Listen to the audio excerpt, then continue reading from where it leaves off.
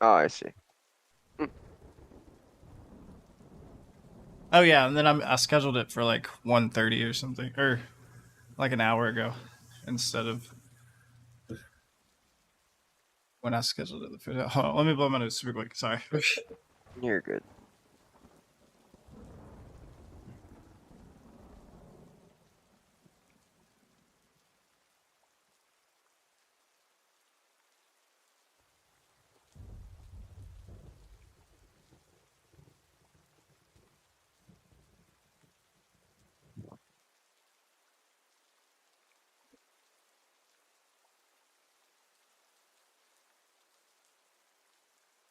Okay.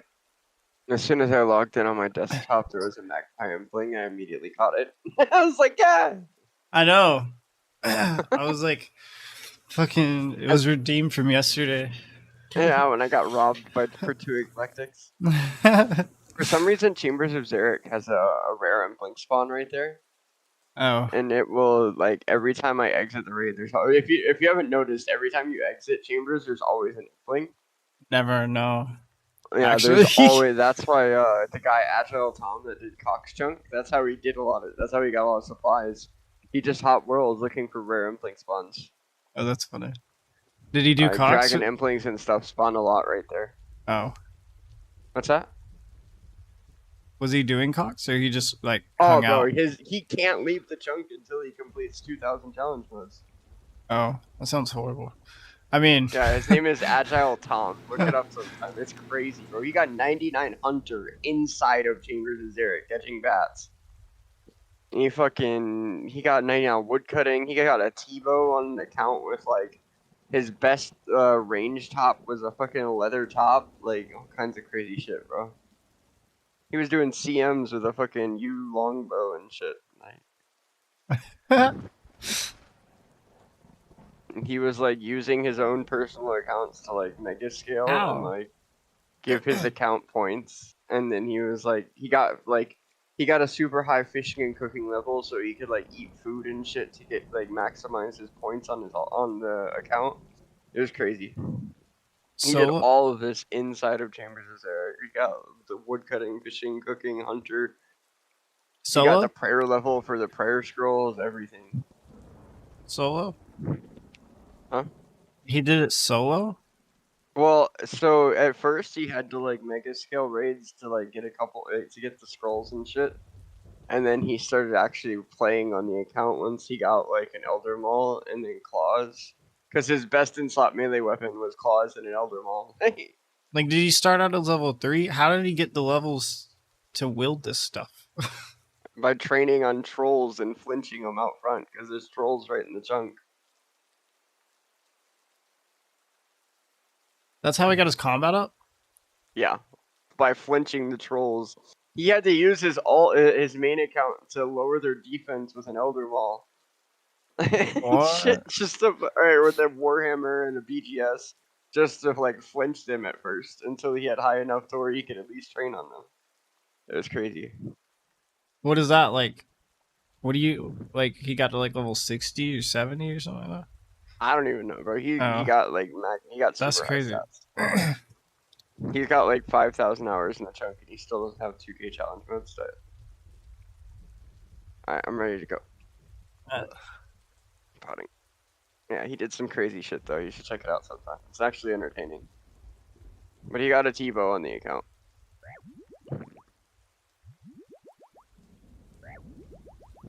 So now his like best in slot is a T-bow, an Elder Maul, a claws, but his best magic weapon is like a water battle staff or something. Damn. And he's using like like not even surge. He's using fire wave and shit from like blood runes from inside the raid.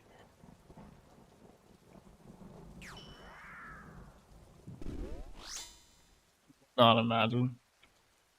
I think that I couldn't do that, bro. That's like I get frustrated on a main account. Like, I don't, you know what I mean? hell yeah. I hit both hammers. Me too.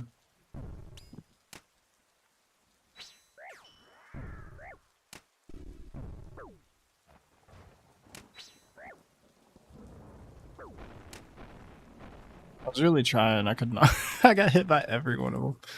We did have his health bar on the first one, so that's actually not bad. Yeah.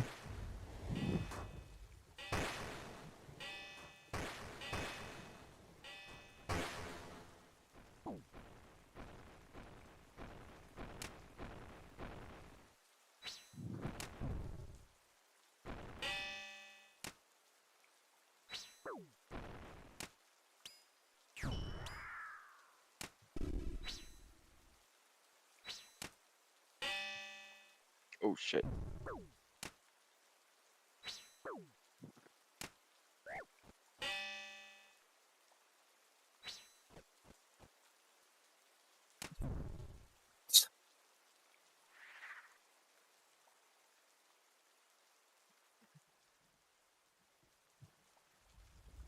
And whenever I was editing the video, I forgot that I had changed the like the audio stuff around and like the audio tracks, and I deleted the music and the voice audio, and then I left the one that like had everything together. So some parts there's like 7 different types of music. It's funny. That's funny as hell. Dang, he's like them all. I didn't intend to. It I just kind of know. happened. I love how these work. Come here.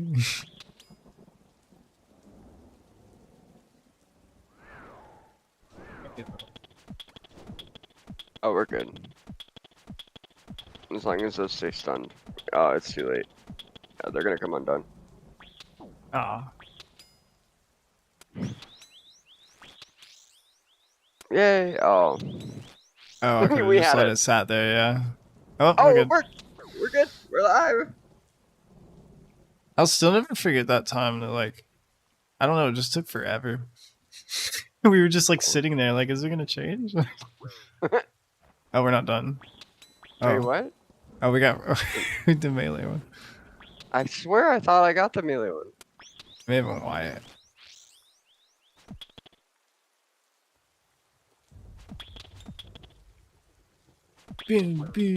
Oh.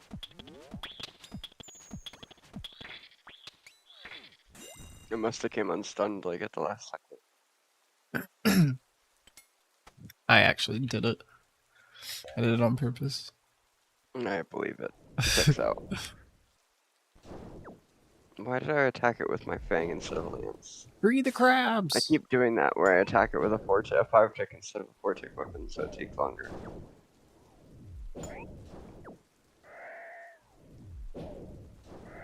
Yeah, but you do more damage. No, I don't know. the I'm just lance kidding. has a higher max hit than the fang. It makes Oh. no sense. I've always wondered about that.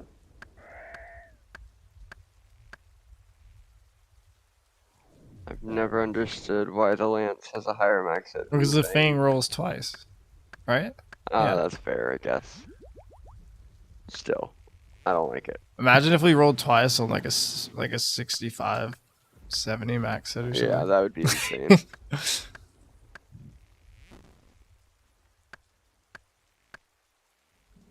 I still remember, like, whenever the Fang had this, you rolled twice on the slash. Oh, I miss that sometimes, but it's a good thing they nerfed it. Yeah, it made the Like scythe it go up literally like just 800 mil. made its DPS similar to a scythe. Like, it's absolute insanity. Because that was whenever I started to get in, like, I almost, or I was still like 600 mil away from a scythe, but I was like, this is the closest thing I can get. Yeah, and the Fang was still like 48 mil. Yeah. That was crazy too. I can't believe they're like 10. Yeah, they're dirt cheap now. Yeah.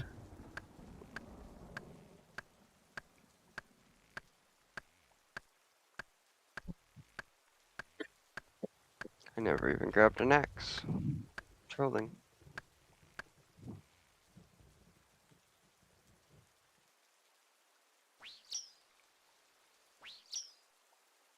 Oh wait, talk real quick. Hello. Oh, okay. We're I think good. I messed it up because every time you tell me to talk really quick, I talk really loud. So it's not like an actual Oh, judgment. no, you're good.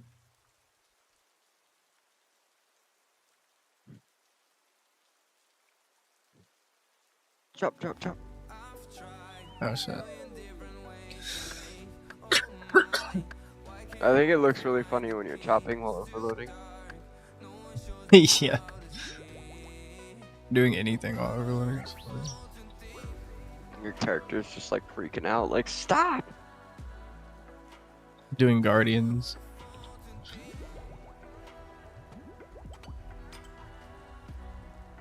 Oh shit, that hurt.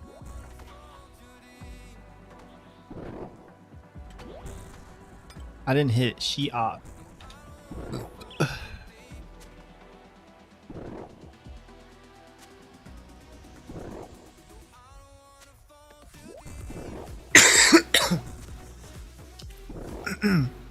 Wow, this is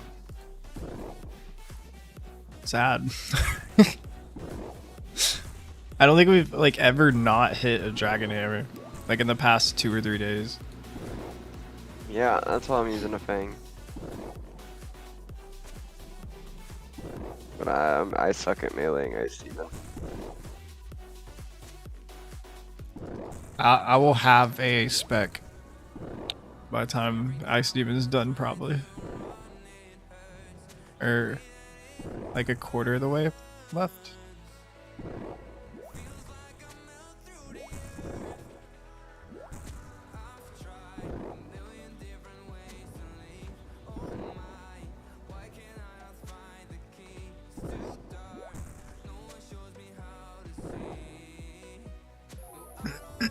Or in a prayer.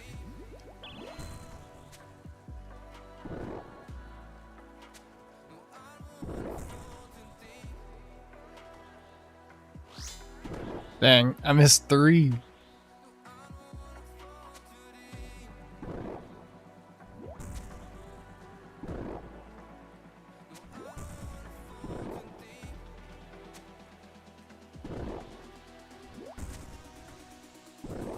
I ran out of prayer.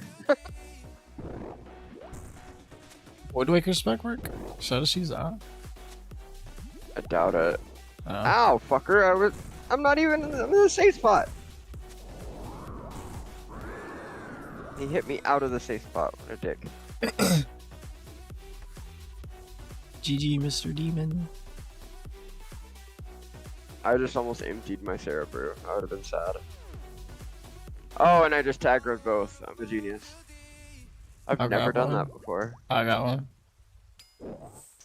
I got both. I have never accidentally done that before. At least not in a very, very long time. I'm gonna just stand here. You have fun. Run! Run, little fishy, run! Bro, they're just shooting loogies. Dying over here. Someone's almost dead. Oh, of course he jumped right before he dies. Help me! Fucker. Oh, and then this one. At least that one jumped. And this one. Bro, now they're just jumping to fuck with us. It They're really, like, oh, we're gonna die. It really seems like it. Time to jump. We're gonna die. Alright, one more. And he jumped again. I'm out of run. This No! I'll get it. I'll get him. I'll get him. I'll get him. I'll get him. I'm gonna die. I'll get him. I'll get him. There we go. Oh, you're in the middle of the room. Well, I mean, I'm trying to get him away from you. Oh no. Run! Prayer! Prayer! I'm losing prayer. I'm losing run. Yeah, hopefully he just attacks me. Yeah. Alright. Yeah. I got 7 run energy. I'm alive. I'm out of run too. We're pacing. We're pacing.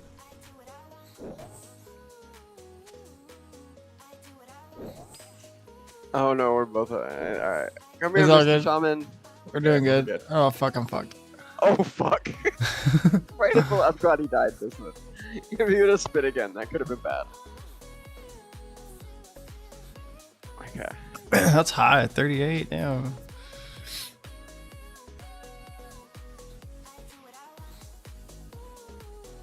So I made it. I got enough supplies for us to make like 18 brews each.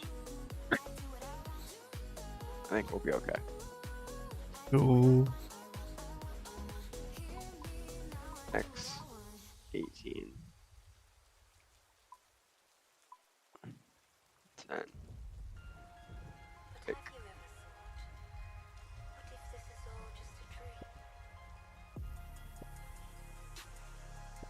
Misery.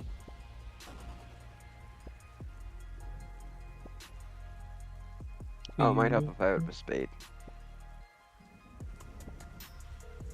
What? Nothing. I just said to grab a spade.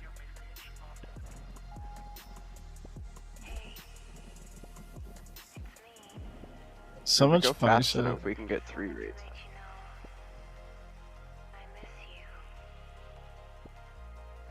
Through. Excuse me.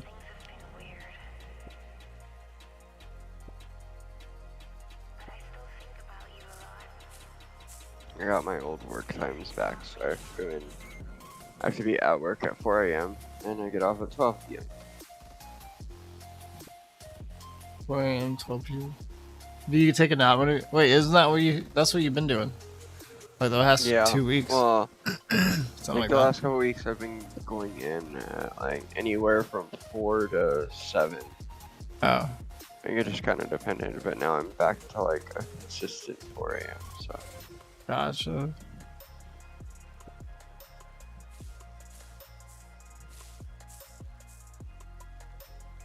So you take a nap whenever you get home and then get on? Or yeah. oh, okay. So you're just gonna be What getting I've on at the been same time? doing- Yeah, I've been just doing everything. Like, I've been in a weird schedule where I'm like going to sleep from like, I don't know, like 4 p.m. till like midnight, basically. Yeah. That's what I was noticing. And then you just get on and raid and then go to work.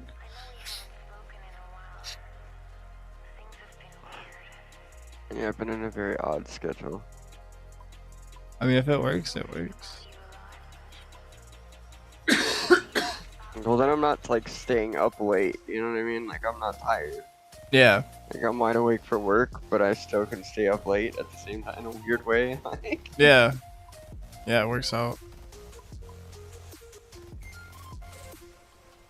My schedule's it's been weird for a while. Some days, whenever I get up to go to work, I'll get up at like 6 a.m. And then most days, I'll go to bed at like 6 a.m. Or recently, it's been like 9 or 10. It's been fucking late.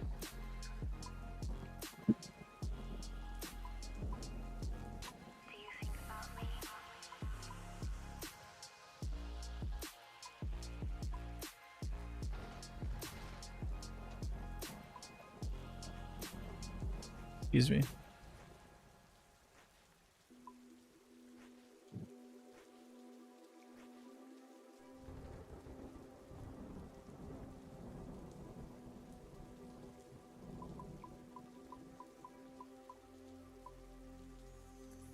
Need to draw that. We're doing vanguard.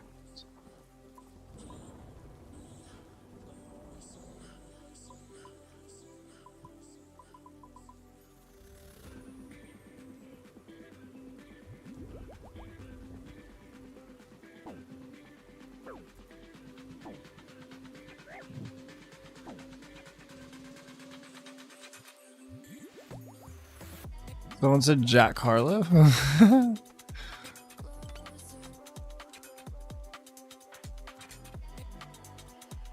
Are you still here? no. Oh, okay. Your thing lit up green, but I didn't hear you say anything, so I was like, maybe that thing probably happened. like I'm probably made a weird noise. Good at that. Oh, I'm getting him. I'm getting him. Getting him. I'm not gonna let him hurt you. Thank you. Oh, I'm going over here. Fuck, he saw me. Just play range and run on top of the ranges. Oh, you say spotted him. Okay, cool. Yeah, I actually just ran. I would still pay range though.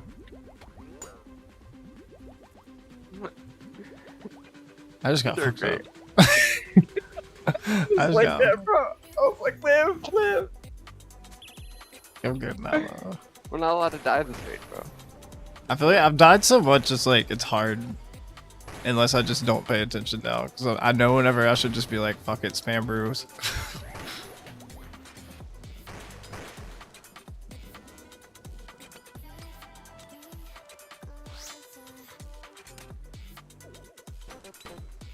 No, come back, stand on top of me. Oh, just pay range, there you go, okay.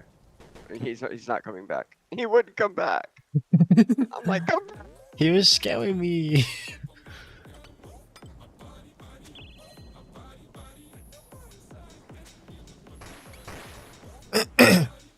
Yeah, I like the spot. It's a nice spot.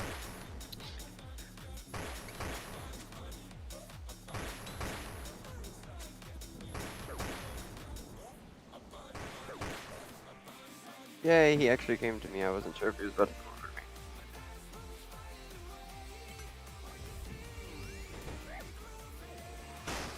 Oh, he did it again. I got him this time. Nope. He doesn't want to come back. And I can't run into the middle, so it just keeps happening. I was trying to... Oh, never mind. Melee is almost ready in the kill.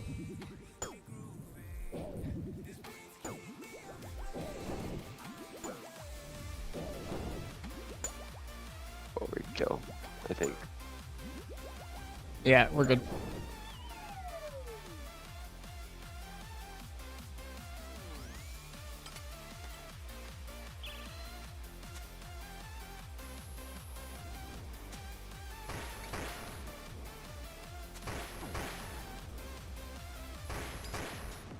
Big hit. Woo, 66. 0.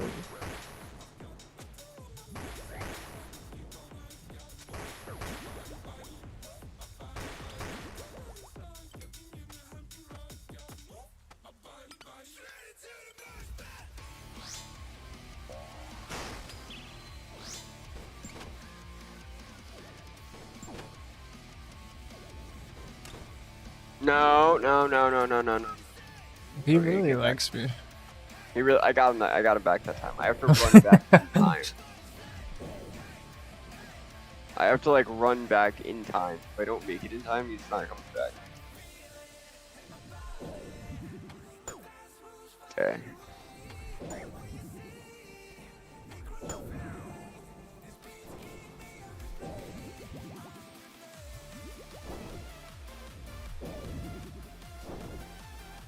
Oh, I thought I was about to get smacked because my bird dropped. You had 1 HP left, really? I can't ever hit. Stupid thing. What a dick. There's an overload right. Grab your overload, I'll grab this one.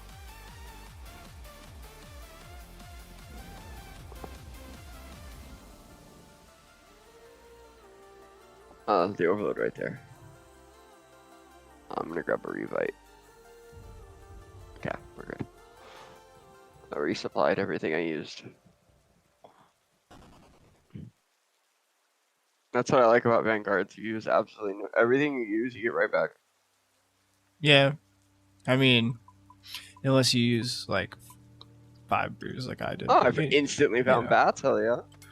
First Nice. chest I opened.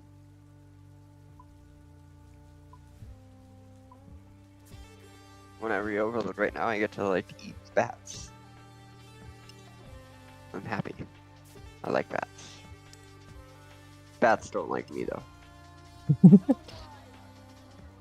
They like to get in my way whenever I'm. They like you though. That's that's. I guess them they saying do they like me. Then to me, they don't like me because they like to get in my way every time I'm prepping. Every time. They're like, "Hey, what's up?" My Jinx, you like to do it too. No, Jinx. Jinx is all happy because I cleaned his litter box right now. And he like, well, no, he loves like fresh litter. No, I know.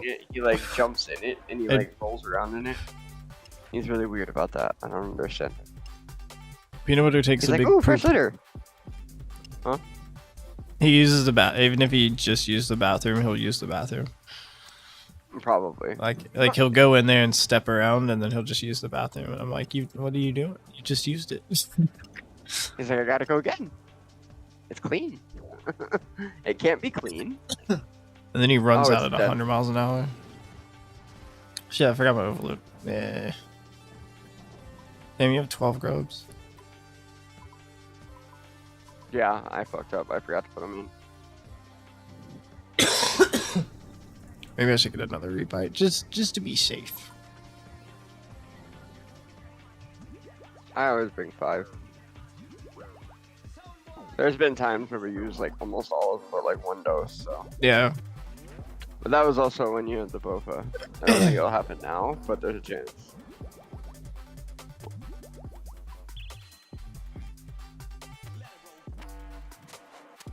I love how it like drags you in a weird way the first Yeah. time, every time. Every time it always It's like does to that. the side a little bit, but only whenever you get close to the portal. It's like, oh.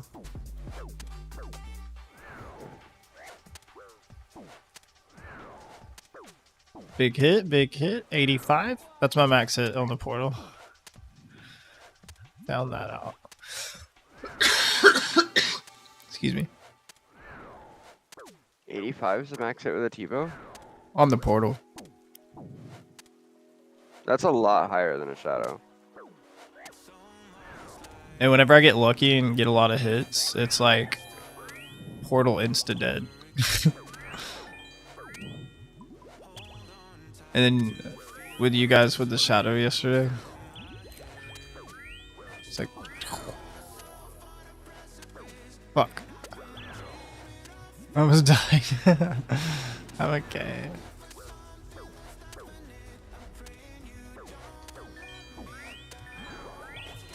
I hit a 4, really. Please tell me you hit a 4. No, you didn't. I got it. Oh, I did too. Alright, we're good.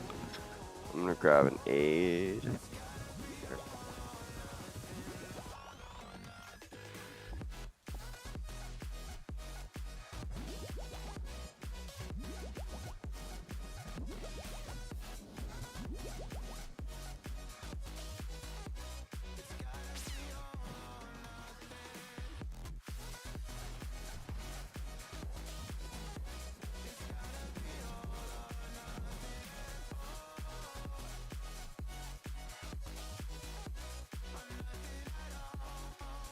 I also learned something. So this tile right here. Oh, I this shot is him. cool. I shot the wrong one. It's all good though. Wait, it's this one right here, I think. See What this about one? it? This is a safe spot from the one next to it. So I aggroed the second one, right? But this is a safe spot. So like, if you bring chins, you can attack both of them, but only be attacked by one. Oh. This tile right here. I learned that from watching the 1+14 raid. Because in a 1+14, there's like 6 jump. There's like 5 or 6 mystics. And so Yeah. I could just stand on it. He could just stand on this tile and chin them all. And only be attacked by one. We tried that whenever there were only 2. And it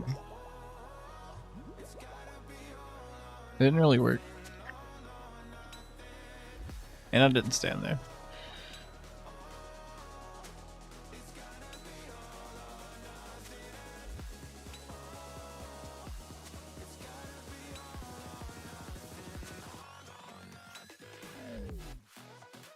Damn, that dude was trying to murder me.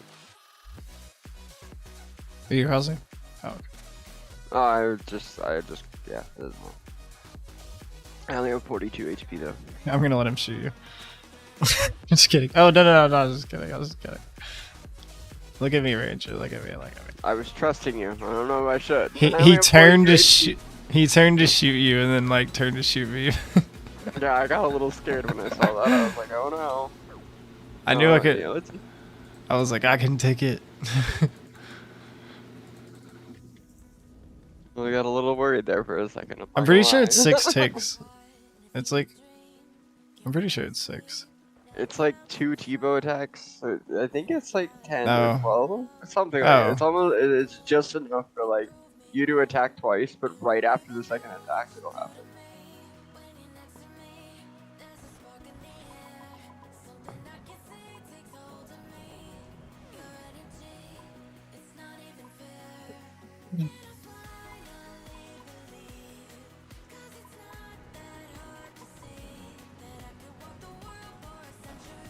Wait. I'm out of prayer. I should probably sit for refight before coming out.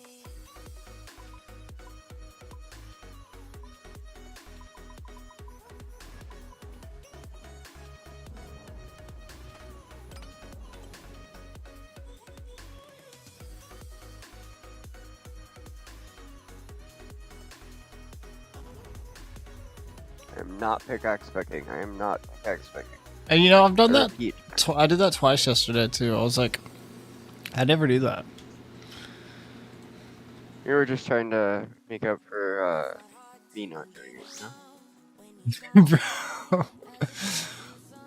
It's like, I just keep remembering. You just keep remembering you falling asleep. That shit was never so happened. I don't know what funny. you're talking about. It's funnier That's when I edit it too because I can watch you like move and then you just stopped. You were just like you went back and you're just like you just stood there and then we got done with ours like 10 seconds later and came over and then you just kind of joined in on us and I was like, where'd you go? What are you talking about? I know what you mean. I was up here. It was so funny, bro. Oh man, I was so tired. I know. I think he fell asleep twice before we got to Ulm, and then once in Ulm, and then twice before the raid event started. But you told me that. I don't know if that actually happened. No, yeah, no, I did. I fell asleep. I know I fell asleep once, like, it was right before, because we were taking forever to start the raid. And then, and so, like, I remember waking up, and I was like, oh, no one noticed. Okay, I'm good. Like, I was like, all right, we're good. No one noticed. Like, I'm still wide awake. No one will ever know. Like, the world may never know. That shit was funny. And like the best part of the whole video is at the or of the raid was like at the beginning of the raid you were like, I've never fallen asleep in the middle of a raid before. That was the best part. I had never fallen asleep during a raid until that day. You're like just And I before had the to say raid. it. Yeah. I fell asleep 2 times before this raid. I just didn't say anything. I was like, damn. That was the short. I put that part in the short, and then it's you falling asleep in the raid.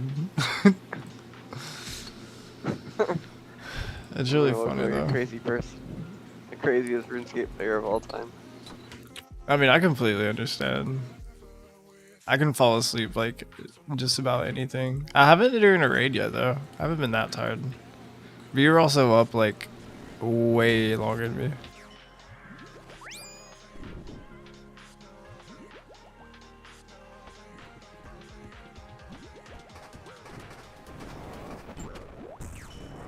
Is that not? I didn't binge, dang it. I binged to 30. I hit 4 zeros with my zero. Damn.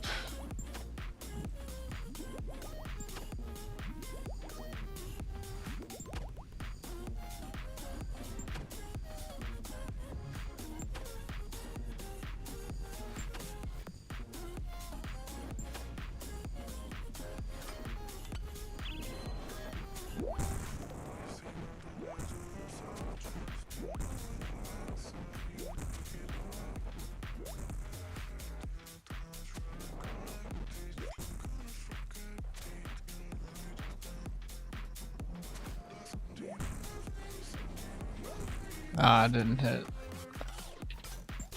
I finally started hitting. I hit good. Big respect, both like hit 60s and then I hit a 76 and I go 50. I think. At least we killed it before it healed. No, it did. It did heal. I'm an idiot. Yeah, by like 160. Alright, we're gonna teleport. Oh. Well, we'll kill it this time. I got Vinge. And a spec. I hit big.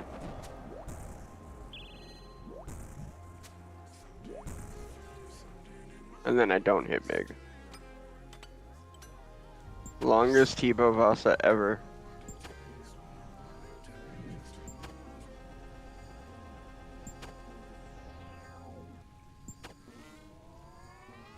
Double void breaker spec, me and you. 1, I already 2. did it. I know, I got another spec. Oh, my Oh. overload just ran out.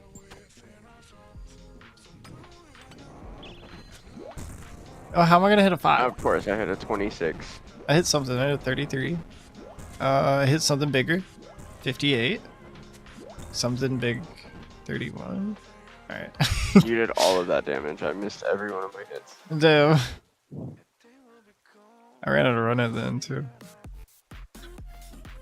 What's your agility level? 90. 90. Oh. I run the whole time. Like whenever I T-bow, I run all 5 squares and then shoot, run 5 squares or 4 squares, shoot. I just or 4 ticks. I make a box. Oh. I'm a square, okay? Leave me alone. I like being a square. Okay, that was funny. No. Misbehaving remind every time ever since she said that, it makes me think like, damn, I'm a square, bro.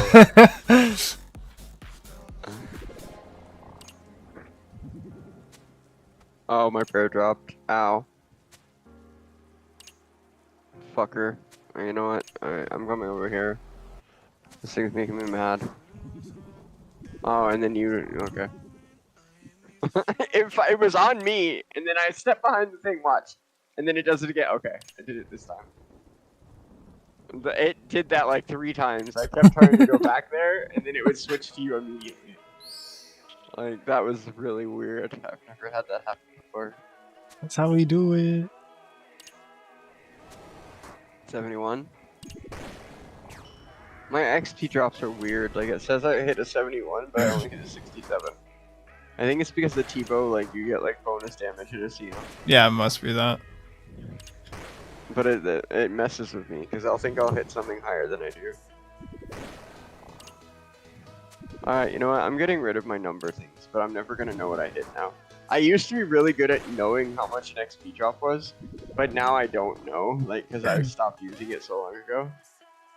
I just want to know that I hit. I don't even, like, I just know if it's above, like, 250 XP, I hit kind of high. Oh, I ran out of prayer.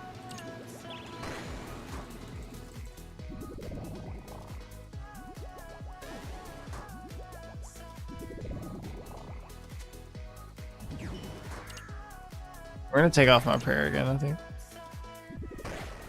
Oh. Oh. Oh, God. I'm just sitting here, like, wasting supplies. I need to stop. I'm also getting hit 15s. It hurts. 17.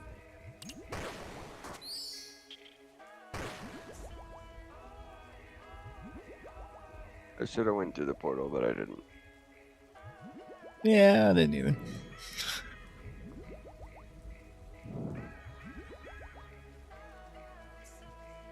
Ah, should I get overload?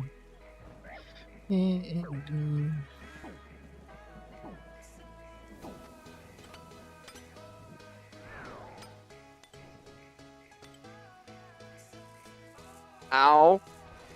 Oh yeah, I forgot we're chopping.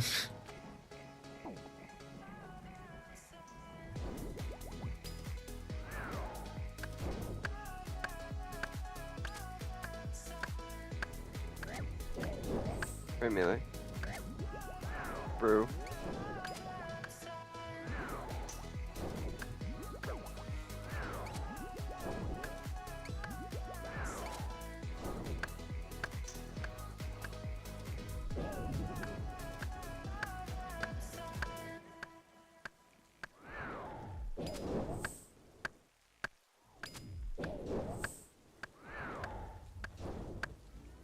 I'm liking this. He's meleeing the shit out of us instead of it. Oh, I had to say something.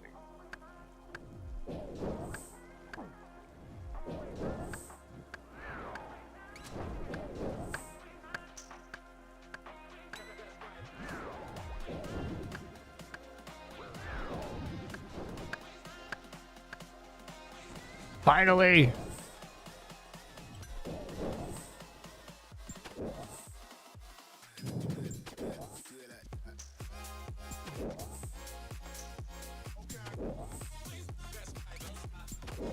Bro, he just did like 100 damage to me in a tick. Now I have to overload during Metadial. I love it. Bro, I don't know what I'm hitting anymore, because all I see is XP drops now. I'm actually sad. Even on the thing? Even on the monster with guy? every weapon, it's just messing with me. I don't know what I'm hitting. I mean, because before I at least used to know, like, oh, I'm gonna hit this, like, I have to turn it back on for Olm's hand, otherwise I'm gonna end up killing the hand.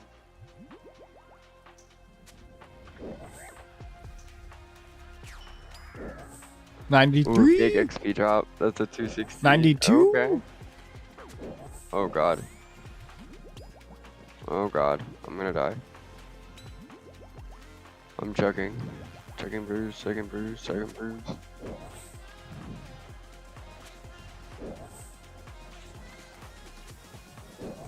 I love chopping. I don't know why people don't like chopping, bro. It makes no sense to me. If we didn't chop, I'd be dead. Probably.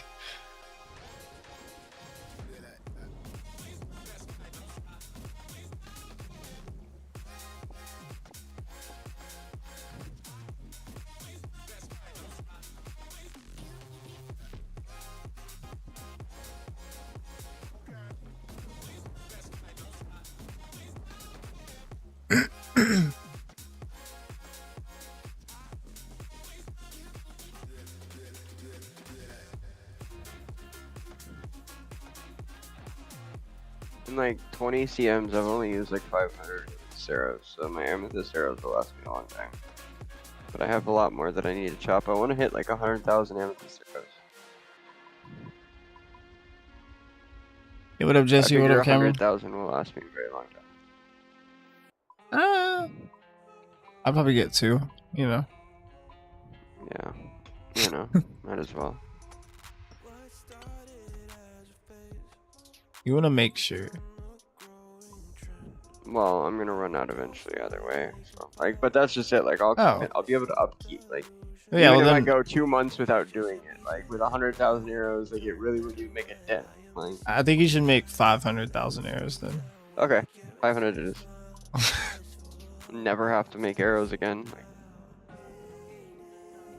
are you ready? So close. I can see your inventory, remember?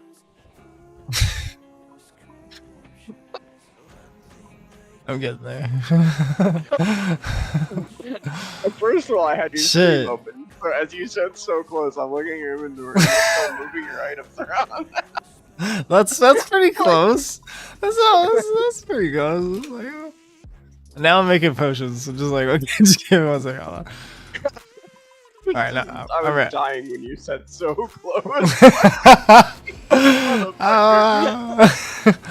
You know, you're such a liar. I'm good there. That was awesome. That made my day. I'm not even gonna lie to you. That made my day right there. Oh shit! You already go for it. I see. I told you I was getting close. I was waiting on you. Funny, like I just look over because I asked. And you go so close. You need to learn to bring 2 revive people. What? Oh. Yeah, I run out of revives sometimes.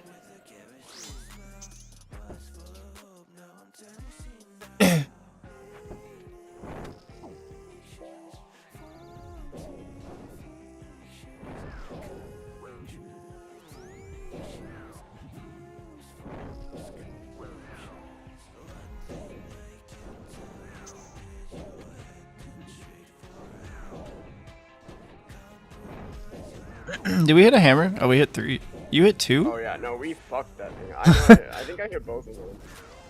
I think. Yeah, no, I did. Yeah, because I only hit 1. I know I missed the first one. Yeah, we're gonna fuck that man up.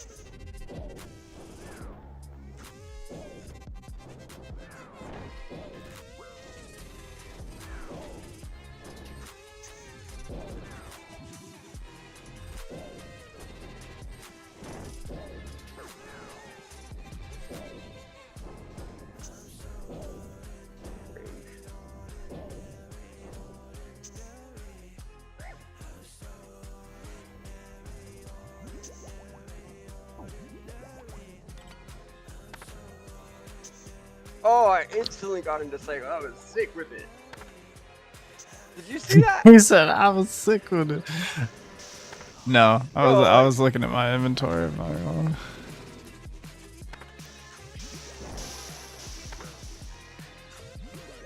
Very nice though. I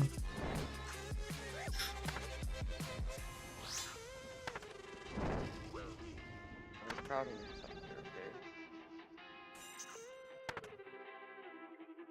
Blood Fury, go hard. Thank you, Blood Fury. You healed me for it too. Thank you, Blood Fury. You healed me for nothing. I get confused by your Blood Fury and my Blood Fury procs. Oh, there we go. That was a big heal.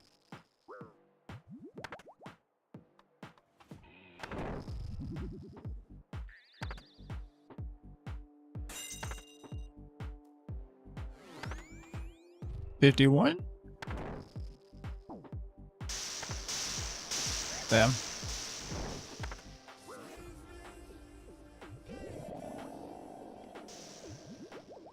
I never sipped my Fairness. Oh no. Oh no. That's not good. I brought you revives. Oh.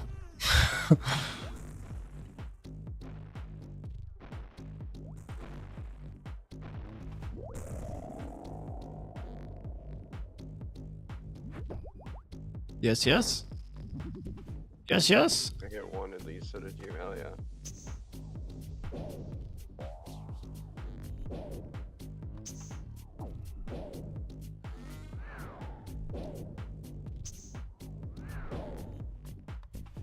It's alright. I just, I flick my protection prayers when it reaches where that can go.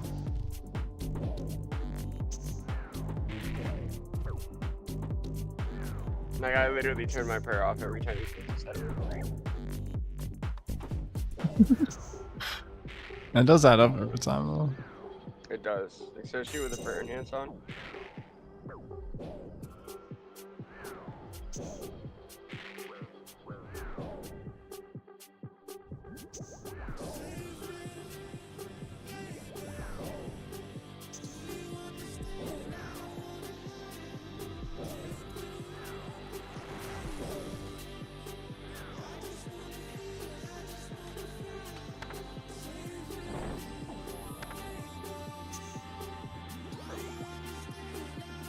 I didn't see that. So perfect. What was it? Nothing. Oh. Oh, Oh. I see. Thumb. It's like friend. Thumb. Oh. I didn't want to burn you. Wait, what was You it? already burned me. Can I still burn you after I burn you? No, we're on the same tick. Oh. And if we're not on the same tick, it's different.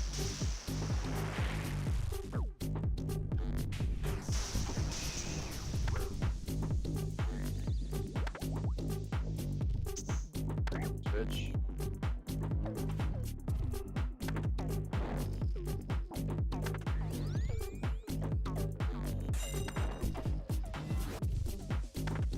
Yeah, no, it's kind of weird. Oh, I'm not overloaded. Neither am I.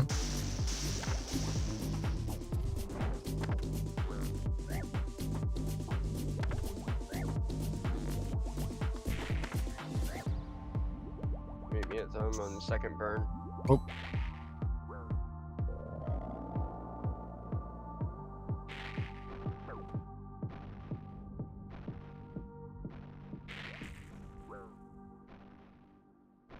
You have to wait till you say burn with me twice. Like, when it says it the second time, it'll, you won't burn me. And it'll be the right tick. Like, and then you just run away immediately after it happens.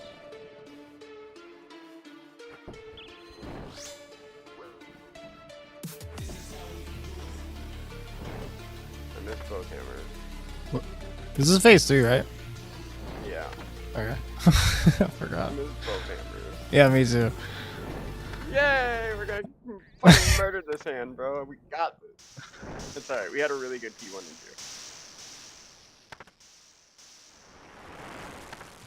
Oh wow, I did that. Let's see. Get ready to run mage now.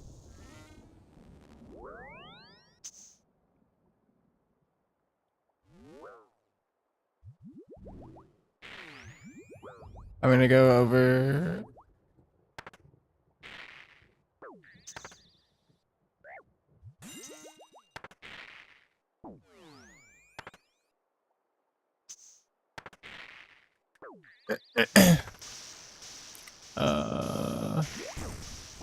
Oh, you ran right into that one. No, we're still getting. We're still on melee. No, I know. I was Oh, just okay. Mage. Or not. We're healing.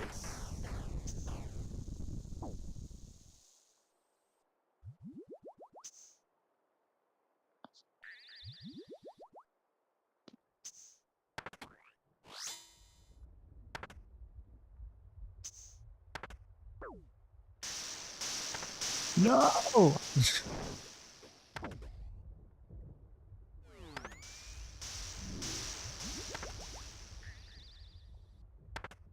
I just went from a really good omen to a really bad omen very quickly. Run mage. We just killed the hand, bro. I'm dead. Yeah, me too.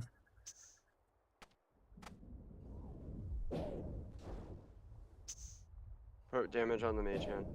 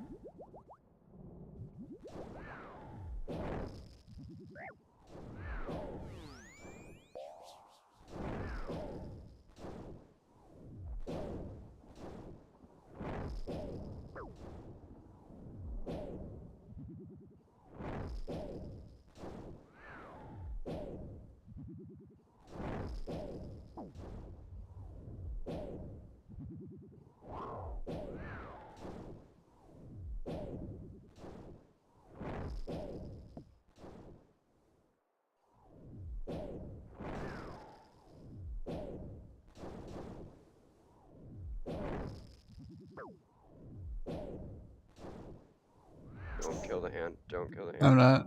Is it 10%? Oh. Alright, I got 30 HP. I'm gonna die, but it's okay. I'll get some overs.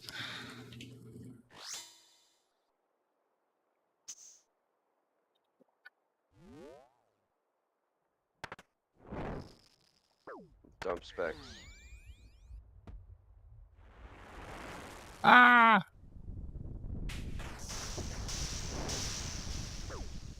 I hit one. Give me a thumb. I hit both hammers.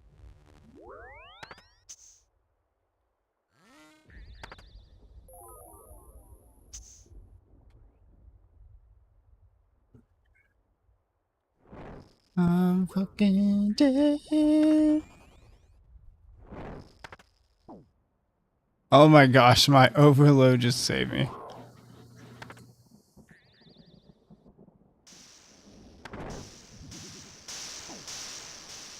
How did I get hit by that? Okay. Oh, now I just fucked that up.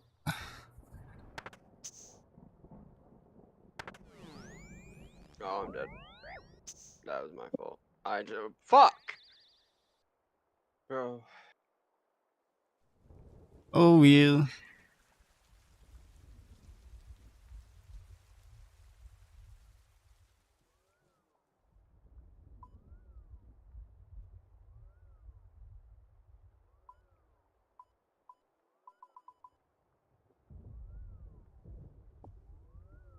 Damn, this kind of sucks.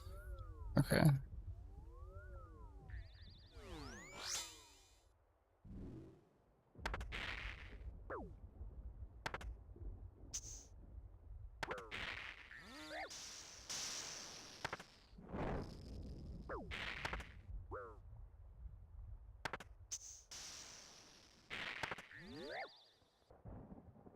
dumb.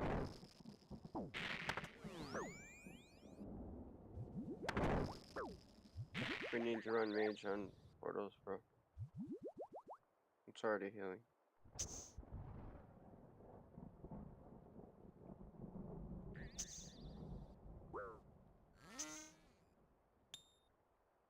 Damn.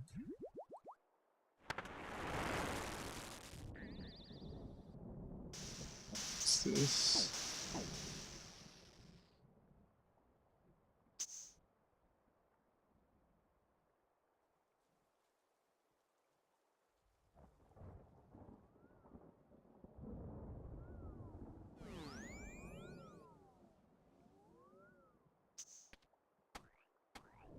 Kill mage hand.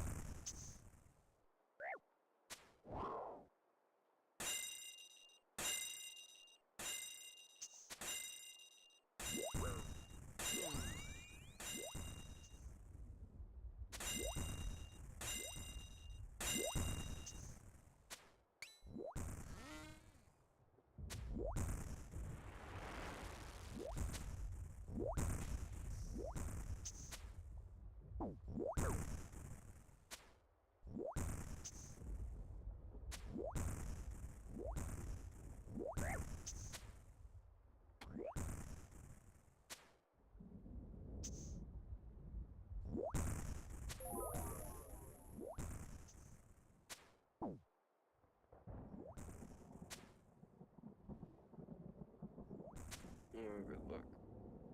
I have 2 HP.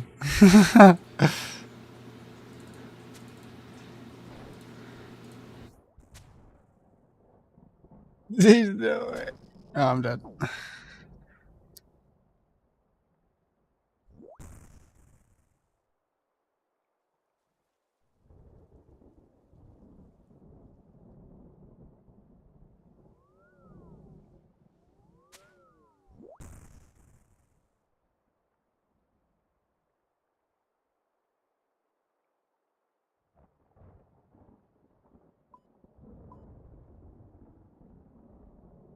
It's all Pete. Yay.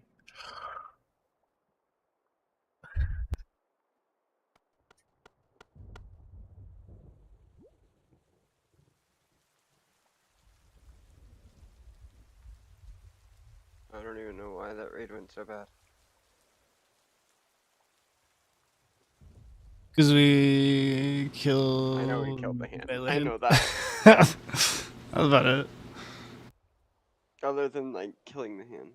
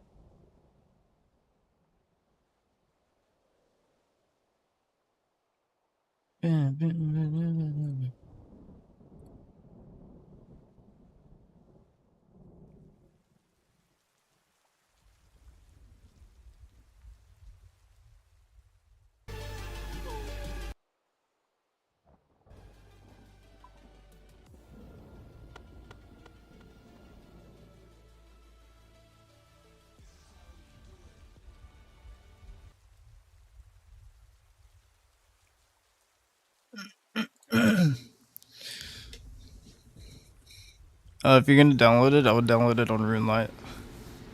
Or I'll download RuneLite.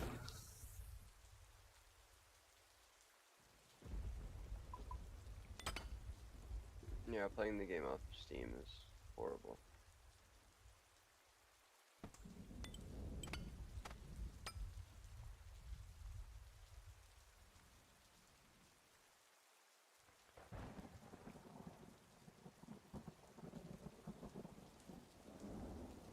Adapt Jinx.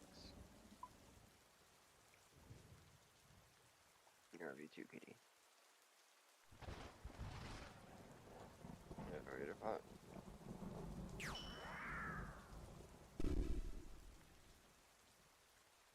Few seconds. Water. No.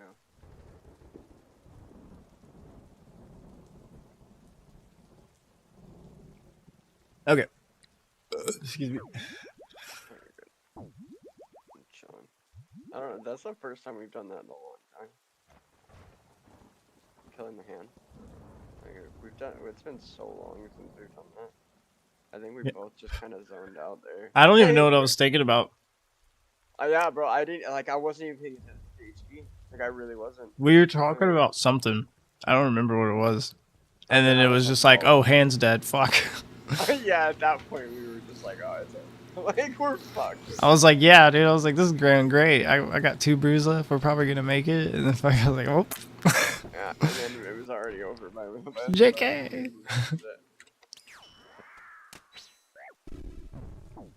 Ooh, why would you hit a 46 after the 20? That's, oh, well, I'm protecting from magic. I looked over and I saw that. I was just about to say something like that. Yeah, bro, protect from mage. Best in slot at home. He's using magic fists. Yeah, you were worried about the flame balls after. True. I do get hit by those a lot. I'm getting hit by the flame balls. I get fucked up by the balls.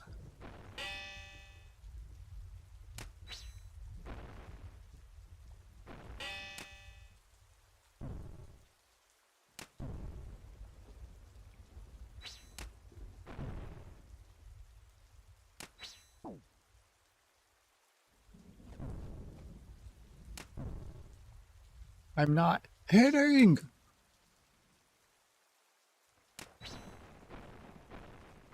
That was a really, like, we hit 3 hammers. Why is this going? I'm about to hit more hammers.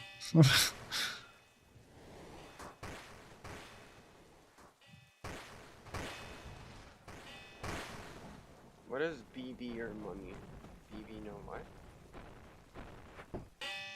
Baby No Money is a artist, music artist. Someone in the stream just asked if you were him. Bro, I'm about to get fucking destroyed. Get away from me!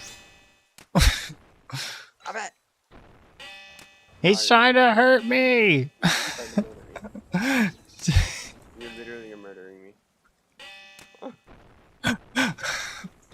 Sorry. You were just running away from him and it was killing me. I got hit 4 times because he kept turning.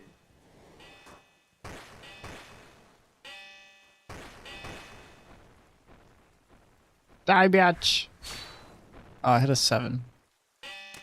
I hit a 27.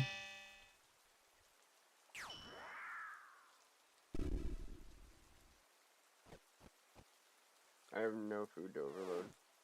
Me neither. You have 4 pieces of food in your inventory. I do what? Oh wait, why did your stream is that delayed? Did your stream freeze? Your stream froze. Oh. Wait. What did for you? Alright, I get banned. Huh? No. I got banned?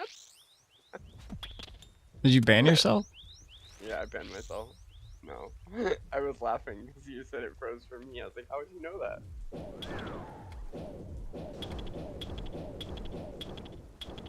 Oh my gosh. I just used half my charges. Fuck. Well, yeah, and now the other things aren't frozen anymore. Well, I have the crabs. I Oh I wait, have the you? crab. How did you get the crab? I had the crab. I was the one here the whole time. You just followed me. Are you for real? Yes. I swear that I had the crab. Okay, No, maybe. you followed me the whole time. I was I like, I was know like, you're here. okay, I got all the crabs. Then I was like, fuck. You were literally just standing on top of me following me. Because I thought you were doing that to me. No, why would I do that? Oh, yeah, I'm just fucking with you now. Like, I mean, it wouldn't be the first time. not in the crab room, of all places. You should know better. So, The crab room is like the bane of our existence, okay? Like we have the best crab rooms in history, okay? I've always thought they were fun. Oh, they're fun. Yeah, they're great, but they are still the bane of our existence. Cause fucking because I spent the first time I did crabs, I watched a guide and then I spent like 20 minutes inside of it, and I had to get someone to walk me through it. Bro, I wish I would have been there for that. I wish I would have been rolling the entire time. I actually wish I was there for that. Like, I'm it, not joking. it was pretty funny. Like, I could just see this happening. Like, is it on video? I don't think so. I think Ghostly, he was trying to type it to me, and then I was like, bro, I have no idea what you're talking about. And then he got in Discord with me, and it took us like 15 minutes. Did he know what he was doing? Yeah. Okay, that's a little. Yeah. I would hope so. If he's trying to explain it, I hope he does. Because if not, it would be even funnier. That would have been actually hilarious. I got you, bro. Here, this is how you do it. Just telling you the completely wrong thing. You need Of to course, I pick. killed the tree in 2 chops. You need to pick to open the chest in. Yeah, don't forget your lockpick, bro. If you like to use the bank, you have to have a pick in your inventory.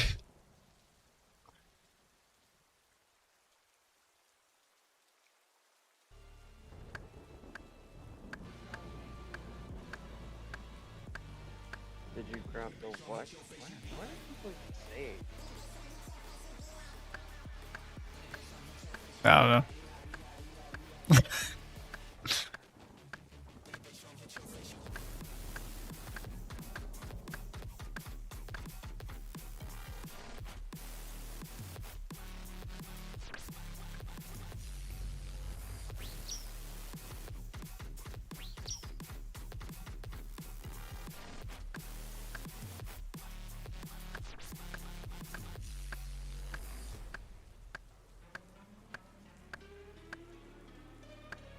I probably could have chopped longer.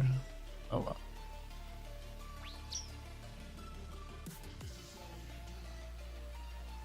I'm gonna overload. I am too. This is gonna go great.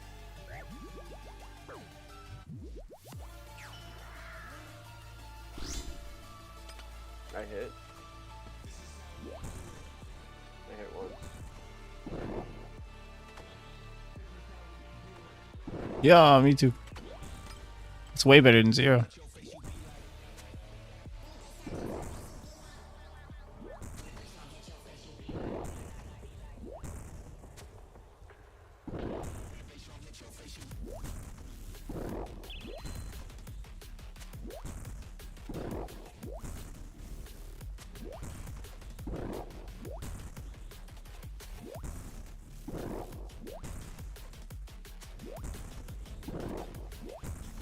I just went into ring light settings and I locked the ring light size so I didn't have to mess with them. Yeah, I did that too.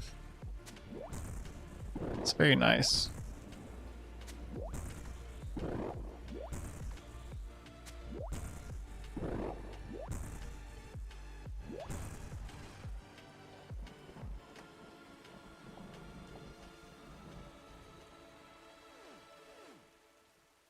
Yeah, we raid with viewers regularly, I would say, right?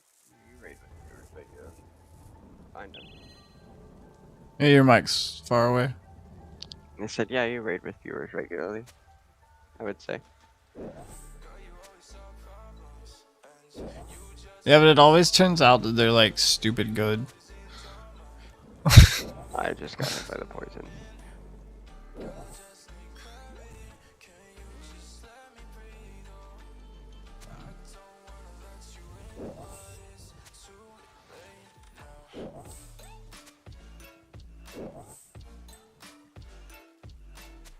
Surprised dude over here isn't trying to kill. Oh. Come to me. He had to say something. He's our friend. Oh, yeah, he's so friendly. Oh, he jumped. He's jumping on me, watch. Oh, yeah, he actually was. Wow. How did I know? Come here, friend. Oh, he jumped on me. Come over here. Safe spot, safe spot. Oh, you just had to do it. Ah, shit. Had to do it. Run away! Swim away!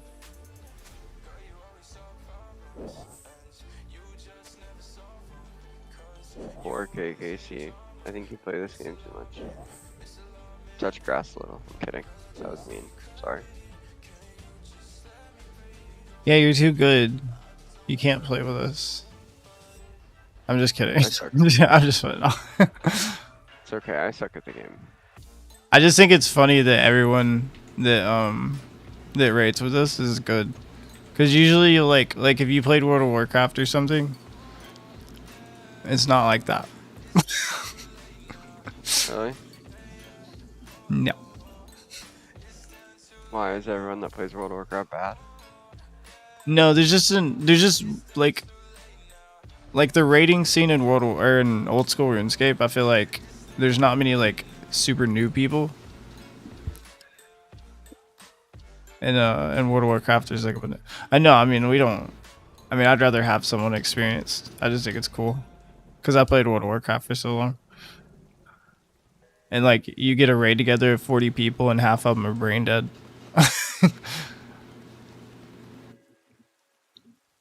Yeah, World of Warcraft could be like that. You have to like find an actual like in-game clan.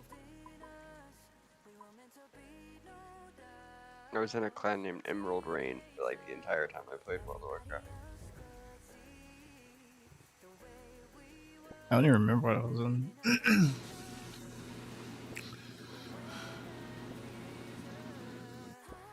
See, I played World of Warcraft like years and years ago. But it's been a very, very, very long time.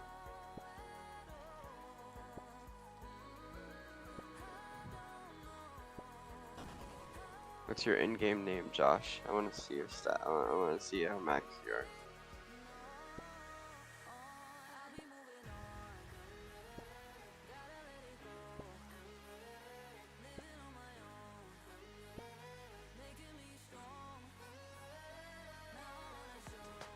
I like Durdell's brother.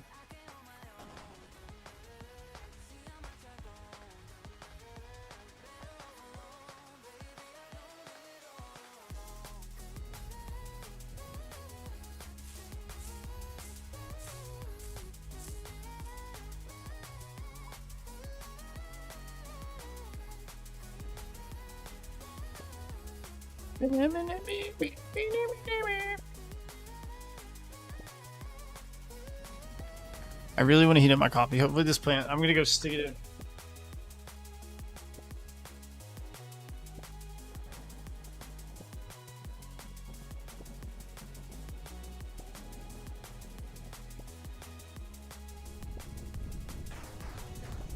It didn't disappear today. Yay.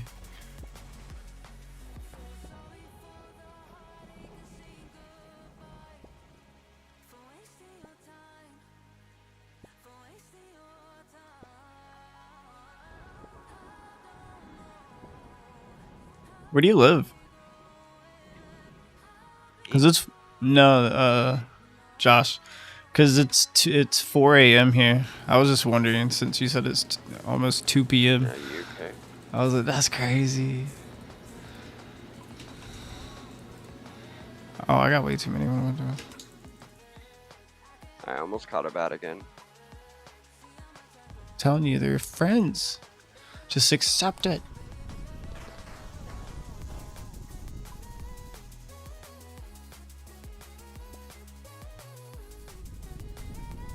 I need to make an Iron Man, bro.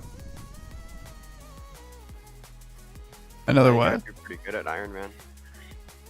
Another what? I said I need to make an Iron Man. I think I'd be pretty good at it. What's an Iron Man? I don't know.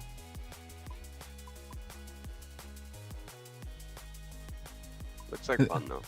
Like one of those Wizard of Oz characters or something? Yeah, with no heart, no courage. You know that thing. Is that what it? I've never seen the Wizard of Oz. I really don't know. You've never seen the Wizard of Oz? Everybody always has that same reaction. It scared me whenever I was a kid. Not scared. It's just weird. Bro, like I don't. It just looks weird, bro. Like no way. You just said that scared you. they're like realistic, No, but not realistic. It was like it's creepy to me. I don't know. It's okay. I'm joking, Josh. I'm an Iron Man. I'm just talking shit. Oh, was that why we were doing that? I didn't.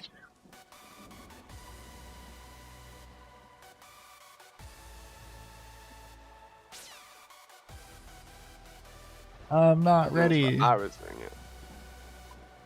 Okay, I need that. Wait, which one?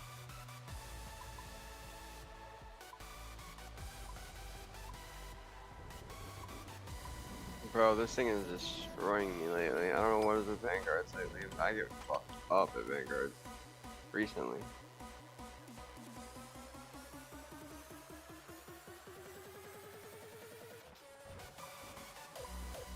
Because I'm not down there.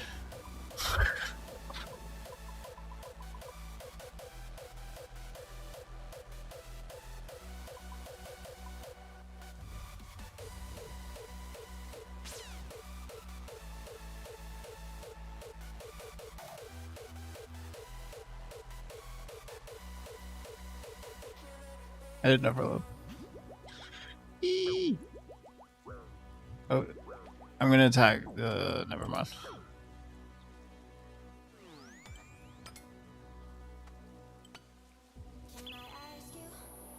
To 80, 40, okay.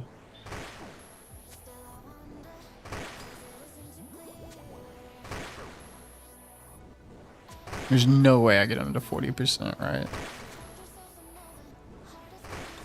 I'm just gonna stop. That was actually a lot. Hey, we did the same amount of damage. We're really cool. Wow. Wow. Wow.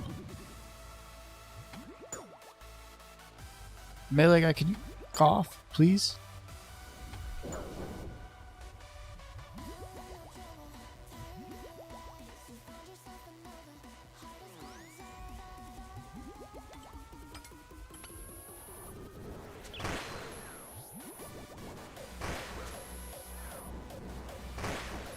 I really do think it's weird though, because like yesterday I stood in the safe spot the entire time and didn't take like any damage. And now the melee guy's like, well, today I don't give a fuck about your safe spot. Like, oh, okay.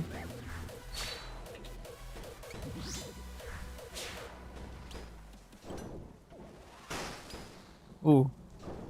Okay, now we're Good to good. kill, by the way. I think. Yeah.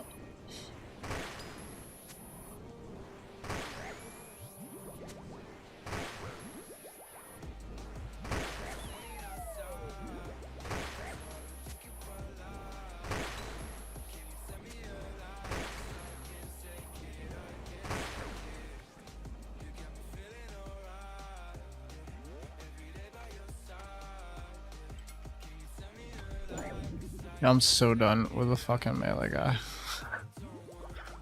Oh, wait, no, he's... okay.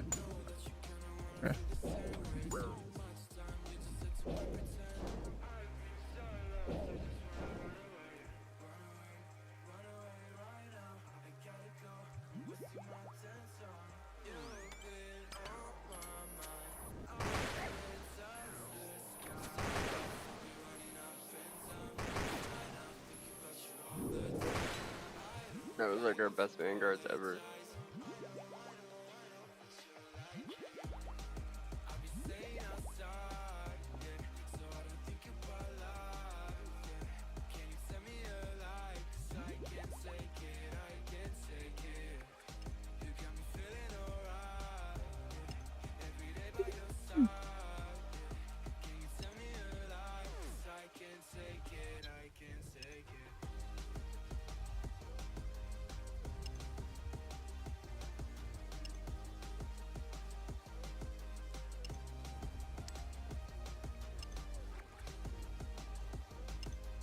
Watch this one be bats.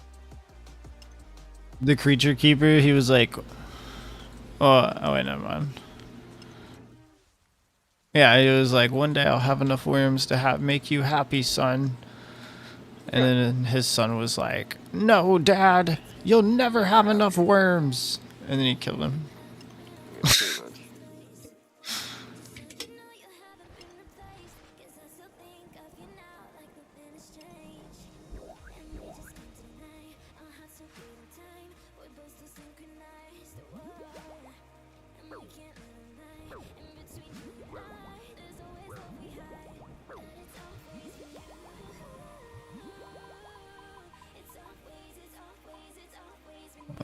I need that.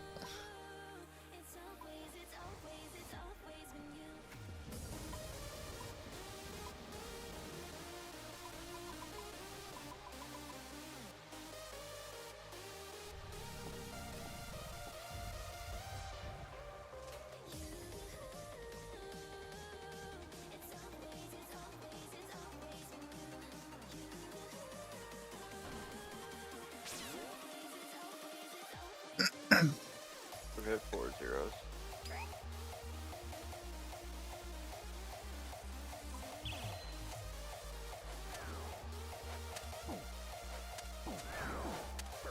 I had a 70.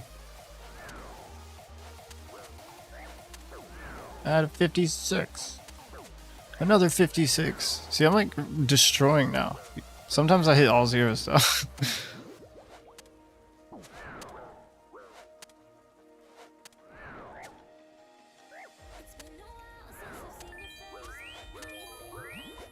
I'm fucking this thing up.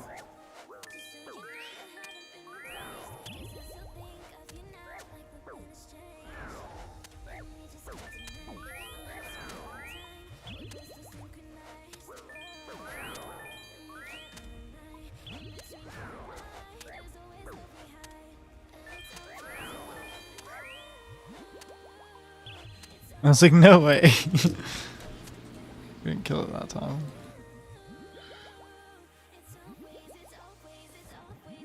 Burn answer.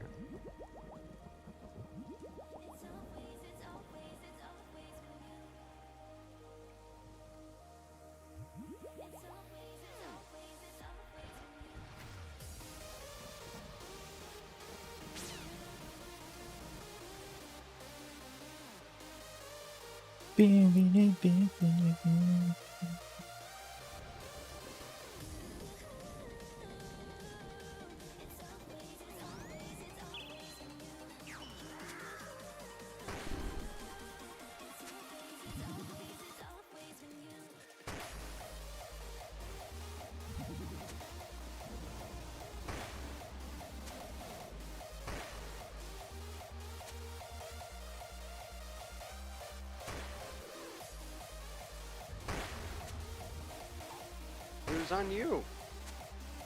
Do it. I thought he was on you, but apparently. No, I literally shot him way before you shot him. And he said no. So I think that thing about like the T-bow and stuff, I don't think that matters at all. I mean the Bofo, like it hitting first. I think it might have something to do with PID. Oh, true.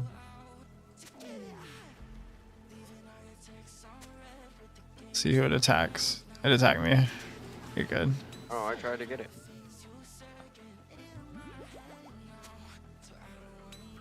No, I just chopped the tree, bro. Chopping trees so much better than ZGS. A lot more consistent to begin with.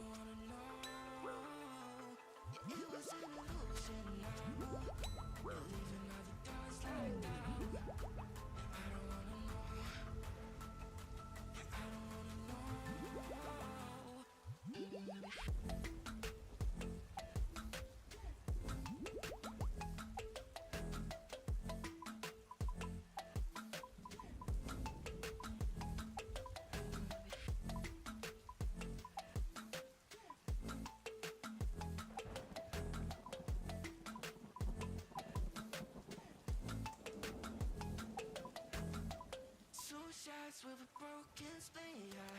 I'm blessed with the mess you leave, yeah. It's hard to stop me, yeah. So I don't wanna know the things that you left in my brain. Starting all over again, yeah. Only put it away, so even back in my face, yeah. I'm done with all that you can say, yeah. So leave me alone, 'cause I don't wanna know.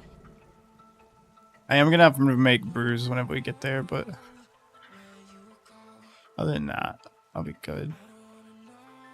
Do you have everything you need? Yeah.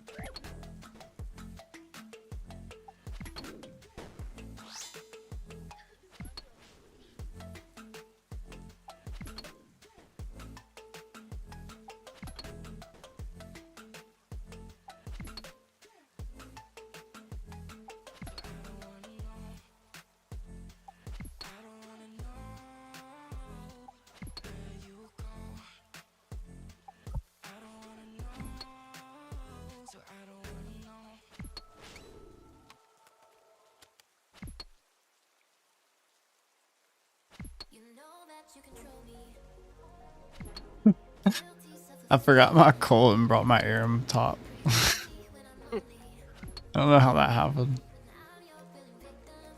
Aram's top. What the hell are you wearing? I mean, ancestral top.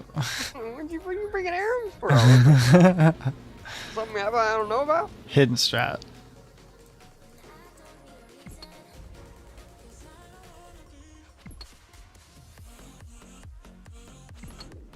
I keep hitting so many zeros.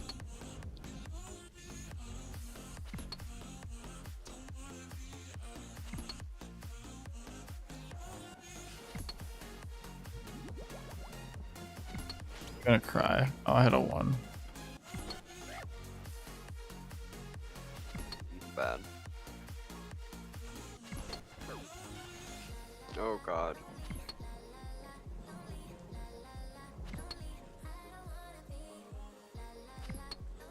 I don't know why this is my favorite one. A side like this. Yo.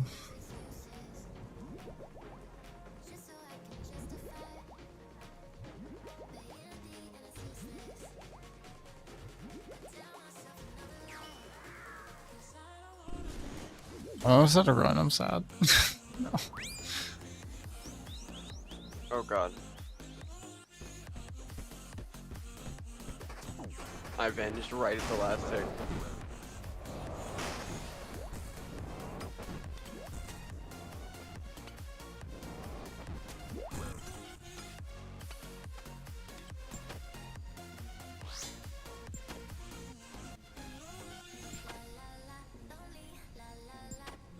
Like Oh, honestly, that's why you run out of run in this room, just because of like your crazy style at Guardian. I forget about that every time. yeah.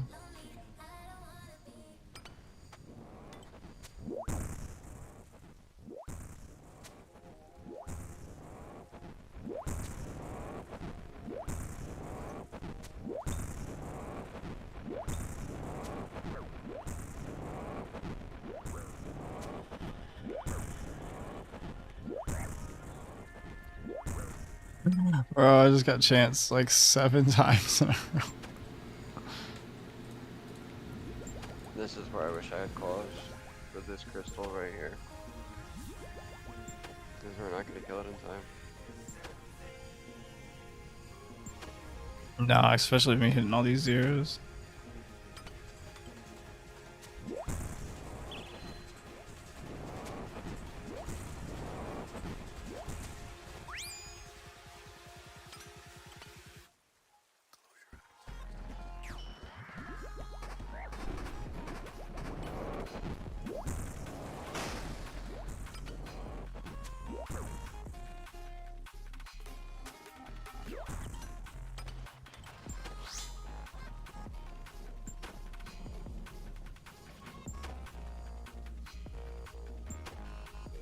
Void Waker spec ready.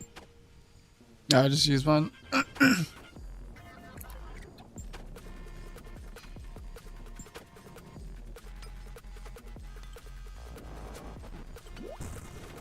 $74. My Void Waker was useless. You hit a 74 as I went to spec. Oh, it killed it from that? Well, I hit a 5 with my Void Waker spec. I don't Oh. have to do that. Oh, I picked up the bruise back, so if you need one. You're good. I picked up your 2 dose.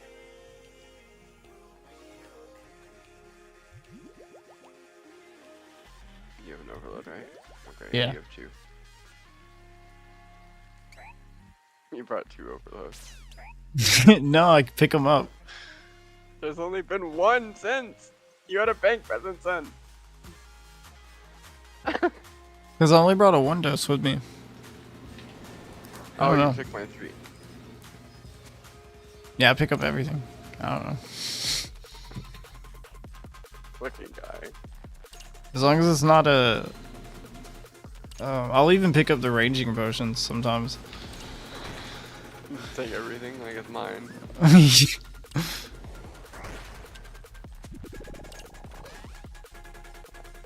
Oh, he did it finally. Oh, I'm brewed down. I'm an idiot. For some reason, I have a prayer potion in my inventory too. I don't know how that happened. Bro, you got everything. Fucking guy takes it, puts everything in the keeps it there. It's mine.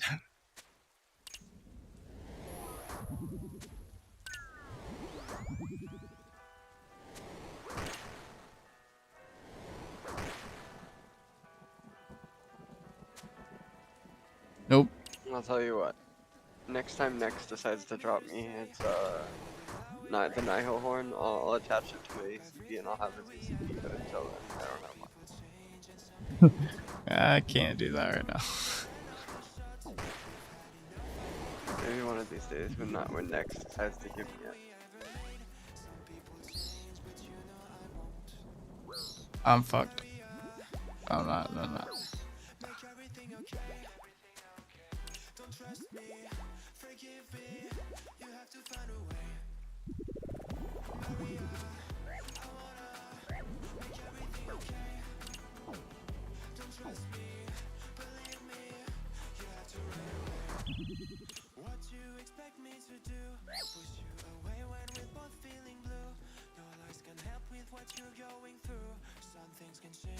I swear the fucking the thing doesn't work. Sal. I doubt it does. Why does he want to? Why does he want me? No, he switched to you.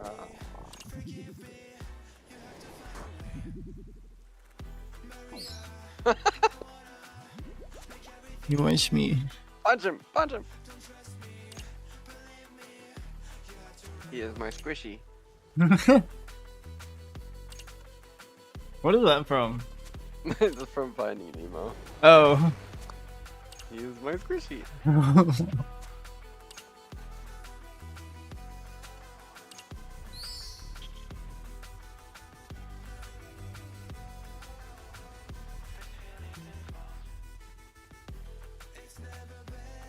Oh, I skipped it! I did it!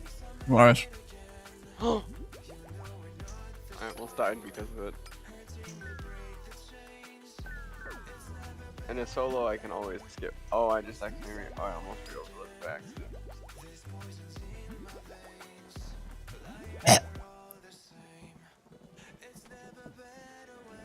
I didn't grab an axe. I'm dumb. You saw nothing. Bro.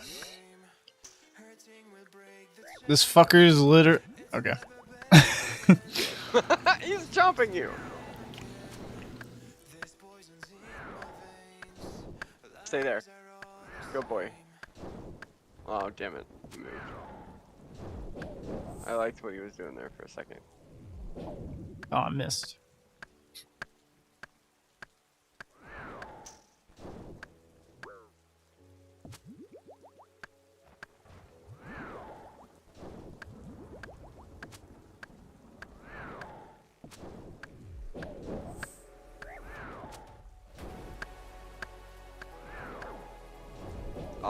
off him right now.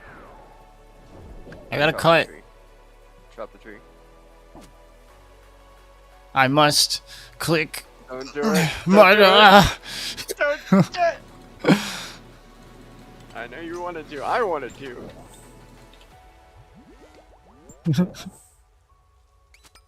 But see, now he's low health and we can just murder him. Murderer! Bench. Hey, he didn't even hit me. The stupid mom hit me. Fucking asshole. I was trying to venge him. Bench didn't work. Poke. Poke. Poke. Poke.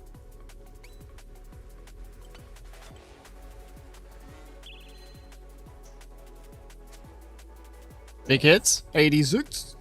I hit a 90. Yo yo yo yo. Oh my god. Yo yeah yeah. Brew attack. Keep attacking. Keep attacking. Don't let it step out. I'm attacking. I don't know why it does that.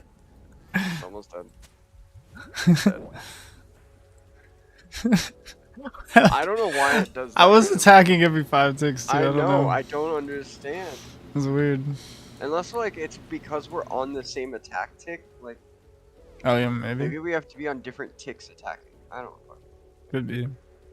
Like that's the only thing I can come up with at this point, bro. Like I don't know why it does. Because I know you were attacking. I was too. Like I was spam clicking attacking. It just wasn't working.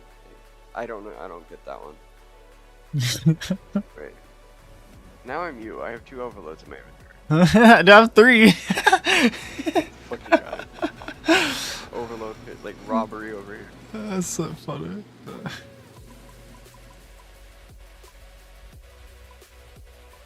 Alright, I need to boom boom. I need that.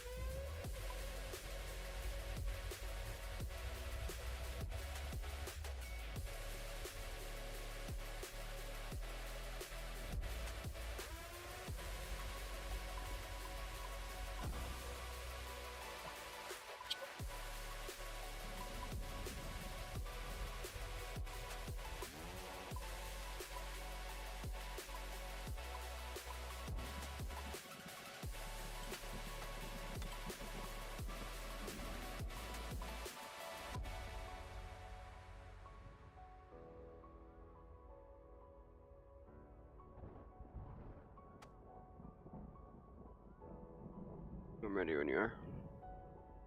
I am at 110 with 1 kit. How many kits do you still only have 1, right? Yeah. And you're at like 80 something? Yeah. I'm at 89. This will be 90. I'm at 108 with 1 too. But I'm gonna get one this raid. I'm gonna get a purple and a kit this raid. Ready, ready, ready. Overloading.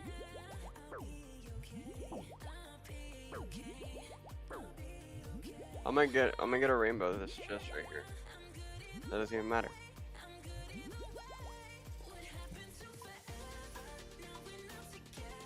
Alright, whatever we do, we are not allowed to kill this damn hand this time. I don't care. We are not killing this hand by accident this time. Like, it has been probably 50 raids since we've done that, bro. We did it still.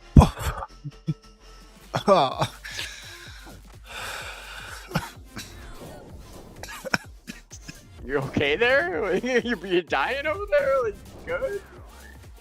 What was that? Mage prayer. Range prayer. I was trying to say yeah, but I took a really big hit when we started. I see. I was like, yeah. And he threw a bomb on me, fucker.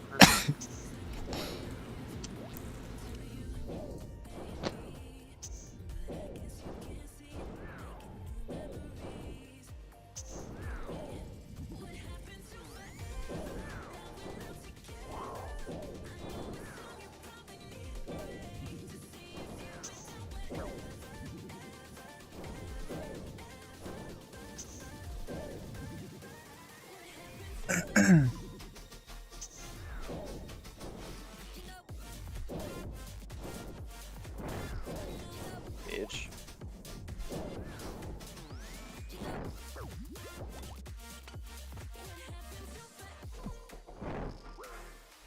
Switch. Hammer spec. Instantly recycle. Hammer spec. Miss. Fuck. Hammers. Just scooch back over, please. Don't tell me you forgot your lance. Okay. You forgot your lance.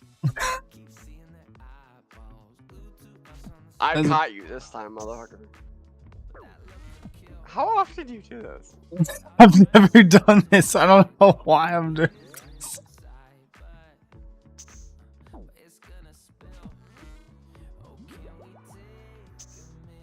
I'm actually hit. Oh, I hit a 5. I'm Fucking sad. love it. At least you didn't forget your hammer. That's all I care about. No, in a CM, I care more that you brought your hammer than your lance, to be honest.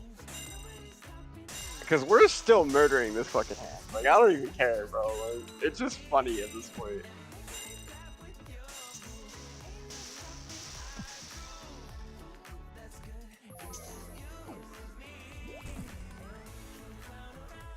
I don't know how that worked, but it did. These were awesome. Oh my god. Kill it. I was wondering. I was like, I feel like I have too many brews. I was like, and then I was like, oh Like, well. bro, I have... You should have thought about this. I need to change. I need to turn off the color because that's what fucks me up with that. I don't even realize it's my lance half the time. You did this like 15 raids ago, I feel like. I feel like you just went through this. I did this yesterday. I did this. Oh. I did this like Yeah, the it last. really was 15 raids ago, though. No, I mean it was like last raid, like the raid you fell asleep. I think. Oh, you forgot your lance that raid too? I'm not You made it 100%. video, so it doesn't matter. It might have been the one before that. I'm not sure, but it was like recent.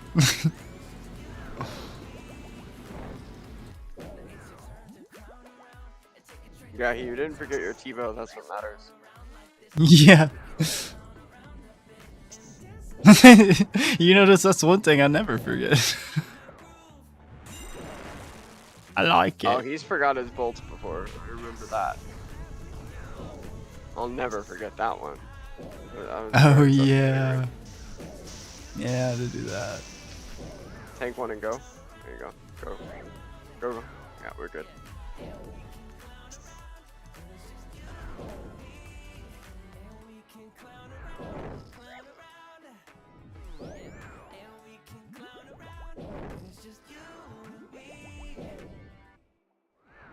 Trading arrows mid-ulm, that'd be insane. I'd laugh.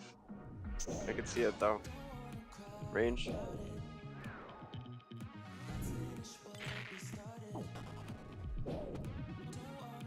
One tick trading, mid-ulm, overload. Oh, I was gonna let you go. Other side. Go the other side! No! I wanna! I'm trying to save you! I ran into the damn flame wall again. Let me out, let me out, let me out! Alright, sorry, it was the other way. No, you let me out.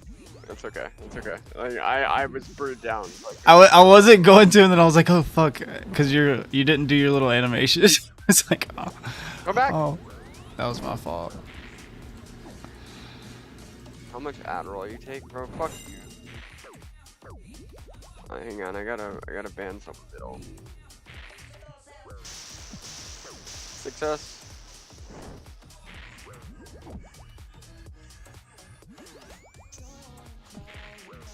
Can you Banning not? people middle, beast with it, bro.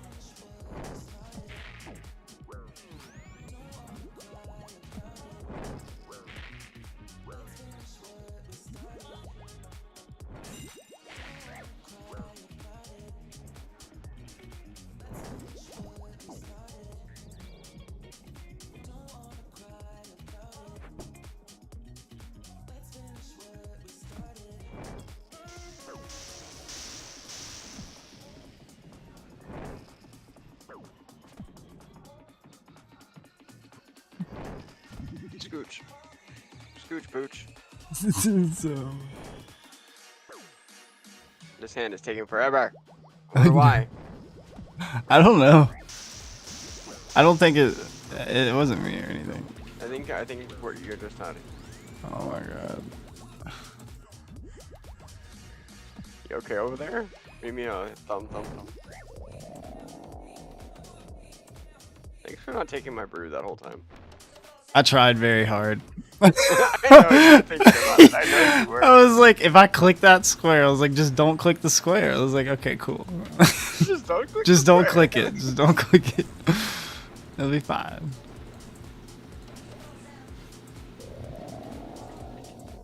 I'm at 4 ancestral bottoms. Fuck.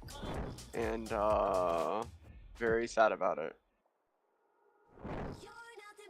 I missed. I hit a 39? Watch out. Oh, I hit one. We're chilling. I hit one too? My blood fury just helped. I am iron, bro. I am iron. I can't buy my topper bow either. What do you mean? I am Iron Man, mate.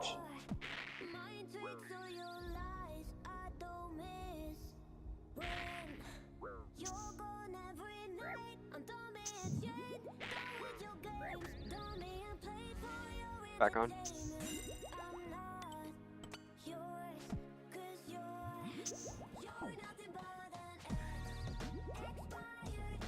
You like that poison walk, bro? Oh, sorry. I'm sorry. Okay, I fucked it. It was going. It was really good though.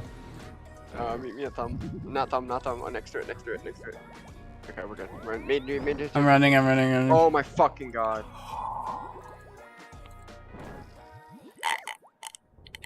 Is it good?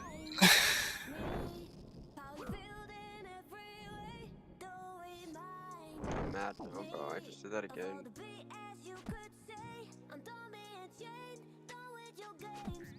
You're right in. Why couldn't you have died and got your lance? I'm fucking 3. I'm trying to 3. Sorry. With a fucking dragon warhammer. It doesn't work because you're using a 6-stick weapon. I know, I had to... Bro, you in this fucking healing. I'm gonna murder you after this raid, I swear to god.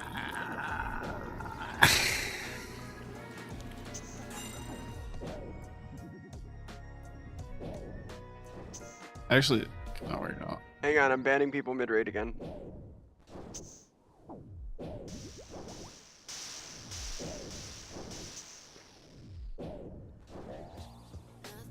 Meet me a thumb. Do not attack hand. Oh I my just gosh. tick ate that while running, bro.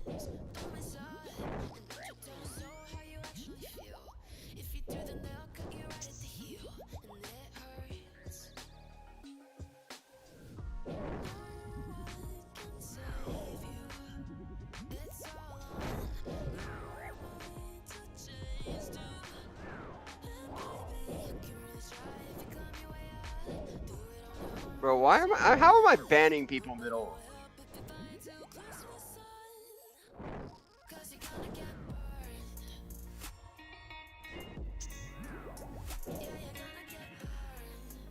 I'm gonna raise after this. It was a joke. It's supposed to be funny. I'm sorry, I'm so fucking... I'm about to die. I'm just like... I'm picking up on your views. Sorry. It's alright. I only need like 2 of them. Maybe 1. Oh. Well, unless he keeps fucking me up like this. Okay, we're good. We're good. I was so I'm gonna raise scared. after this, bro. I'm banning middle.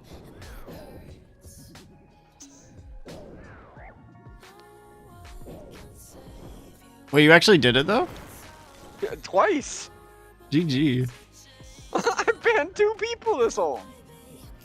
What do you mean?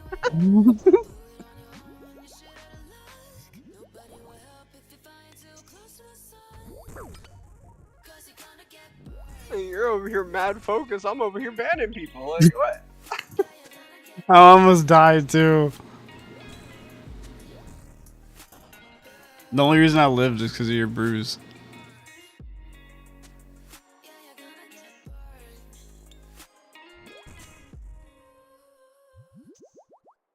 I gotta re-overload though. That's gonna be the fun part.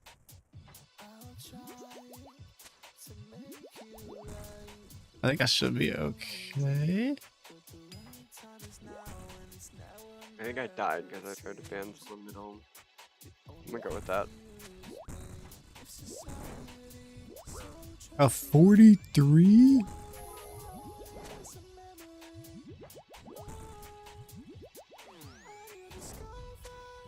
I probably shouldn't be reading chat at home. I can't. I mean, whenever I get really focused. One day.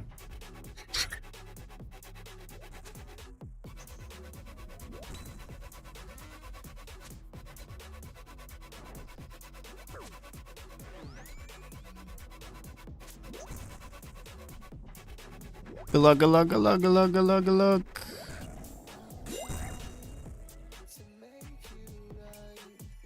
I'm walking it in.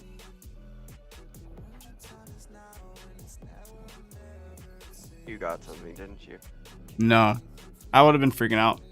Like I always do. I thought you got something because you were so quiet. Wait, that's crazy. I got exactly 2,071. Hold on, I'm banning more people in your chat. You what? Nothing, I just keep banning people. I'm having fun banhamming today. Okay.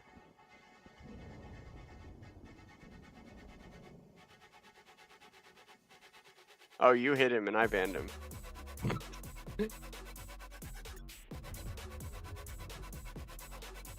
I didn't even realize that. Wait, what just happened? Fagged hard.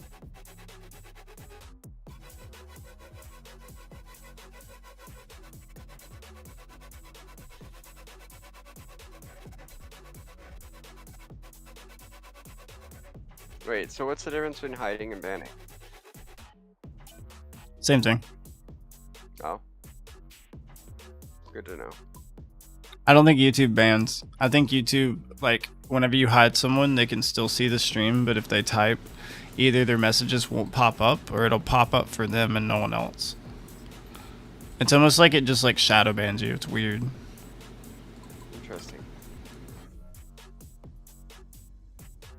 Because the dude yesterday that we banned, and I was wondering what happened, he said he could still watch the stream and everything. I was like, oh.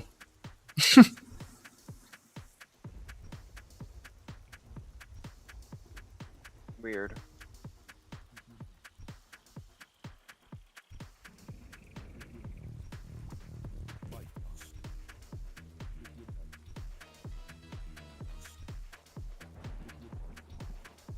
Alright. Oh shit! I can't believe it's What? already. I didn't know it was already like 2 hours. It's like shit. Yeah. No, unfortunately, duos take fucking 50 minutes plus. Yeah.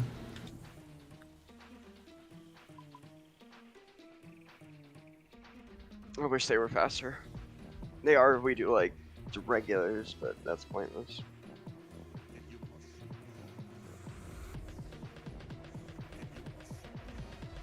Alright, I am going to uncolor. Oh wait, I know a better thing. I'll just color everything I need for Ohm a certain color. I'm having this weird thing happen whenever I ban.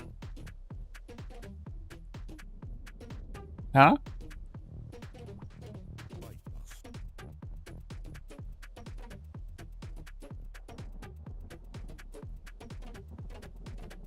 Hello.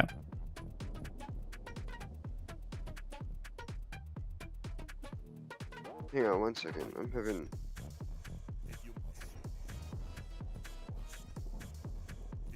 When I was banning someone, like I was getting like this big warning saying that has a critical security alert risk. on my thing. Just by banning someone. What?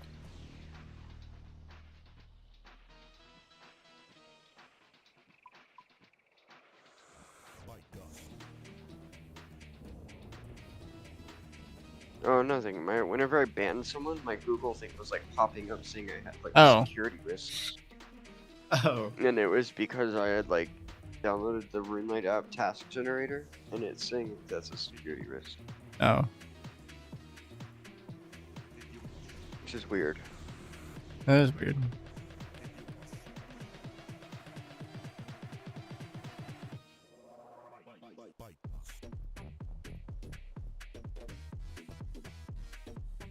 Because I thought about. Oh no, what I was saying earlier, I got for my loot. I got 2,071 soul runes and exactly 2,071 silver ore. Like, is it trying to tell me? Wait, something? from where? From right now over the raid. My loot was 2,071 soul runes Damn. and 2,071 silver ore. Like, what are the astronomical odds of that happening? That's crazy. I don't think I've ever seen anything the same number. I've never ever gotten dual loot of the same number. I'm happy with 2k soul runes though. That's 1,000 shadow shards. Right? I need to get more blood. Let's just get blood rune crafting, I guess. In 515 chambers of Xerix on my log, I've gotten 43.7k soul runes, which is just over a full shadow charge. And I've probably used like 6 full shadows to get that. It's kind of fucked. I think I'm gonna make blood runes. I don't know though. Wait, That's what you're gonna do right now. should I go make blood runes? If you do it the real way though. Hell no.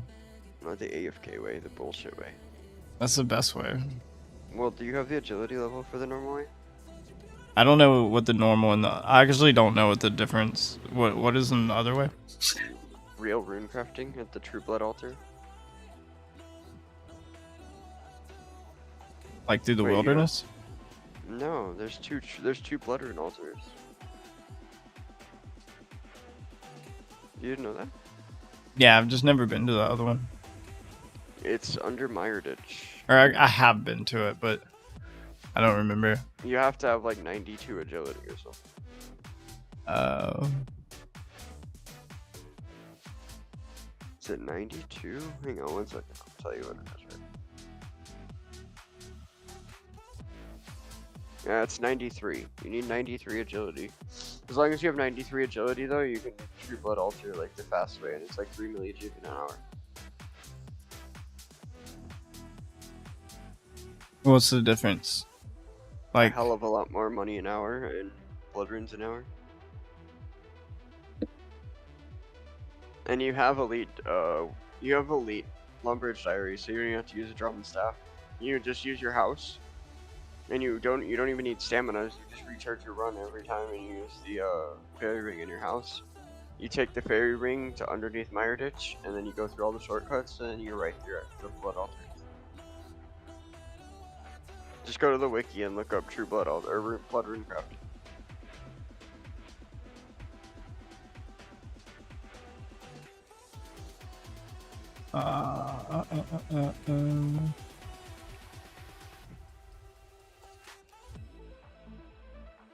But it's like over 2 mil an hour in profit. And it's also like 50k rune crafting XP an hour. I think you're muted. no, I'm just looking at it. Oh, okay. I don't know, you got quiet for a second. Well, I didn't know that, and I don't. It like. Now I just don't want to do it, because until I get 93 agility, because I'm like. No, because what's your agility? You're like 91. You can bring an agility potion and have like 4 doses, and just every time you go through, sip it. Oh. You can buy like 50 agility potions for like 20k, and then like just go run through it. And that's like 200 trips, like, which is like 4 hours probably. Like, because once you get efficient with it, you can get like 50 trips an hour. I think someone in chat tried to say bot account, but they're retarded and say broad account. Damn.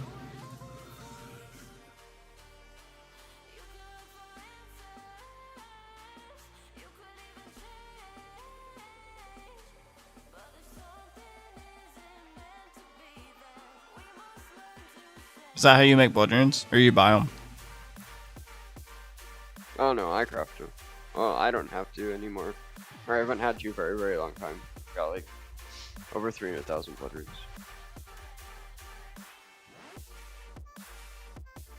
But the next time I go blood rune crafting, I've got 160 blood essence that I need to use out. Which by the time I finish it, I'll have like 500k on top. So I'll have like 800,000.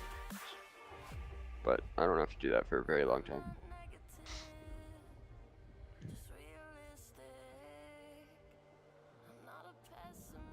Thankfully. Alright, I gotta go. Yeah, I gotta get agility levels now. Okay. Just use the agility potion, it'll be okay. Oh yeah, I forgot. True. Alright, have a good day, man. Yeah, you too. See you, bro. Discord. True. Oh, I use the summer pot. Oh wait, no, agility potion has doses.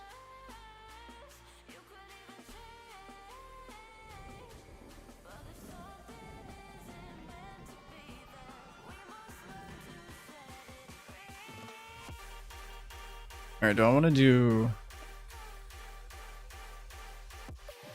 Do I want to do Muspa? Do I want to do blood rune crafting?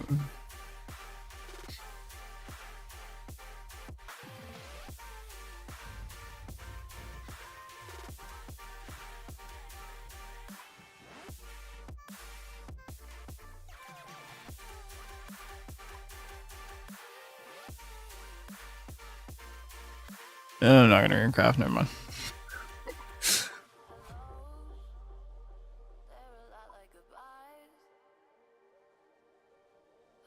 Doop.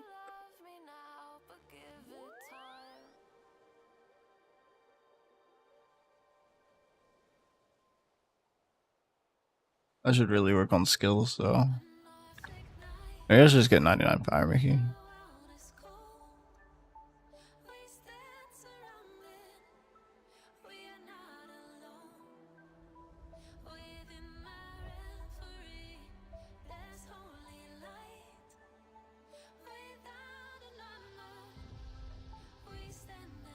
Yeah.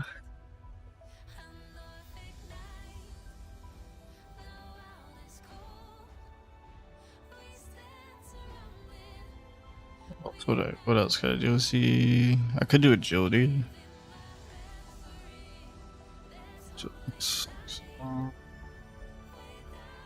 Do DV.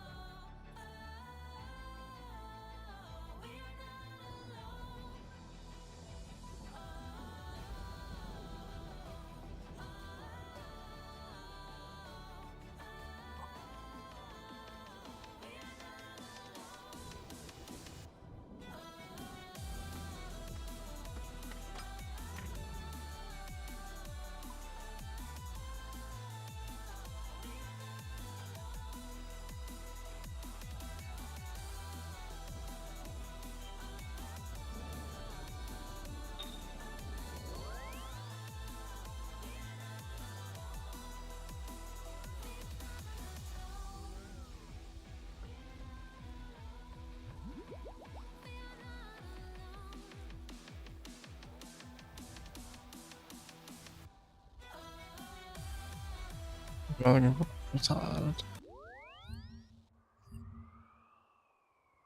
Game dev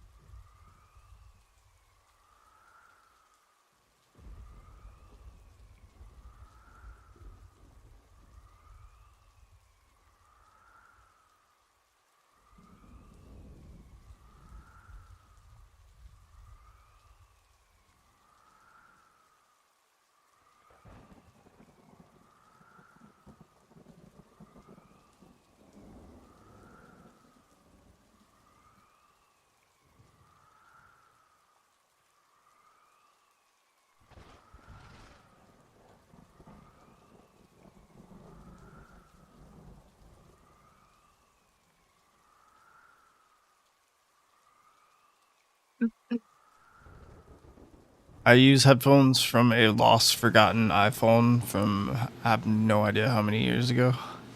My name is Tasty Life. It has been, I think, about 2 weeks since that dreaded membership survey came out, and don't worry, we're not going to talk about it again. We have not forgotten Jagex, but I feel like things are now finally starting to calm down a little, and so I wanted to take this opportunity to talk about Varlamore Part 3, which, if you don't know, is slated for, I believe, spring release. There have been a lot of ideas getting tossed around, especially about the Mage Cape, which I don't think the community has really come to a consensus about. If you don't remember, it was supposed to be tradable at first, and then a lot of people complained, and so they decided to make it untradeable, and then even more people complained. Shocker. But I was browsing Reddit with my morning coffee, and I found a really cool suggestion I'm sure some of you have seen for this, the Hands of Ranul. Ranul? I don't actually know. The proposal for this is to replace the Eldritch Veil. Now, I don't think that's going to happen, nor do I think necessarily it should happen. It's a little too close to the deadline. However, I really, really like the suggestions that this guy put out, maybe not even necessarily for this item, but just for content in the future. I'll cover the proposal first. It's basically a direct upgrade to the Tormented Bracelet. So kind of like how the Rancor was to the Torture, I feel like Jagex has now kind of set the precedent that jewelry is the next thing to be upgraded.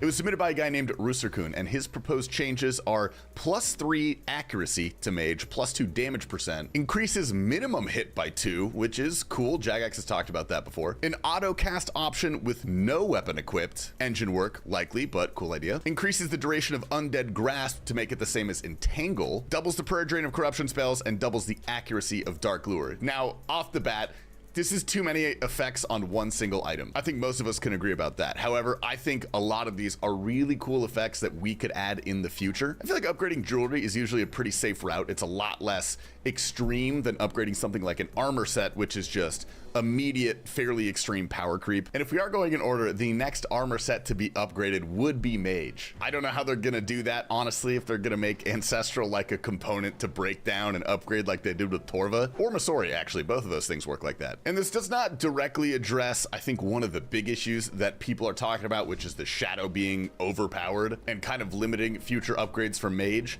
I don't even think that's something we need to address immediately. Maybe we just leave it as is and accept the inevitable power creep that comes with MMOs. I think that's honestly not even a terrible option. A lot of these effects when it comes to Mage upgrades in general are not necessarily strict damage increases, and Magic, as opposed to melee and range, is absolutely the utility tree of the three. So I feel like adding things that are upgrades but not necessarily direct damage upgrades are pretty cool. The Undead Grasp one specifically would be very fun. You could use it on things like Zami or Mutadile even. So if you're on the Arceus spellbook, you basically have an Entangle. You don't need to rely on like a freeze. That'd probably change the metas of Cox a little bit, which would be cool to see. And also double the accuracy of Dark Lure. I've been playing an Iron Man recently, and like honestly, it's that'd be kind of nice. I don't really care about the corruption that much. The minimum hit one is one we need to talk about in a whole episode by itself. It'll be a really nerdy episode, but it'll be fun to talk about. But in general, I did want to get the people's thoughts on something like this. Theoretically, if this came into the game exactly how described,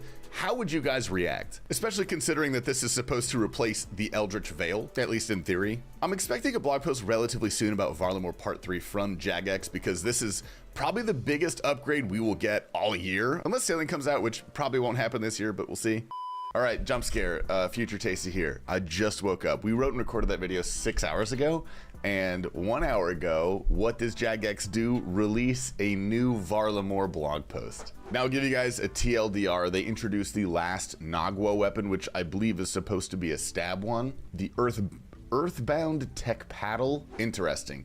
And for the Delve boss, they ended up completely scrapping the cape, which great timing given everything that I talked about in the video. I'm still gonna play the segment that we recorded because everything is still somewhat relevant. At least the ideas are, just ignore the cape talk, I guess. They replaced it with an Eldritch Necklace, which is an upgraded occult, basically same thing. Also for the Thrall upgrade, they're completely binning that. They're turning it into a teleport item that is a tradable drop. They're also considering a second tradable drop that will let you skip the first 3 waves of the delve. I'm assuming they're still workshopping that.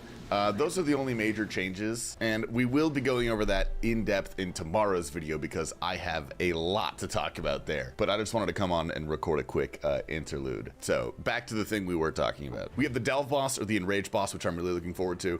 We have also the Fletching minigame, which if you're curious is very likely the reason that Jagex nerfed Trouble Brewing. Talked about that a couple episodes ago. Anyway, I just want to get the community's general thoughts on this item, and more importantly, the effects when it comes to upgrading magic gear in the future. Some other suggestions I saw, I would love this in the game. I think this is so sick. A Slayer helmet display shelf in your POH. I collect Slayer helms. I have all of them. This would be super cool to me. The only downside I feel like is that it would let UIM store it, and I don't like anything that makes UIM easier. Also, we ran the numbers on this post that I saw today. This guy's teammate got all 3 Perilous Moon weapons on his first opening, which, if you're curious, is 1 in 4,741,632. And in some other news, I saw a lot of you guys in here today.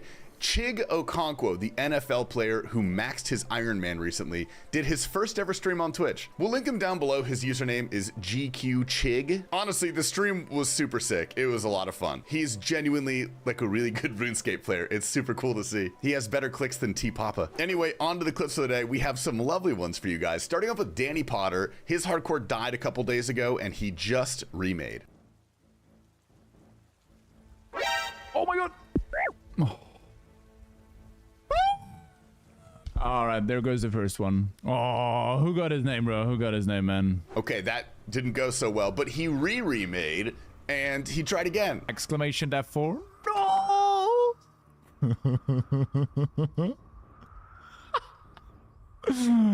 I've sold a goat, bro. Oh my god, I'm dead, bro.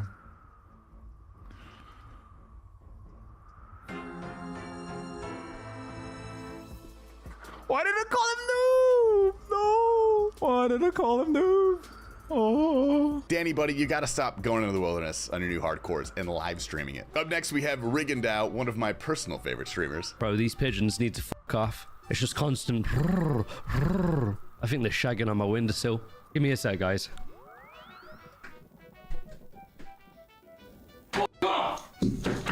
And Papa Pump, aka Euro Twink, getting absolutely spooned. Oh, that sounds horrifying. Patsy, good morning. How are you doing, sir? Oh, what? Oh yeah. Well, thank you, Primitive, for that little bit of good luck. This is a tragic clip. Behemoth's own T Papa. Oh my god, he on X Games mode. No! Oh my god! Do you kiss your mother with those lips, Tasty? Because I quiver. Completely your fault, man. Also, I just realized that someone sent a message to me in a TTS. I don't even think I was in there. Next, we have Dino, Balls of Steel. He's streaming his hardcore in the wilderness to like a massive stream. He's like one of the biggest people on Twitch. Oh! Oh! Oh! Oh! Oh! Oh! Oh! Oh! Oh! Oh! Oh! Why is no one from the team ever on, man? I'm so lonely. I always get the same with the gem. I got the gem and no one was on, you know? And he did not stop there. He went directly to Artio. No, I don't. I honestly thought it was the Void Waker. I genuinely thought it was the fucking Void Waker. After that, he did some TOA duos with Sick Nerd, and Mr. Sick Nerd had to tell you out early in this one. Do you still get the loot there? Man. Yeah, it's terrible for me though. Good job, Brock. We did it. We got a purple. Hell yeah! Nice. Gee, I don't get the excitement of the purple because I'm outside, but we did it. Do you want to? Jesus Christ. Do I do like a slow walk up? Don't be Alfie. Just rip it open, man. Get that fang out. Okay, you ready? GL. Yeah, was this like when you got that Zana and I said you weren't there for it? I was totally there for that. Yeah, but this is a shadow. This isn't actually gonna count, man. This is we duoed a shadow, bro. What do you mean? We duoed a shadow. This is a solo shadow. We duoed a shadow. Tell me when you're opening. I'm just staring at the chat for the little pop-up, bro. I didn't actually get a purple, you fucking moron. It was a white light. Shout out our executive producer T Papa managed to get exclusive clip rights from the one and only Chig on his first ever RuneScape stream. What do my teammates think? Yeah, they're so annoyed. They get annoyed, bro. I show them the game every day. Like I'm always with my iPad. They're like, oh, what are you looking at? I'm like, yeah, bro, just chopping trees. What? Chopping trees? That's RuneScape? I'm like, yeah, bro, it's the greatest game in the world. They're like, bro, that's it? No, I'm like, no, bro, trust me, that's not it. what is that Minecraft Roblox looking shit? I'm like, bro, all right, bro. I'm like, all right, bro. Y'all really don't think this game. But now they know. Now the ESPN, yeah, that's only 200 hours of it. Yeah, you're right. Weaklim, I think I said that one right. Going for his first Inferno cape. Yeah. Oh, yeah. Finally. Oh, thank f***ing God. Oh my God. Doobie has one brew sip and he is fighting someone with 500 mil risk in the revs. Don't fumble. He's out. Good fight. Oh my God. Oh my God. We were shaky at the end. We were so shaky at the end. Oh my God. Obsessed hits the best and worst drop that Cox has to offer. Good luck, guys. Oh my God! I got Vasa! I got Vasa! Wait! What the f did I just get? What the f did I just get? Guys, did I get Debo? Did I get Debo? I got a Kodai. But still, it's a negative. Not the Debo, but I got something. I got Oblate too! I got Dupe Oblate! I got a Dupe Oblate too with it! A Dupe Oblate! I got 2 Mega Rares with an Oblate, bro! What is going on? And that is all we have for you guys today. I hope you enjoyed this episode of Behemoth. For the outro tonight, we have a very special guest by the name of Colin Sawyer, a legend in the community, truly. He agreed to give us an outro for this episode, so please enjoy. Hey, it's Colin Sawyer. Don't forget to like and subscribe to Behemoth.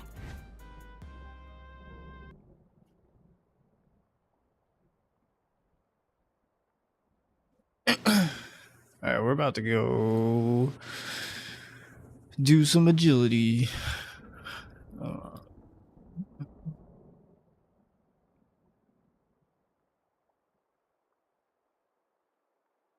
Hey everybody, it's Dak here from the Ed Boys, and welcome to my 1 to 99 mining guide. In this guide, I'm going to start. Finally, a shout out to rune crafting, which has a few methods that give solid passive mining ores each time. So you mine, place, and light spot 1, run over to pick up the 2 ores.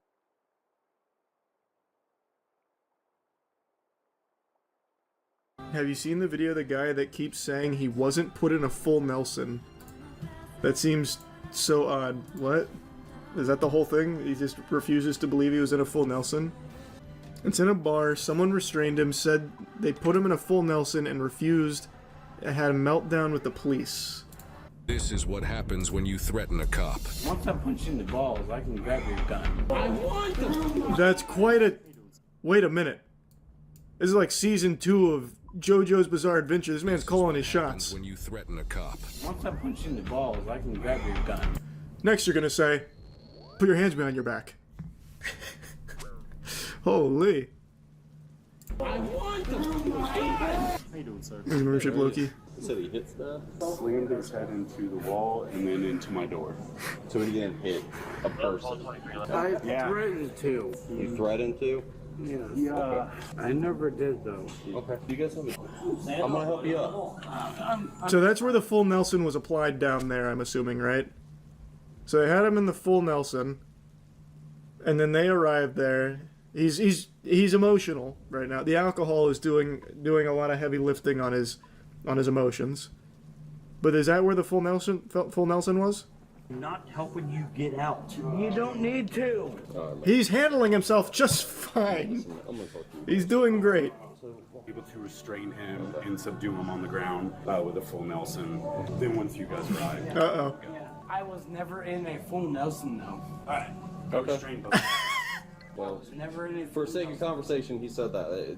It's neither here nor... No, it's incorrect. It's incorrect. What's going on tonight? Half mount at best. Half mount at best. Full Nelson never happened. Okay, so it didn't obviously you're believing it no. didn't happen. Well, you weren't talking to me before, so I need to figure something out. No full Nelson, no case. I walk. Fucking liar. He never had me in Here's a the full thing. Nelson. Do you go by Christian? It doesn't fucking I'm matter gonna call at you this Christian, point. okay? Well, it doesn't matter. I go by anti-fucking Nelson at this point. Officer, you gotta get the story straight. Never had me at a full Nelson. So now you're talking to me. I see why he's so upset. Spreading rumors about a full Nelson? That's fighting words. More to the situation. Well, to be honest, I am drunk. I don't believe that. I don't believe All I that. know is nobody ever put me Is that in just any kind of... okay, then nobody put you in full Nelson. I'll agree. There was no Nelson at all. when I came up here that you were on the ground being held by him. So something led up to that point. I'm trying to figure out what led up to that point. I have his side, and now I'm trying to get. So is that where the full Nelson argument ends? Also, where does faking your death even come in here? No, like he pretended to die during the arrest. Yo, what up? I imagine that's what it is. He did like the classic, you know, play dead. About to do wilderness agility. Oof. Yeah. Oh, but it's in a it's like the wilderness agility FC. So you don't I mean like you don't have to worry about getting PK'd as much. There's like 150 people there right now. There's so many people there. I love it whenever they do masses like that. That was a good idea. I should do that because I need 89 agility. Dude, I realized Day was telling me that I didn't know there was another way to Bloodrune craft, and it's like twice as fast at the Bloodrune altar, the other one. Yeah, so I need 92 agility. Or I don't need it, but I want to get it. I can use the agility potion, but I was like, I'd rather just get it, not carry the potion. But yeah, so I'm gonna do that. Hooked my girl up with 45 mil to buy bonds. Oh yeah, this rich ass homie hooked me up with like 55 mil. So that was kind of nice. Yeah, that's always nice. He's like, here, I just had an 80 mil loot tab that I just sold. Here, take some of this. He's like, here, I had another 46 mil loot tab I had to sell. Here, take some of this. Here, I had another 70 mil loot tab to sell. Here, take some of this. Like, where the fuck are all these loot tabs coming from? Yeah, I feel like that's what people were doing to me whenever I first started raiding. Just like giving me a few things to like help me out every now and again. And I was like, hell yeah. Well, I just bought an Elder Maul and a BGS and a Noxious Halberd. Nice. That's what everybody uses at the agility arena to PK. I mean, like, if you're trying to like PK the people doing the agility, there's like a few people that will log in with the Noxious Halberd and then like swipe a few people. Yep. Yeah. I was like, that's so fucked up, Yeah. dude. Because it venoms them.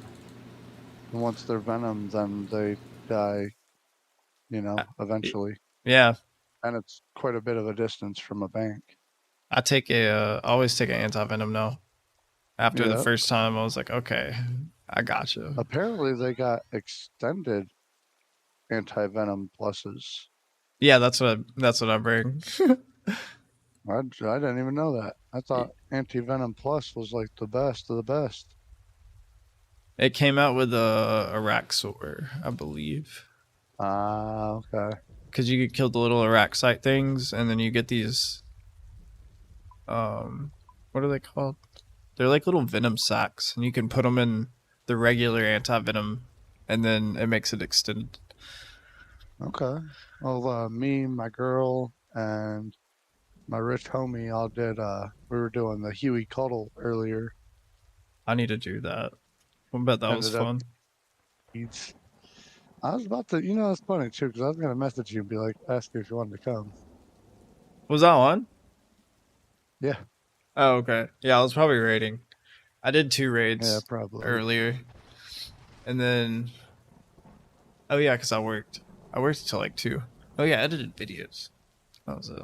Gotcha. Well, I got a vacation day tomorrow, so... Hell yeah. I'll do Huey tomorrow. Or I'll do... Yeah. I mean, I'm down to do anything, really. Yeah, no, I really want the pet, for real. I don't know why.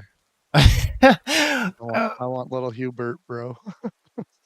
Do you like... I mean, are you the type of person to like really go after pets? Or do you just really want that pet?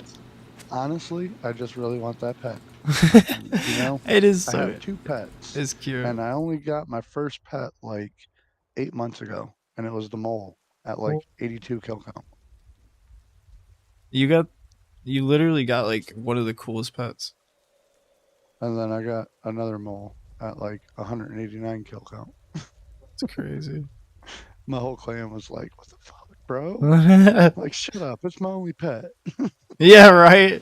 Like spooned. It's like, no, I have this is my only one. Like. And then I finally got TLA pet, of course, because you know. Oh yeah, I yeah. lived there for like 6 to 8 months. And honestly, fuck. I Okay, he's level 49. Got enough KC on my period for the fucking Revenant boss pet. I'm scared. Just don't go in the wilderness. No reason to be scared. I hate the wilderness. It's not that bad, man. Honestly, I can hook you up with a gear setup that, you know, honestly, all you take is a BOFA. You make sure you go to your wrench, make sure your PvP skull is checked. That way you cannot skull. Okay. You take a BOFA, Wait, a SERP helm. Oh, never mind. Okay, keep going. You take a BOFA, a SERP helm, and suffering. That way, that's what I take. That way, if they attack you, the SERP helm gives you a chance to venom them with the BOFA, and they're taking recoil damage from the suffering. So people, you know, when they attack you, you're a lot of work for really not much loot. Because you'll just take like black d'hide and you'll be risking like the black d'hide. And then if you have a salve ammy, you get your points back if you lose that. So that's a non-issue. I'm so scared. I'm at the agility place. I don't even know why I'm scared. Ain't no reason to be scared. Okay, always You need to right click. Kill some revs with me one day. Left click. Yeah, that would actually be fun. Yeah. Always right click. Chicken wing. Okay, I can't attack anybody. We're good. Okay. We're going to pay this thingy. Yeah, I really got to do that though for my agility on my main. I honestly should do it on my pier too, just to get it up. So all them, dude, I've been running into a lot of fucking bots that have that agility jump. That have what? That agility jump in the ref caves. It's like agility. Yeah, dude, there's a lot, and you can tell they're all bots because they all wear the same shit. They all have a SERP helm, black d'hide, and the web weaver. Every single one of them. Come do agility. What's your agility? It's like 76 or something. It's weak sauce. That's what it is. It's enough to get Song of the Elves done. That was it. That was my main objective. That's all mine was until... What did I want? Oh, I just wanted base 90s. That was literally like the only reason I wanted it. And then I just did Hollowed Sepulchre for a long time. Oh, you know what I really need to do? Monkey Madness. Room crafting. Yeah. Fuck no, I done did that. I'm about to do... that's what I want to do is runecraft. I want to make blood runes. Yeah, I need to for a master clue. This is like the third time I've gotten this step, and I dropped the first two, which I shouldn't have, but I wasn't fucking room crafting. Always right click, PVK skull prevention.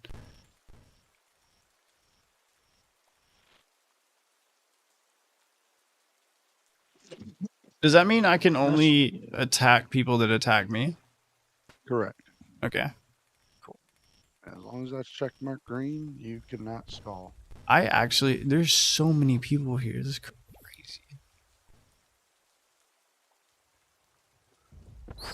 Super fucking useful.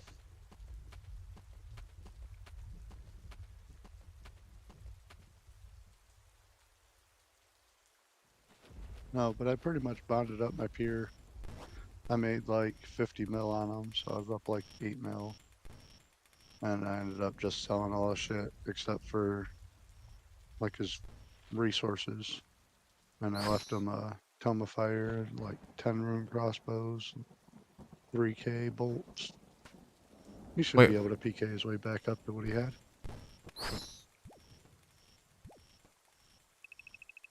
Yo. Since I'm good at gear switches now, I bet I'd be pretty good at PK. Yeah. Yeah, it wouldn't be bad. I was doing it before I was good at gear switching.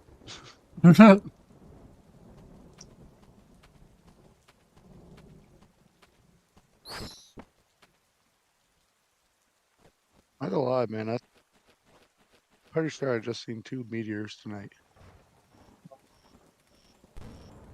I saw one, or I didn't see one, but I was watching a video of one that hit someone's backyard. They're just like tiny little pebble things. I was like, But when they come through the atmosphere, bro, they're like spark fucking like green fluorescent lights and shit. oh, that's cool.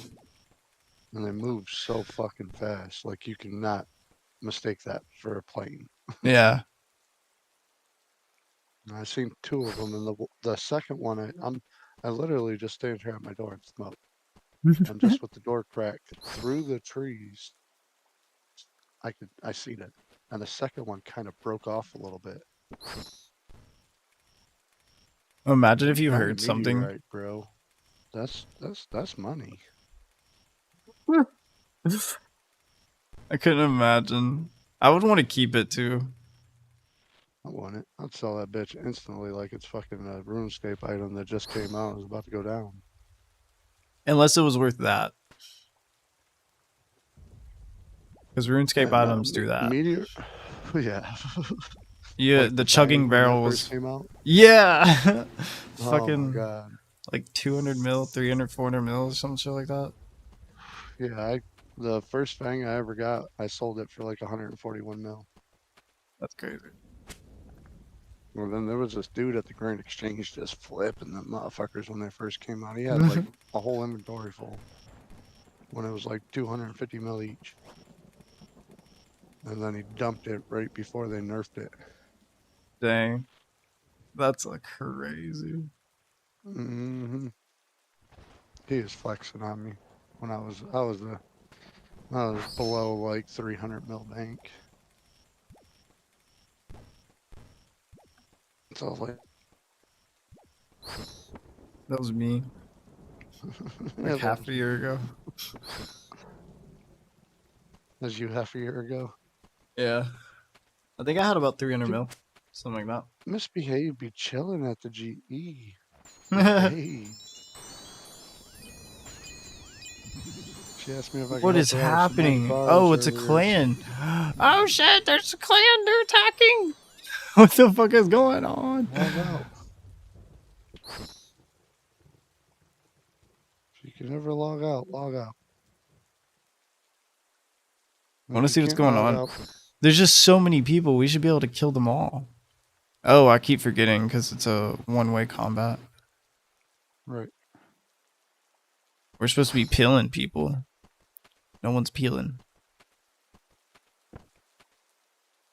So if you ever get in trouble at the course, man, just utilize that ladder. Damn, that's a bunch of people. I gotta stop running through here.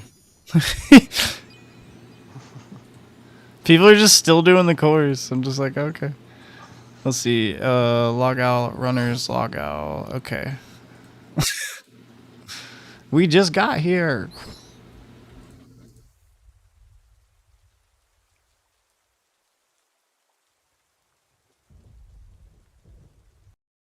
I'm sad. That's how I was gonna train agility.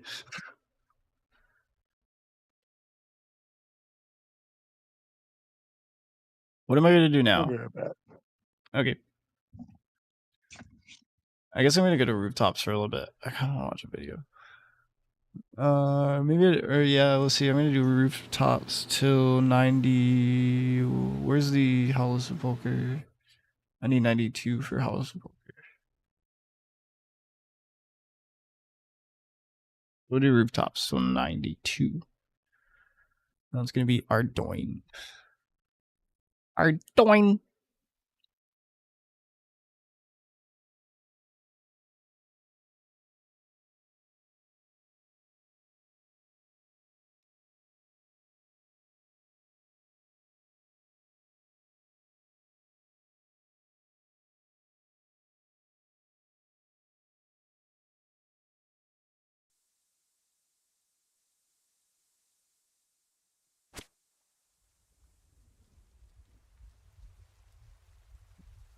Oh, I bet that dude's from the CT. Oh, he is. All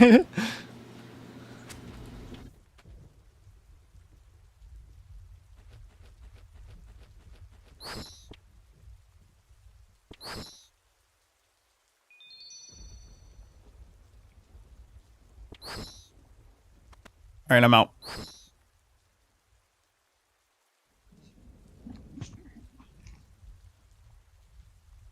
All right.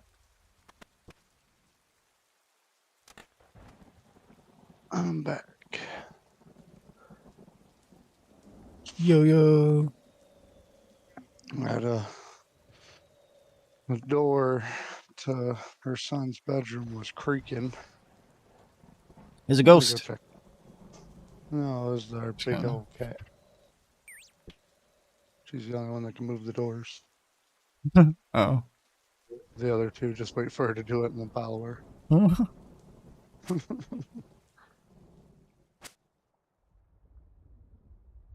Not on the mouse pad. Let's see. Yeah, plus he hooked me up with like 3 mil worth of food. Like anglers, swordfish, crumbs, and some dark crabs. He hooked it up. How did I just...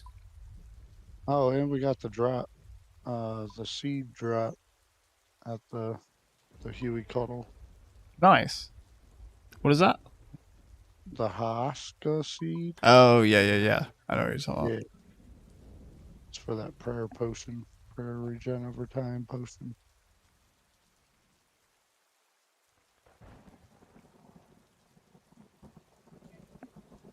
Those are like 80 grand each.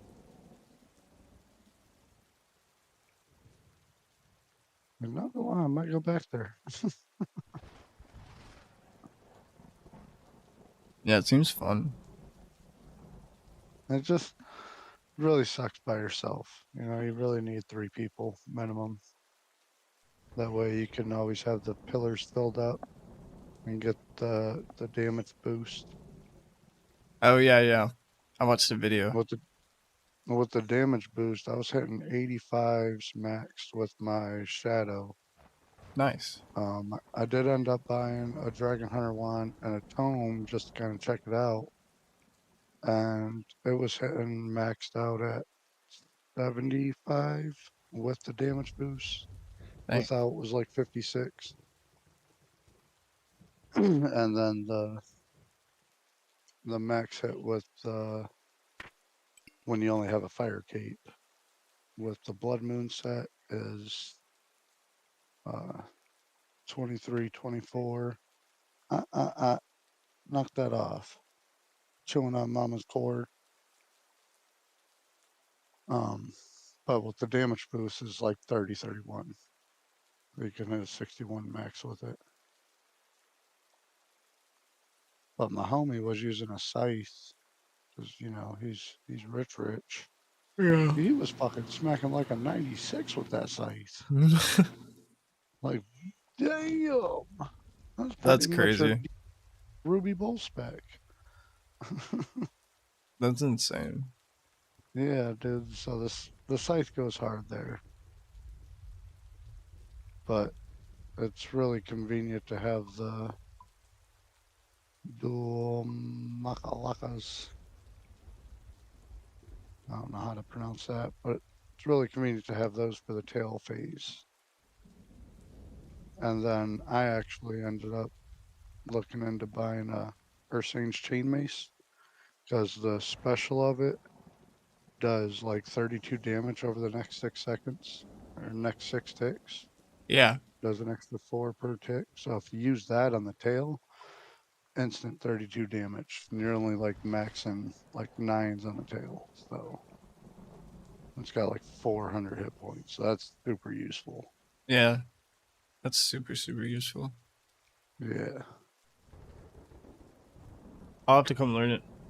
I'll probably learn it tomorrow. It's not bad. It's just the waves. It's like kind of like wave skipping a little bit. Yeah. You gotta just time it out properly. Is all it is.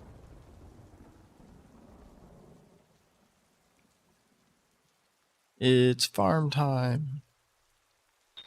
Farming and agility.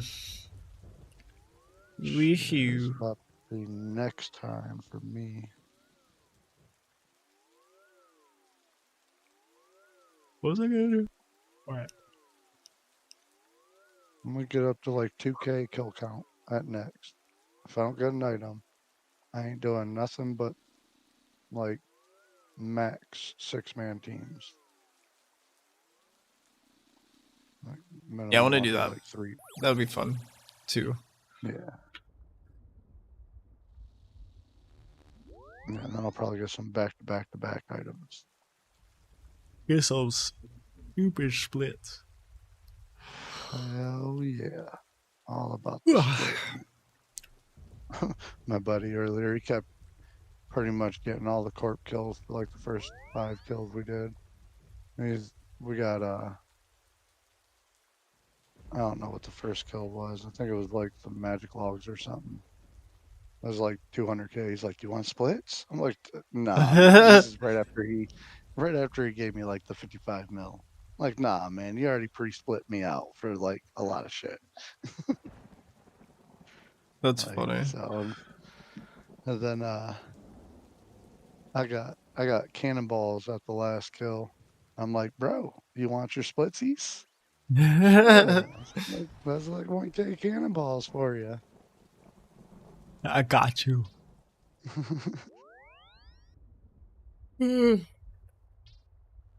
He also left my clan. So my clan kind of fell apart. It was crazy. I can't believe I've been in the same clan. This is the same YouTuber. Let's go. I forget it's even his clan most of the time. I'm just like, everybody that's in there has been in there for like at least as long as I've been in there. Where's the guy? Oh. Hey.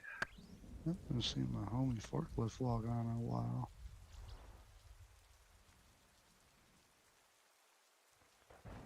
Where are my trees? I forgot. Well, I will be saving some vacation days for Dead Man mode this year. When they already announced it? No. Oh. But when they do, I'm gonna put some days in. Cause I can take off 2 days in 1 week and have the entire week off. Like this week, for instance, if I were to take off Wednesday and Thursday, I would have this entire week off from Monday through Sunday. And I would only use 24 vacation hours. Oh yeah, you PvP. I was gonna ask you why Dead Man mode, but then I was like, I forgot you PvP. Yeah. You probably like that. I can't get into that. it. I mean, I got into it the last one, set but up, like, you can set up an account to where it's the highest combat on that combat bracket, and then just go through the world and wreak havoc. That's what I usually do. I'll set up a nice little pier, since it's super easy to level up. Just make them like a fucking. No, I guess you would have to get attacked, because trying to get a Dragon Warhammer with ruined weapons would be a little difficult. 1 defense. Nah, I'd be Not fine. impossible, I'm just but a little difficult. Yeah. This is a tad bit.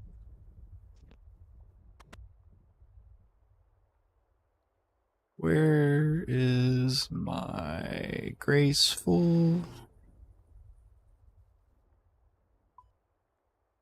Oh, shit. What to do, man?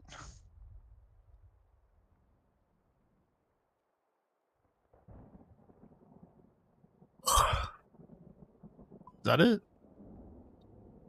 There they are.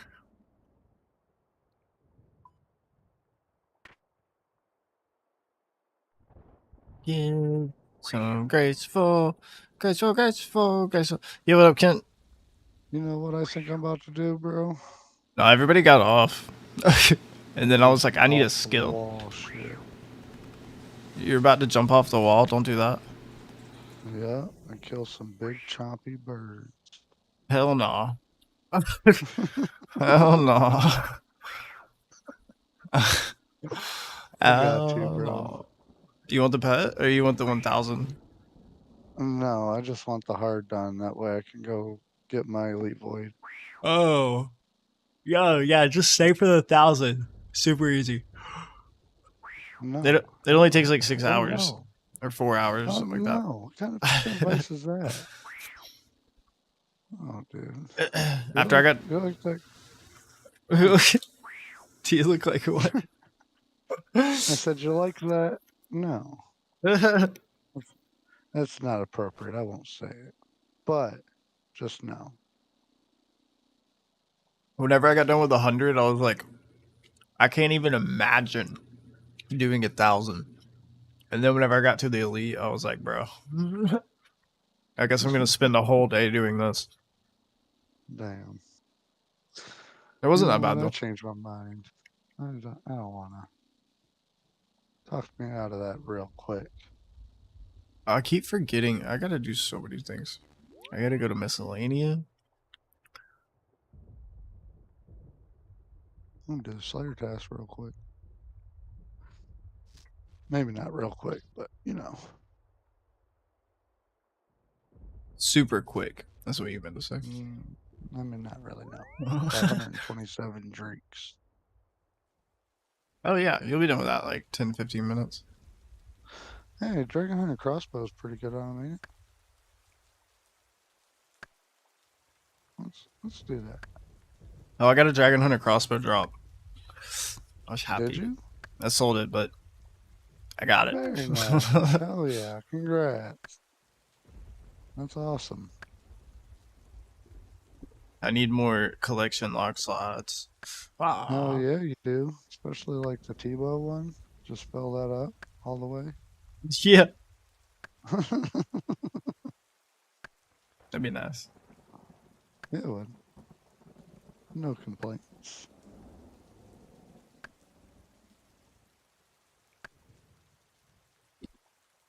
I thought an Elder Maul was the same price as a Tebow for some reason. Negative. Not even close. Like, oh. No. Although it is like, I don't know, 1,000% up of what it was about a year and a half ago. But a year and a half ago, it didn't have a special either, so. I remember when the Elder Maul was like 11 mil. Hovered around 11, 12, 13 mil. And then they came out with the massive update. It wasn't even massive. It was just like a little update. And then it made the fucking thing skyrocket. Skyrocket.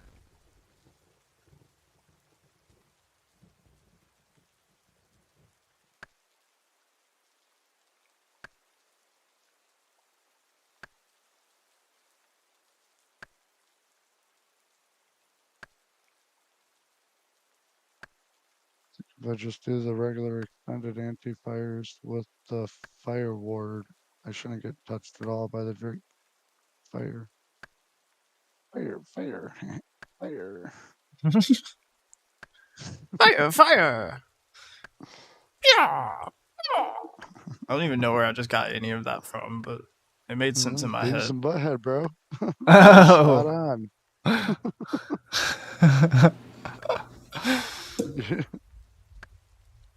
What's crazy is like I only watched a few episodes of that, but I've seen so many. Like I've seen so many clips. I feel like I know. Like I watched it. I watched a lot of episodes and the movie. You ever watch Ren and Stimpy?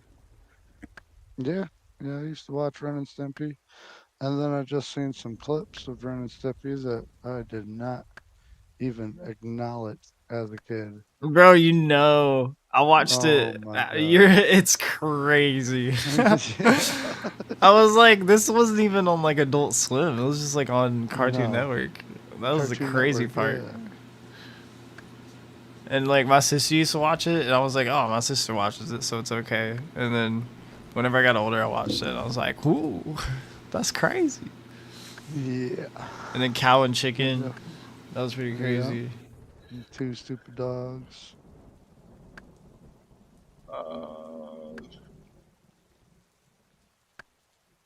Can't think of any more.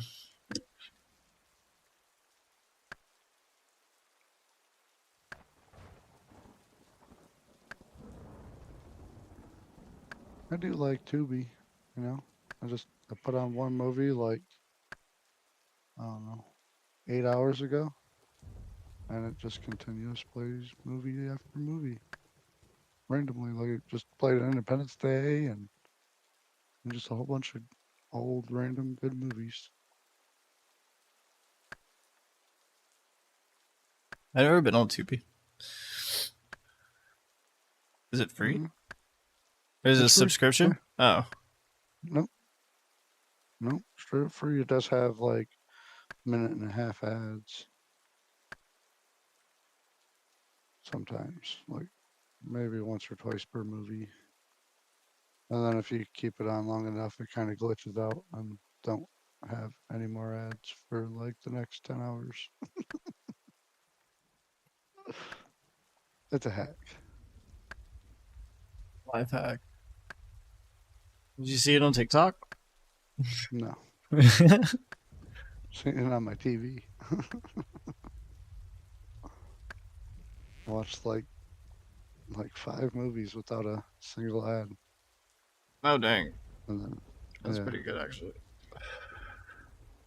System update? What do you mean? Yeah. Seeing that too. I'm still going to do some drinks.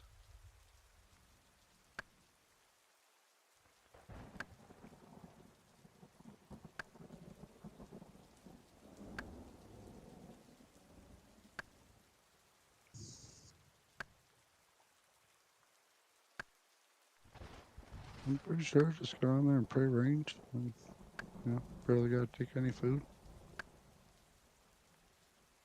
Prayer pots.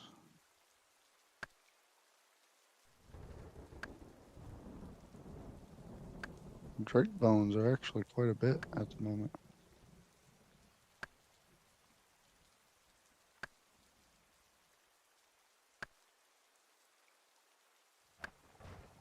Why do I even want a bloodroom craft? Never mind. Well, No first off, questions. it's a master clue step. Oh, true. Second of all, blood runes are 240 each at the moment. They were like 218 whenever I was buying Yeah, them, no. and then they went up. They definitely went up. And then, but they went. I mean, they're so cheap. They used to be 350 like a year ago. Yeah. And then there was a YouTuber that was investing in them when they were like 195.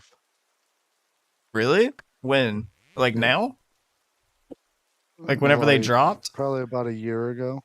That's crazy. Yeah, he bought like 10 million blood runes for like 195 each. And he said when they go up to like 210, he was going to dump them. Well, they didn't go up to 210 for a solid year from the time he started investing. That's crazy. And then it was like another 6 months. And then it jumped back up to like 220. And I think he dumped them at like 225. That's crazy. Still mad money.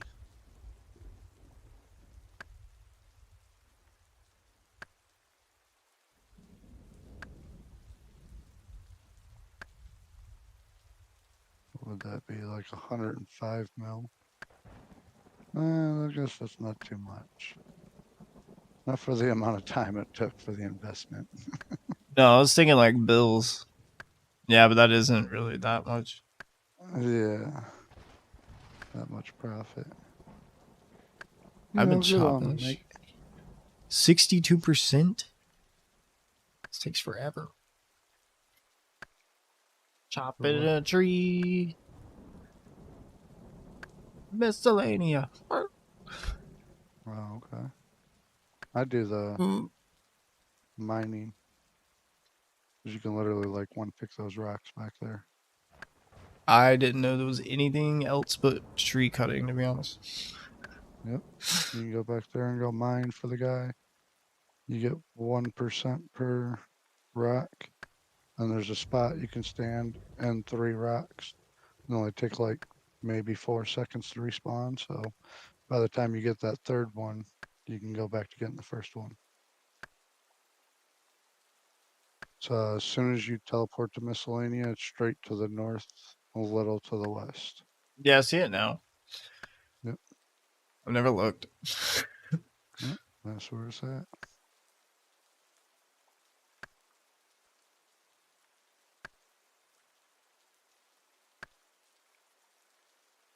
Well, that'd be the fastest way to get your percentage back up there.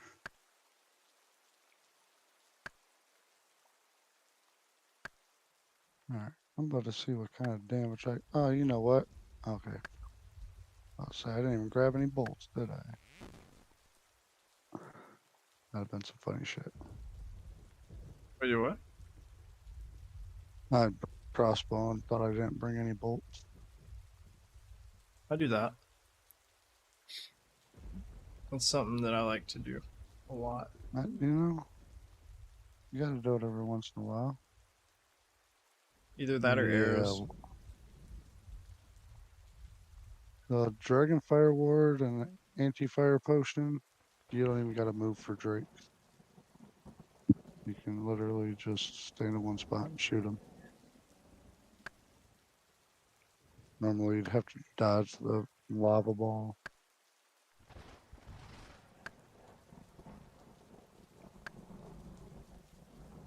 Damn.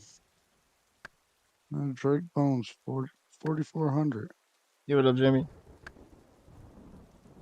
I have to just pick those up, bro. Bury them. I'm just kidding.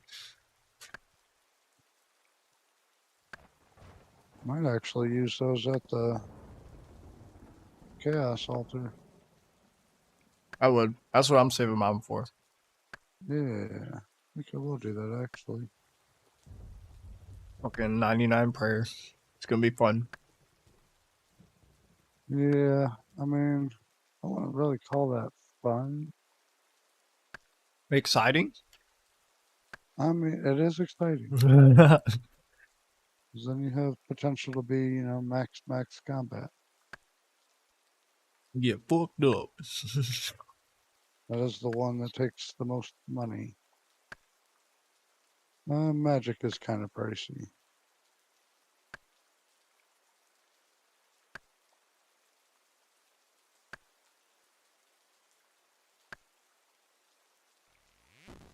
I'm not gonna lie, I'm digging these Opal Bolt Dragon Hunter crossbow. I hit a 61 and it wasn't even maxed without the special. What do you adore most about Tiger Woods? Whenever he fucks your mother. I'm sorry, that was fucked up. I'm sorry. Oh my god.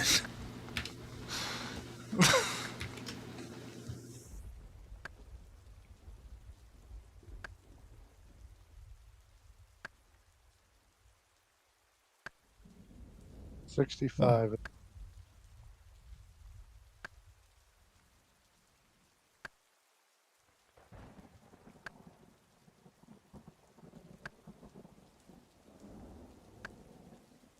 Did you say 65?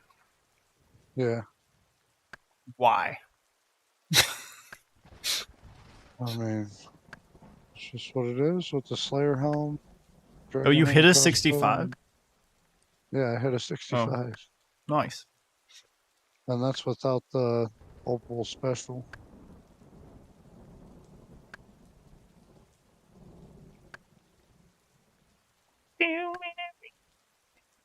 I don't even know how much damage that can add.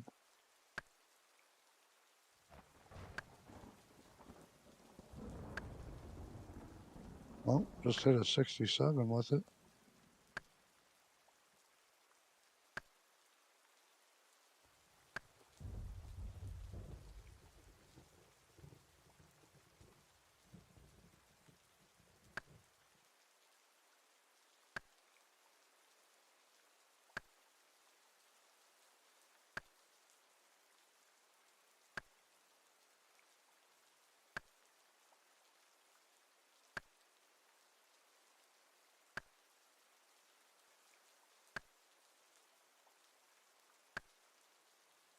This task is going super fast.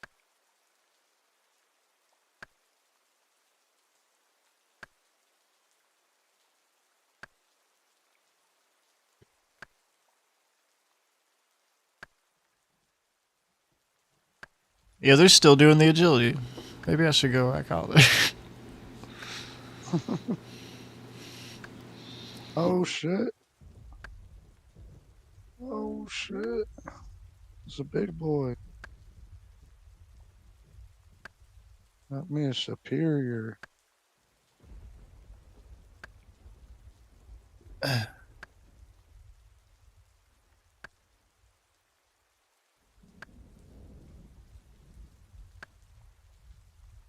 That chat's being weird.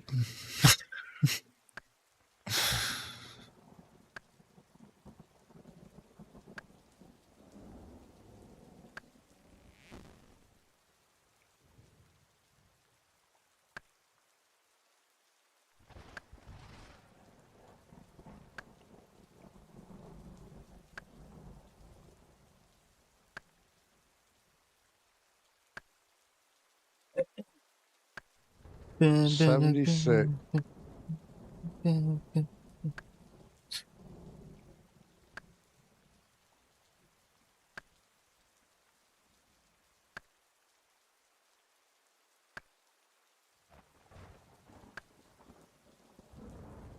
Bro. I didn't want to leave because I was already here with the axe and everything, but holy I've been chopping this tree for so long. It's been so long. This was supposed, every time I come here, I'm like, this is just going to be a quick 5-minute little thing. I'm going to get my percentage and I'm going to go back. And then I realized that the tree takes fucking 30 minutes. Oops. Yeah. That's why you do the mine. I'm going to take a dragon pick next time.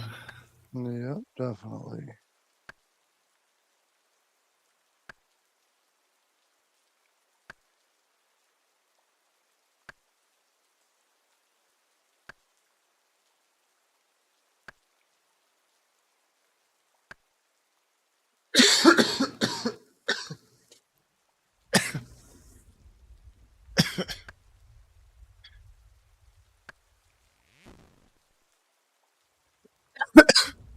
Bro, I have a big request. I have a big wiener, so what's your point?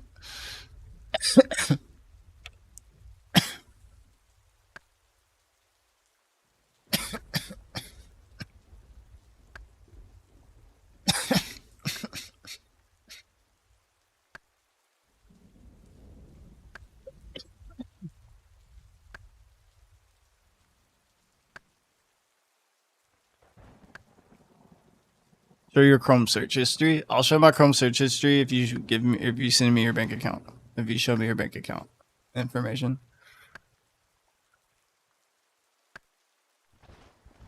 Do a little tradey trade.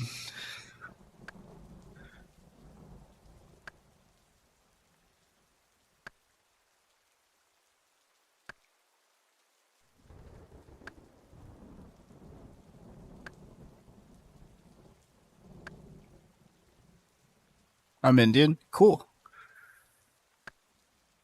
I am happy that you're Indian.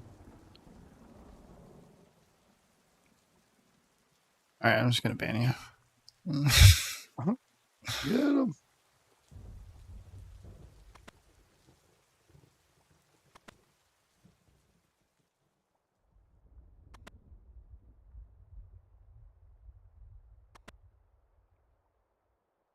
No, I unbanned everybody like a month ago.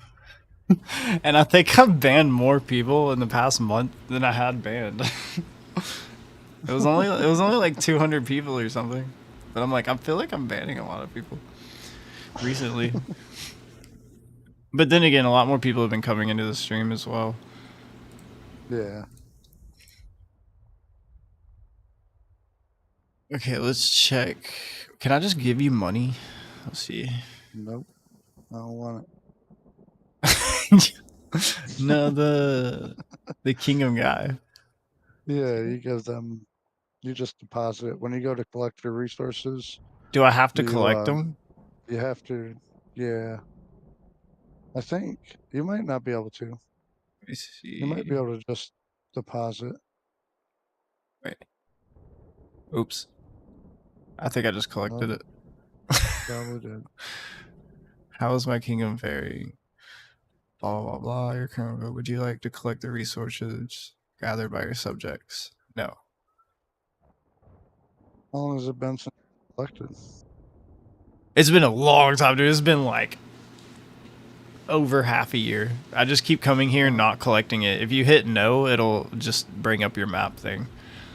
And then how much money have you put into it? Every like month or two, I'll remember and put in like 3 to 5 mil, something like that. Okay. And what do you collect? Yo, honestly, I I got this off of the OSRS wiki like over a year ago, so it's probably not right. But it's full mahogany planks and then Yeah. half mining. Okay. I'm gonna look it up and see. I never did the mining. I did herb. There's mining, wood, fishing, herbs, and farm. Yeah. And I usually idle. did the hardwood mahoganies and then the rest on herb. I get like, I don't know. I collected it probably once every 2-3 weeks. And I was getting like 45 mil every time.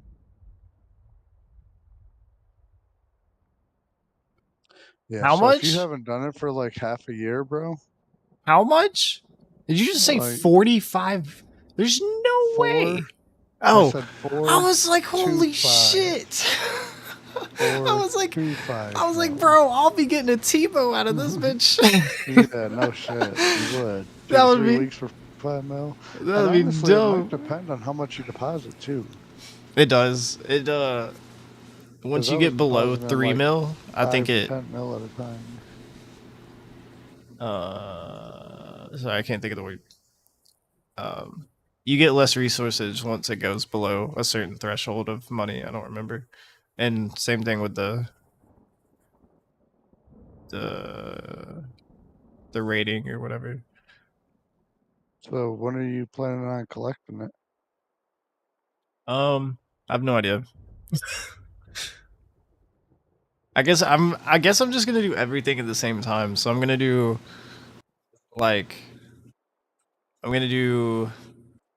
all of Temperos rewards, all the Guardians of the Rift rewards, and all the Winter Todd rewards, and then probably this and some other stuff. And then that'll be like all one video or stream. Whenever you plan on doing some Guardians of the Rift. Probably the only one I'll do with you. 'Cause I mean, I don't really need to. You need to actually do the fishing trawler for the angler outfit. I have it. Temperosh. Oh, okay. Never mind then. I have so many spirit angler freaking flakes and shit. I just haven't turned it into the spirit outfit or whatever it's called. What do I have to do? I think you just use them fishing.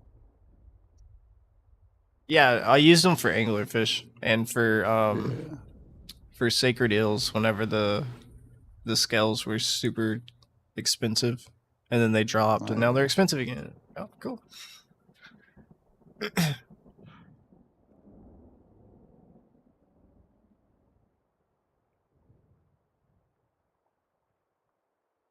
Okay, I can't find anything about. Oh wait. No.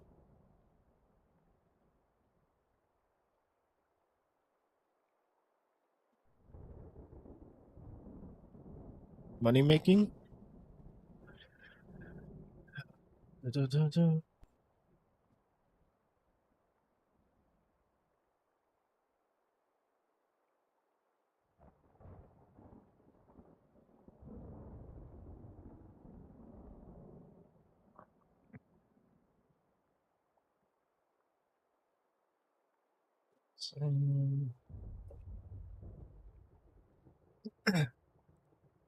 Oh, it's that. Okay.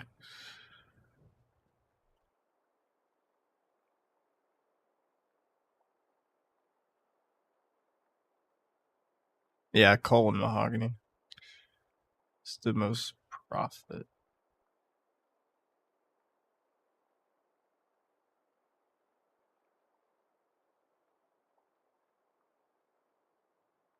What's your mining level?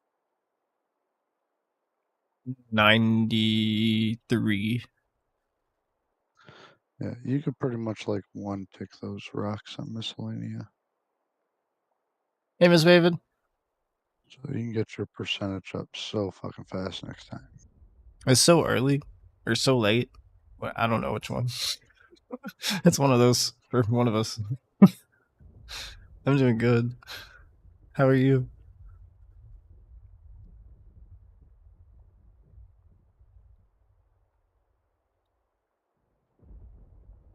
All right, I got sidetracked. I went here. I was doing a farm run. Yeah, you were. I was attempting to do a farm run. Did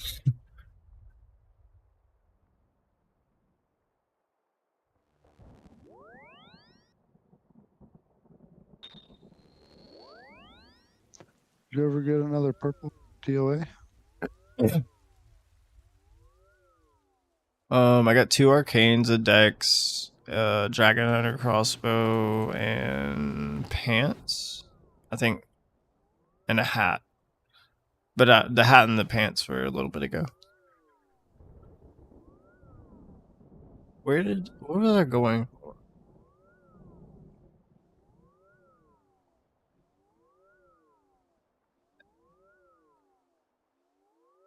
Gnome stronghold. No, stronghold. You know what? I still need to do that.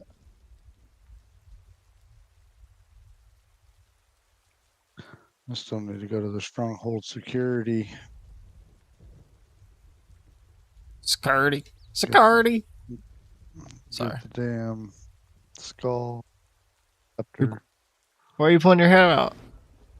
I hope you're okay. I mean, you said you're okay, but I hope you're okay. I'm a slacker.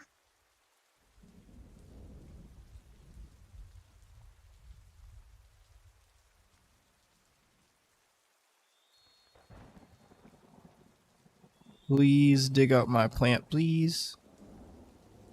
Shank.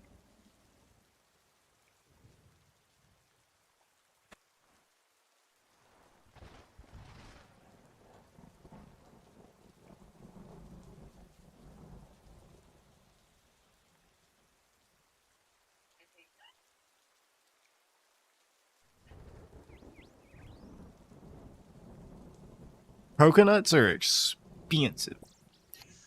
Are they? Yeah, from passively picking coconuts on my one farm run every month, I have like 2 mil worth of coconuts. Damn. That's nice. They're like as much as dragon bones, I think. Oh no, they're 2.7k. They were like 4k, I thought. Maybe not. I'll say shit. They used to be like, I don't know, 1,700. You get a. I don't know why they went off. Yes, and like 17k. That means Karas might be some really good money at the moment. Yeah. I mean, they were always decent, but like a lot of stuff they're dropping.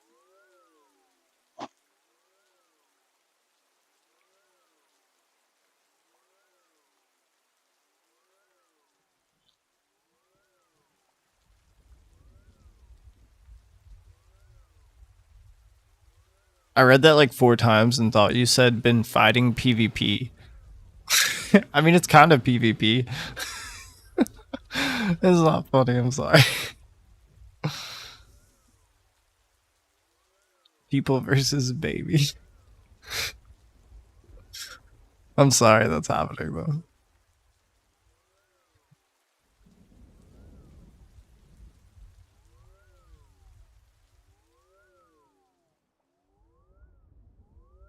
Where was I going? I keep forgetting.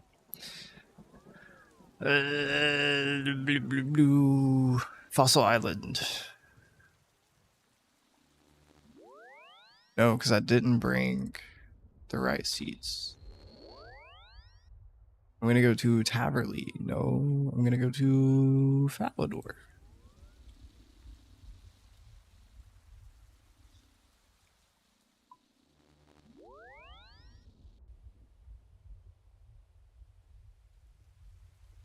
Man, if you seriously haven't collected your miscellany in like half a year, you're about to bust out like 60,000 mahogany logs. That'd be dope.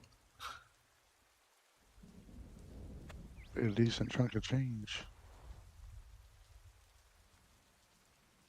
I've never done the ore, so I have no idea what it gives you. Dude, it gives you like 50,000 freaking coal. It gives you so much coal. It's insane. You're about to have more than that then. I've Like, been if you bad. just don't collect stuff for like a month, I get like, I don't know, 16,000 logs. Oh, that's crazy. Yeah. Yeah, so like when you go to get that, definitely PM me. Oh, I definitely will. He said it's okay, I won. See, you are good at PvP. Or PvB. We'll just call it PvP.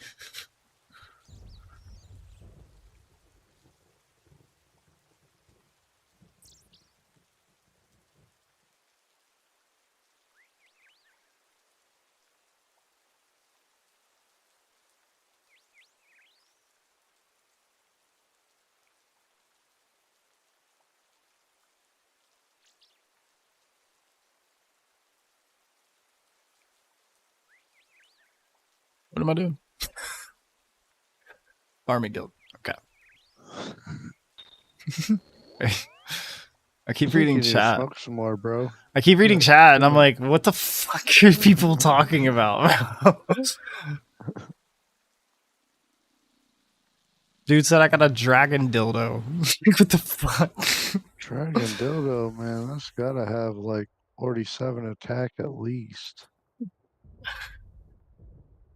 It didn't even pop up in chat. I just had to read it though. I was like, what the fuck? That would probably be a stab weapon. A stab weapon. Depending on how big it is, you might be able to crush with. Crush.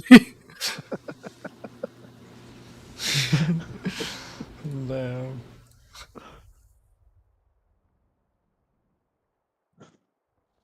Teleport menu. Farming guild.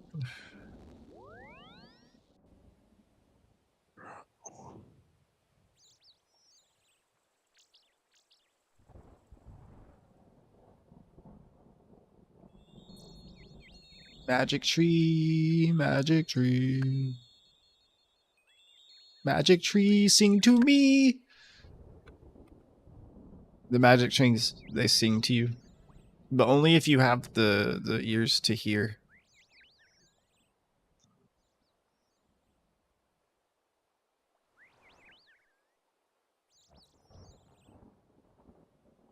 Did you like that?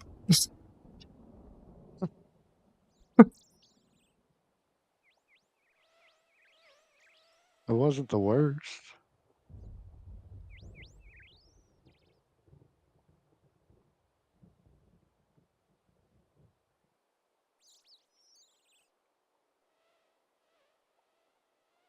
About to pop open this brimstone key real quick. Slap out some dragon fruit tree seeds.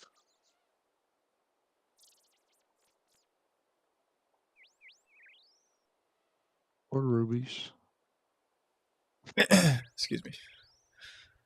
Well, I passed like 12 polls. I ended up getting 2 dragon fruit tree seed drops. The first one was 3 of them. It was like 700k, and the second one was 4 of them, and it was like 900k from 1 brimstone key. Damn. Like, that's why I be fucking with Konar, man. People underestimate his drops, but like, especially for Ironman, Konar's the shit. Cause you'll get mad gems, mad like tips for arrows and darts, and there's a lot of coal and bars and shit. He hooks it up fat on the resources.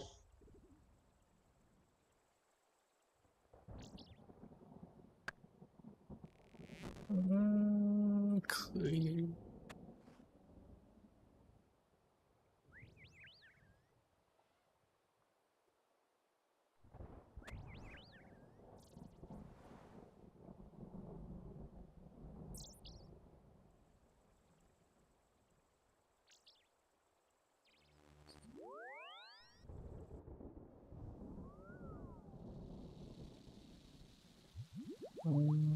Fossil Island.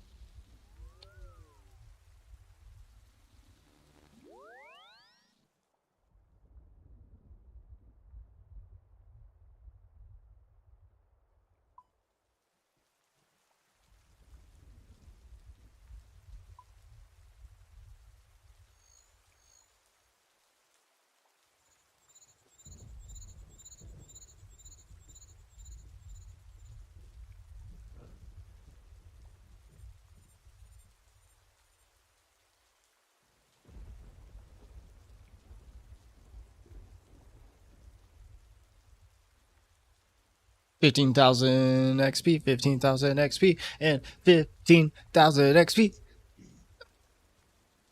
And we take all those. Yo, once a week. Even though I do it once a month, maybe. I really need to stay on top of this stuff. Experience and what? I need to stay on top of my mahogany trees. Oh, okay. I gotcha. Like planting the trees. Oh, because I only plant. You can plant them like once a week. Yeah, and I do it like once every 3 months, maybe. I think you do it once every 3 days. Pretty sure they only take 72 hours to grow. Oh. Where then?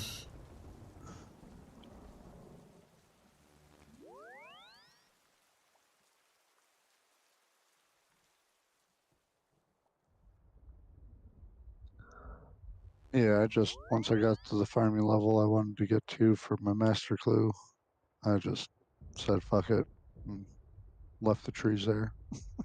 And then I was like, I was chopping them down for a hot second, and you know, the bank's right there.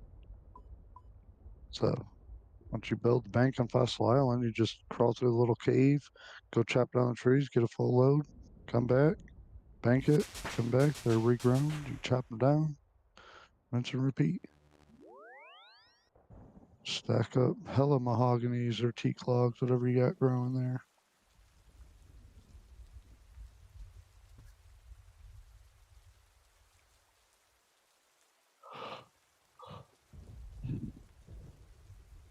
Oh, fuck.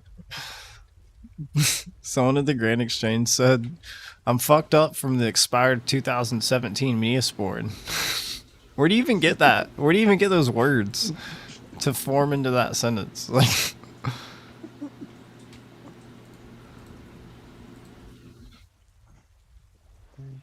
I mean, I was about to say, just tell them throw some Robitussin on it.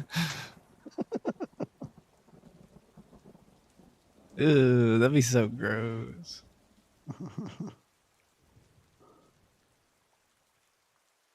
Imagine putting Vaseline in my mouth or Neosporin. Nasty. That's pretty much like Vaseline with like little antibiotics in it. It's pretty much what Neosporin is.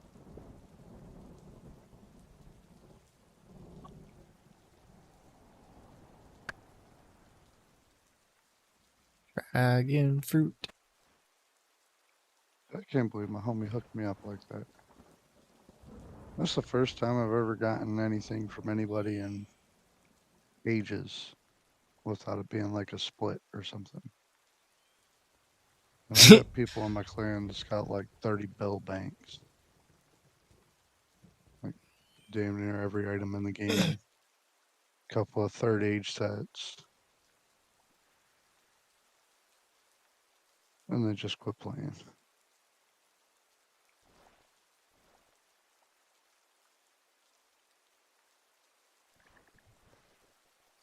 I might be looking to join a new clan soon, buddy.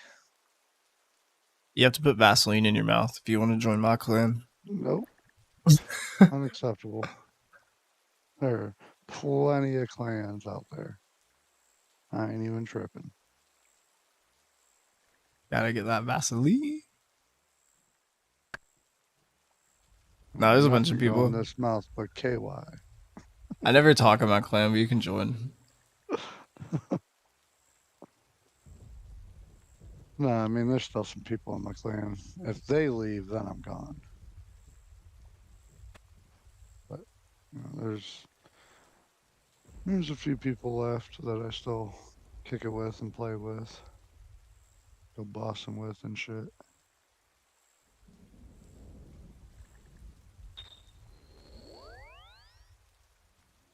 Alright, well, I'm not doing that again. Nope. Farming sucks. I'm just kidding. No. Yeah, it does. I concur.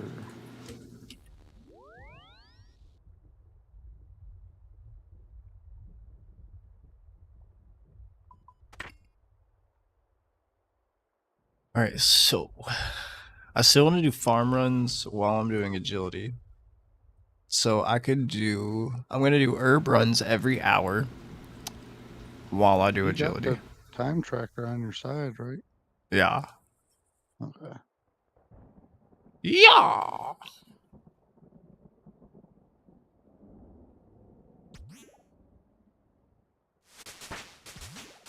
Yeah, you can do a TOA in 6 minutes and 12 seconds.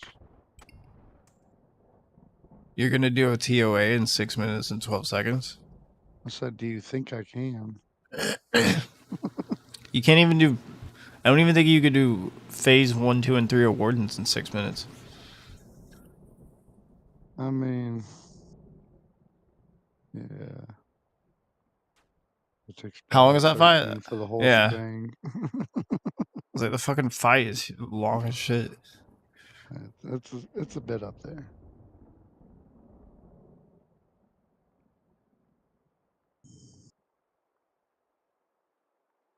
I just want to show you.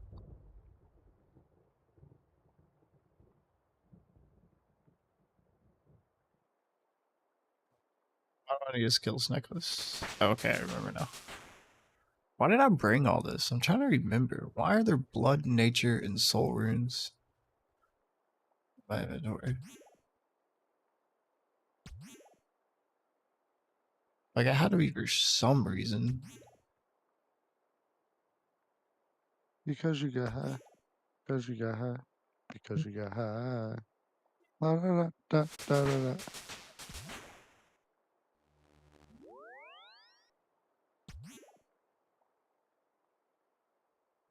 Because I don't really know what you use soul and nature together. That's what I'm saying. Like, I have no idea. That's not a thing. Maybe, Unless you got some new fancy spell book I don't know about.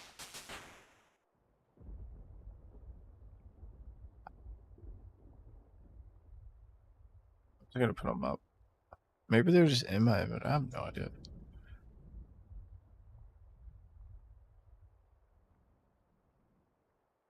Oh yeah, I need a Taverly teleport.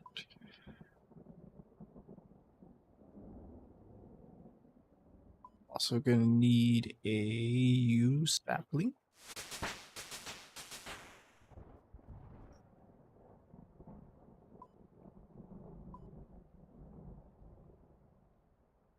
What else? What else? What else?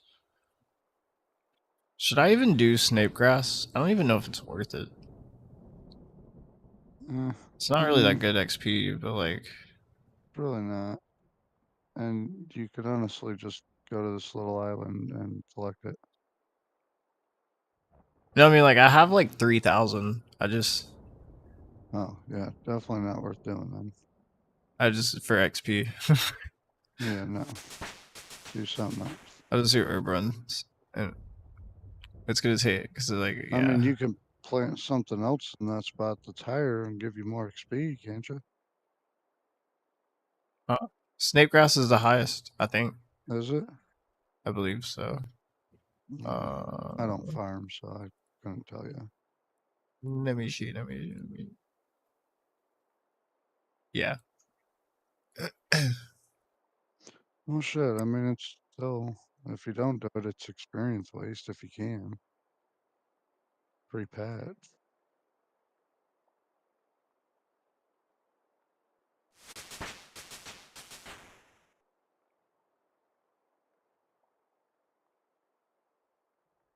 See if I can get all this loot sold off within 2 minutes.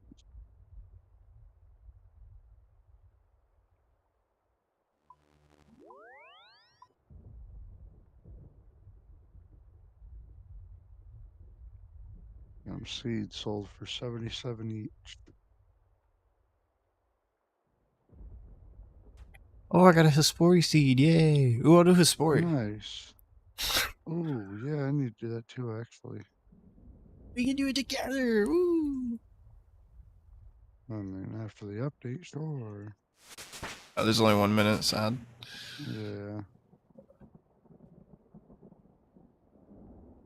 Damn, dude, that Tome of Earth is not selling.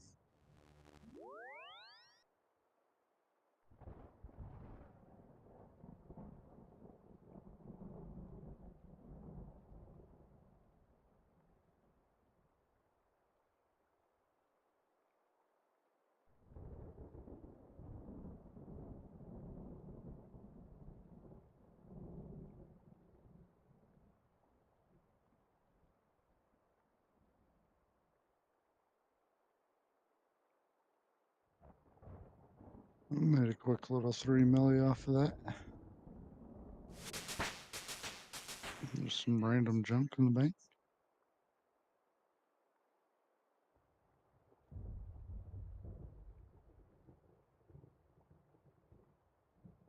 Alright, I might be dipping out on you after the update. Very good. I'm just gonna be chilling. I've been doing Farming. some TOAs with this tryhard dude. He's been trying to push me out of my fell for using F keys.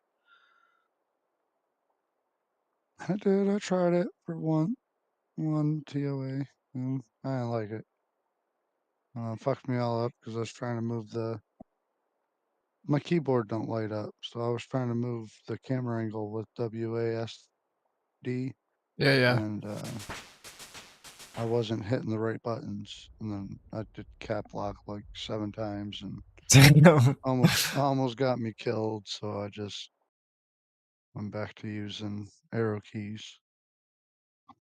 Dang. Oh, I and might. sadly, I ended up buying a 7 Days to Die on my Xbox, and it's not split screen on the Xbox Series S. Yeah, dude. Fucking Xbox. I don't know. Like Wii and Xbox games that I try. There's so many that I bought that thinking they would be like 2-player split screen, and then they're just shit, or they don't even Yeah. have it. Yeah, they pretty much make it to where you got to have your own separate Xbox to, play the Yeah. good shit. Which is whatever. I might just have to buy my girl an Xbox. That's all that is.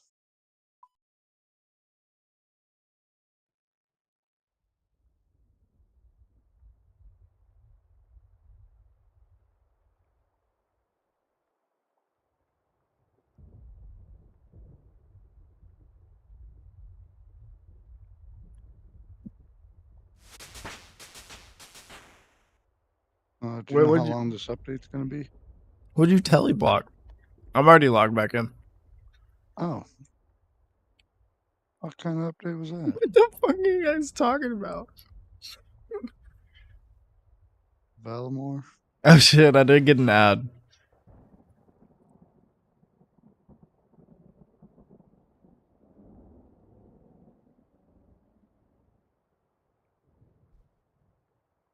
With OSRS Prime, you can sub to your favorite god of RuneScape.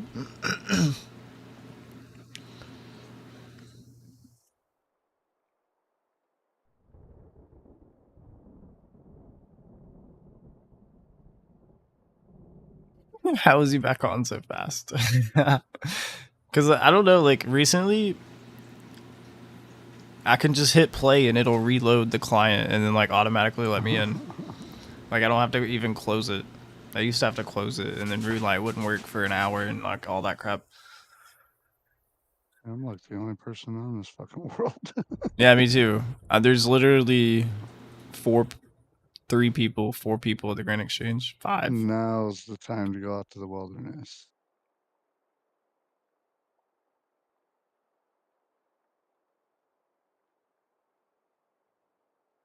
Could buy some anti-PKing gear on this account, on my main. You know what? Fuck it, I already got it. The halberd. Noxious halberd, Bofa, and Serp. Shit.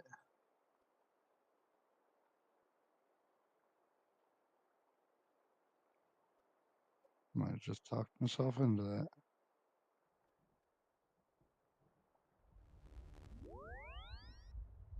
Did not. Oh.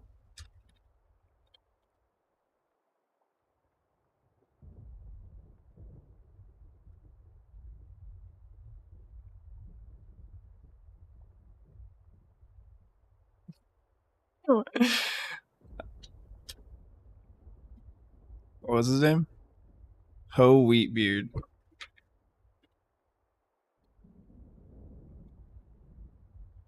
No thanks, I like that multi-green beard.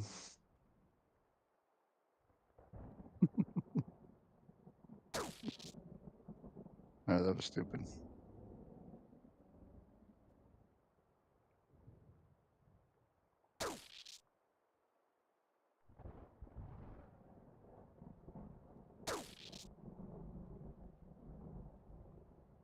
He's probably like, what? He's probably like, what? How do you know?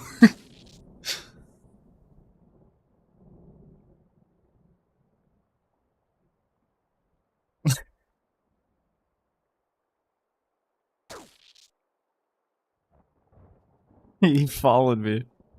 Oh, what is that? What world? What world are you in? Who, me? No, the guy on stream. Shit. So you don't want to try to come kill me?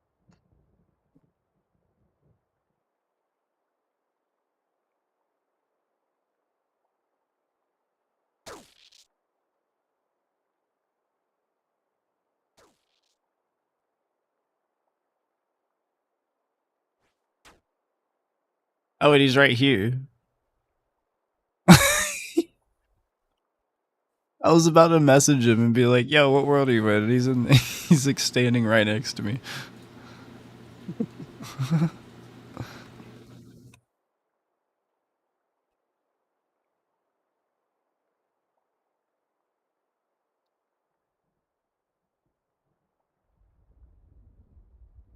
I still have not done any agility. Nice. Let's see. Mission procrastination.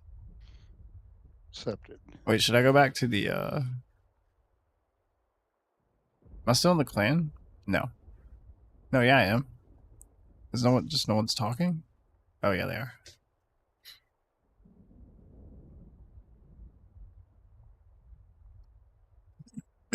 Excuse me.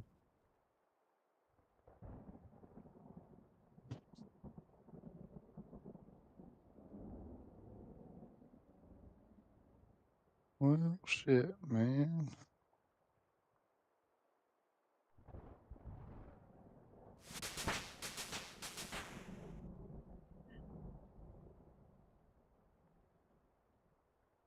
Alright, home skillet. Well, good luck on your adventures. I'm gonna go sweaty ass TOA it. Alright, man. I'll see you later. He's Have a trying good to day. push me to do like 450s and 500s and shit. What, the guy that you talking to? Yeah. Oh. Yeah.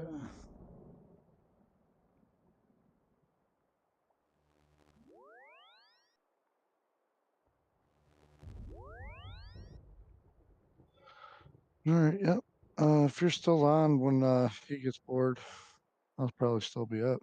So I'll hit you Alright. up. That sounds good. I'll catch you later, bro. Yes, sir.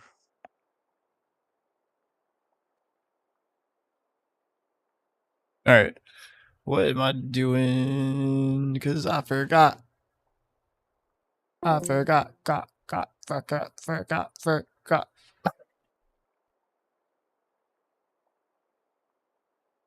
Excuse me.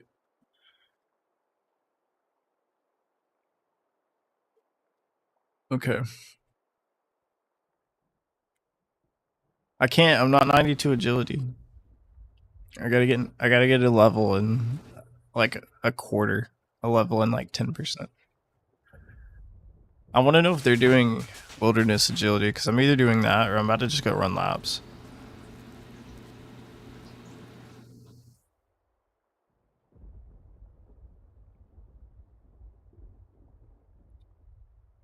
Let's see.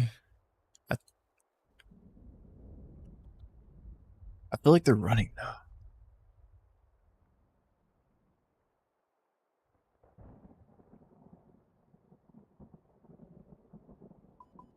I think I'm gonna risk it.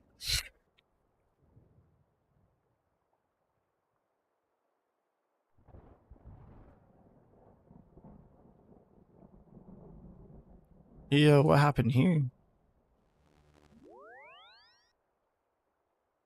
I mean, at least it looks decently right.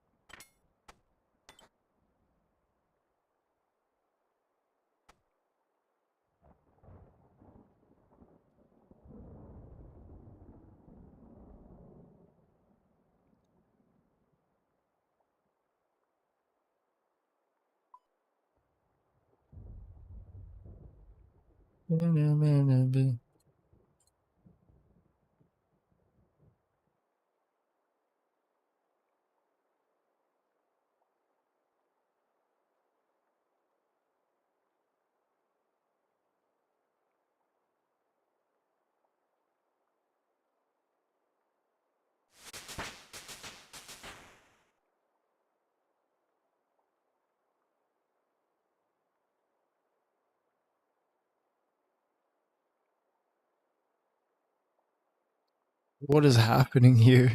What?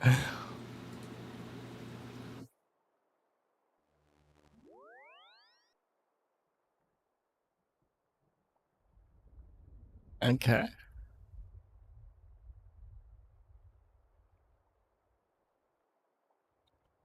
Okay, if you anti-com into voice, junior row, PK or 51 Devo. Devo or lava, always love for you. Okay.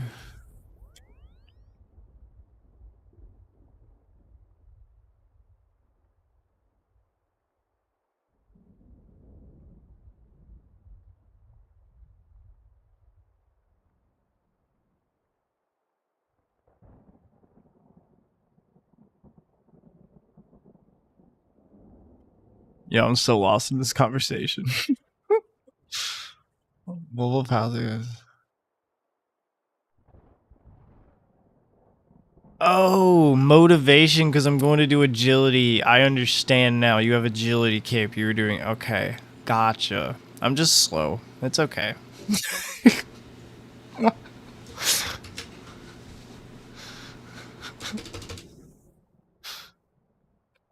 That was funny.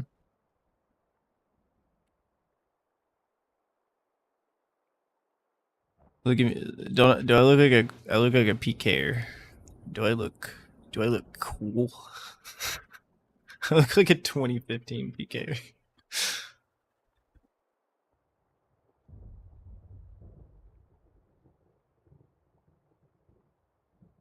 uh, uh, uh, uh.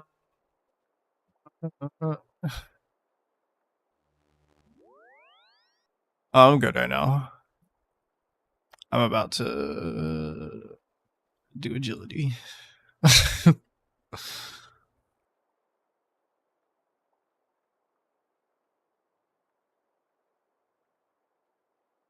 I've already been doing freaking. I was doing 410s with Lavitz. I mean, granted, he was carrying the shit out of me, but I made it to Warden's Phase 3 one time.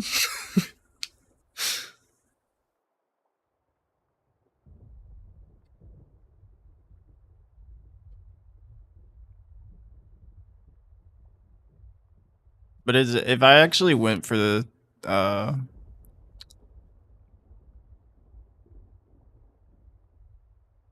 if actually I haven't even gotten my Missouri assembler kit.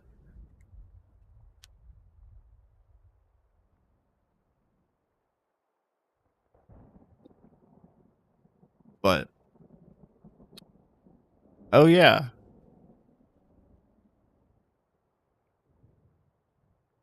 Yo, why is my gear so messed up?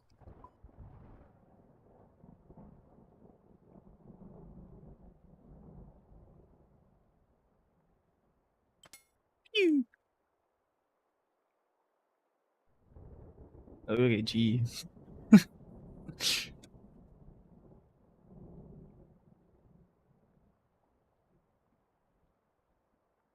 I don't know if that'll make TOA any easier, but it sure as hell made Cox easier. Or CMs.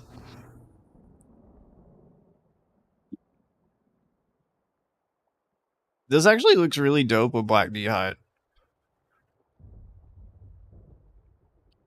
I like that. Like only worn it with Missouri.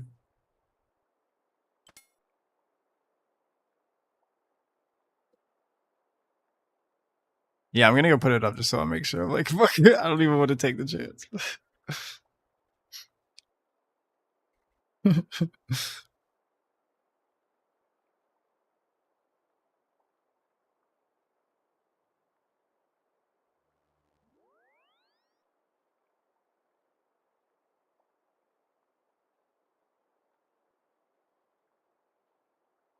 I'm getting lost in everybody else's conversation.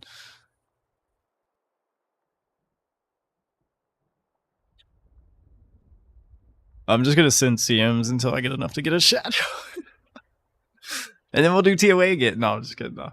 I'm down to do TOA. I just want to skill right now, though. I haven't done it in a while.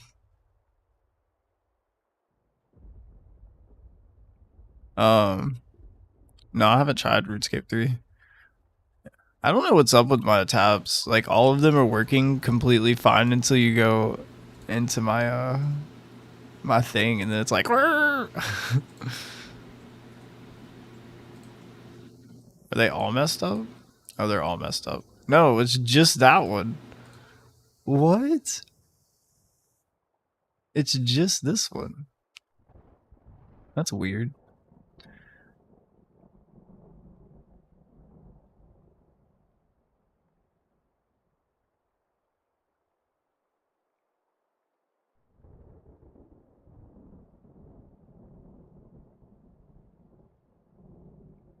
Let's see. Just gonna do that.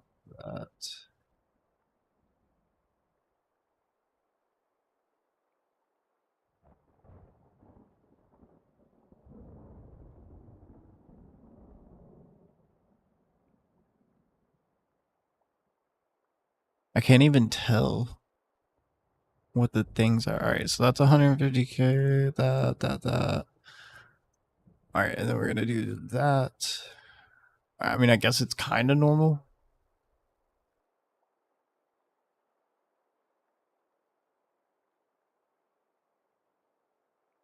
Yeah, that works out.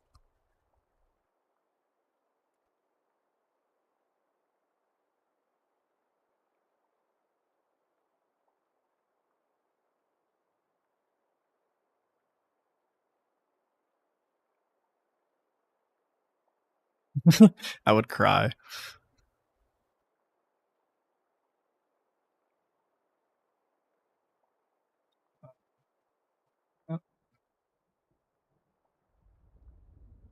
I don't even know if they're out there doing it. I should probably go check.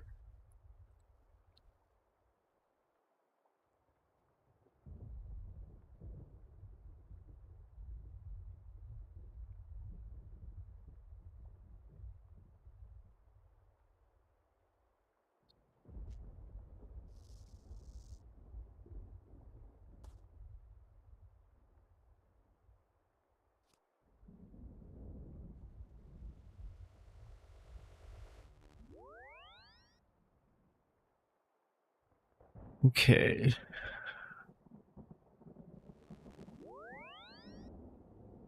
Do I need to join? Anyone else? Queue mapping not working. Anyone got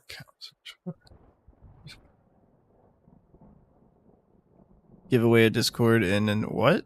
There's a giveaway? Where'd a giveaway? I want to give away. Giveaway?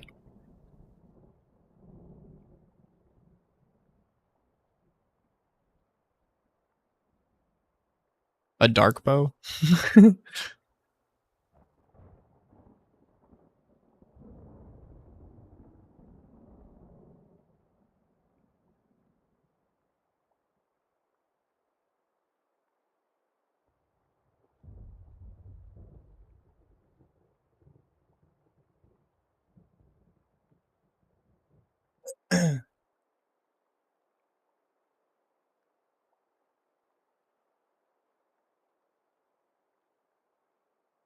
Just because I'm not talking to you doesn't mean I don't talk to everyone else. No, I'm just kidding. I just hate whenever people talk shit like that. It's just like, bro, I didn't see your fucking message. Hold up.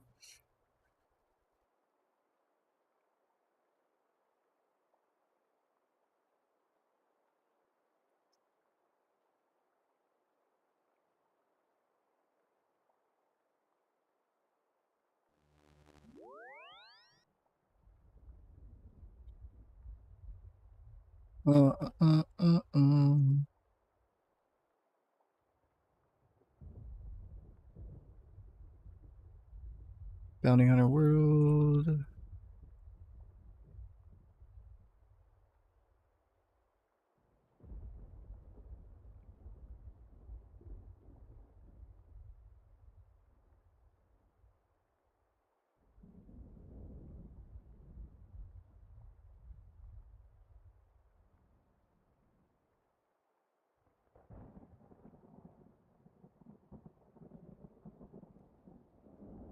Okay.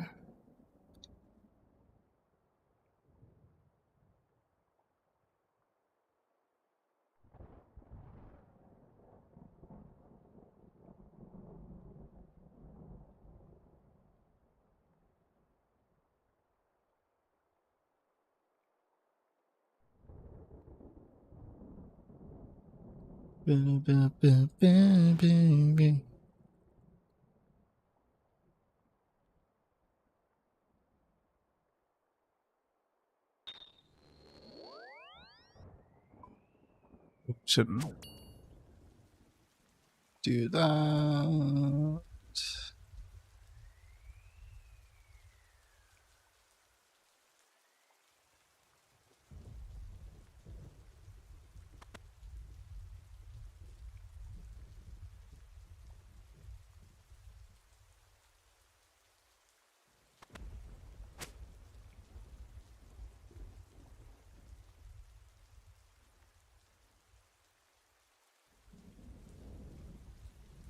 Have fun in timeout. Yeah.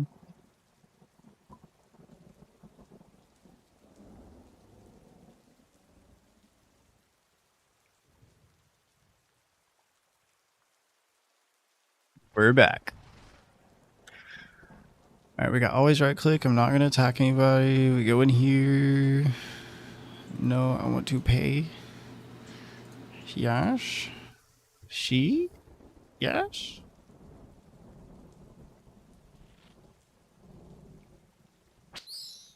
Alright, we got anti-poison. We have super restores. We have food.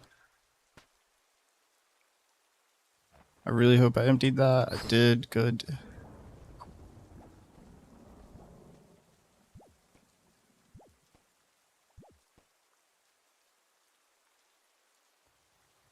Dang, now I kind of want to do TOA.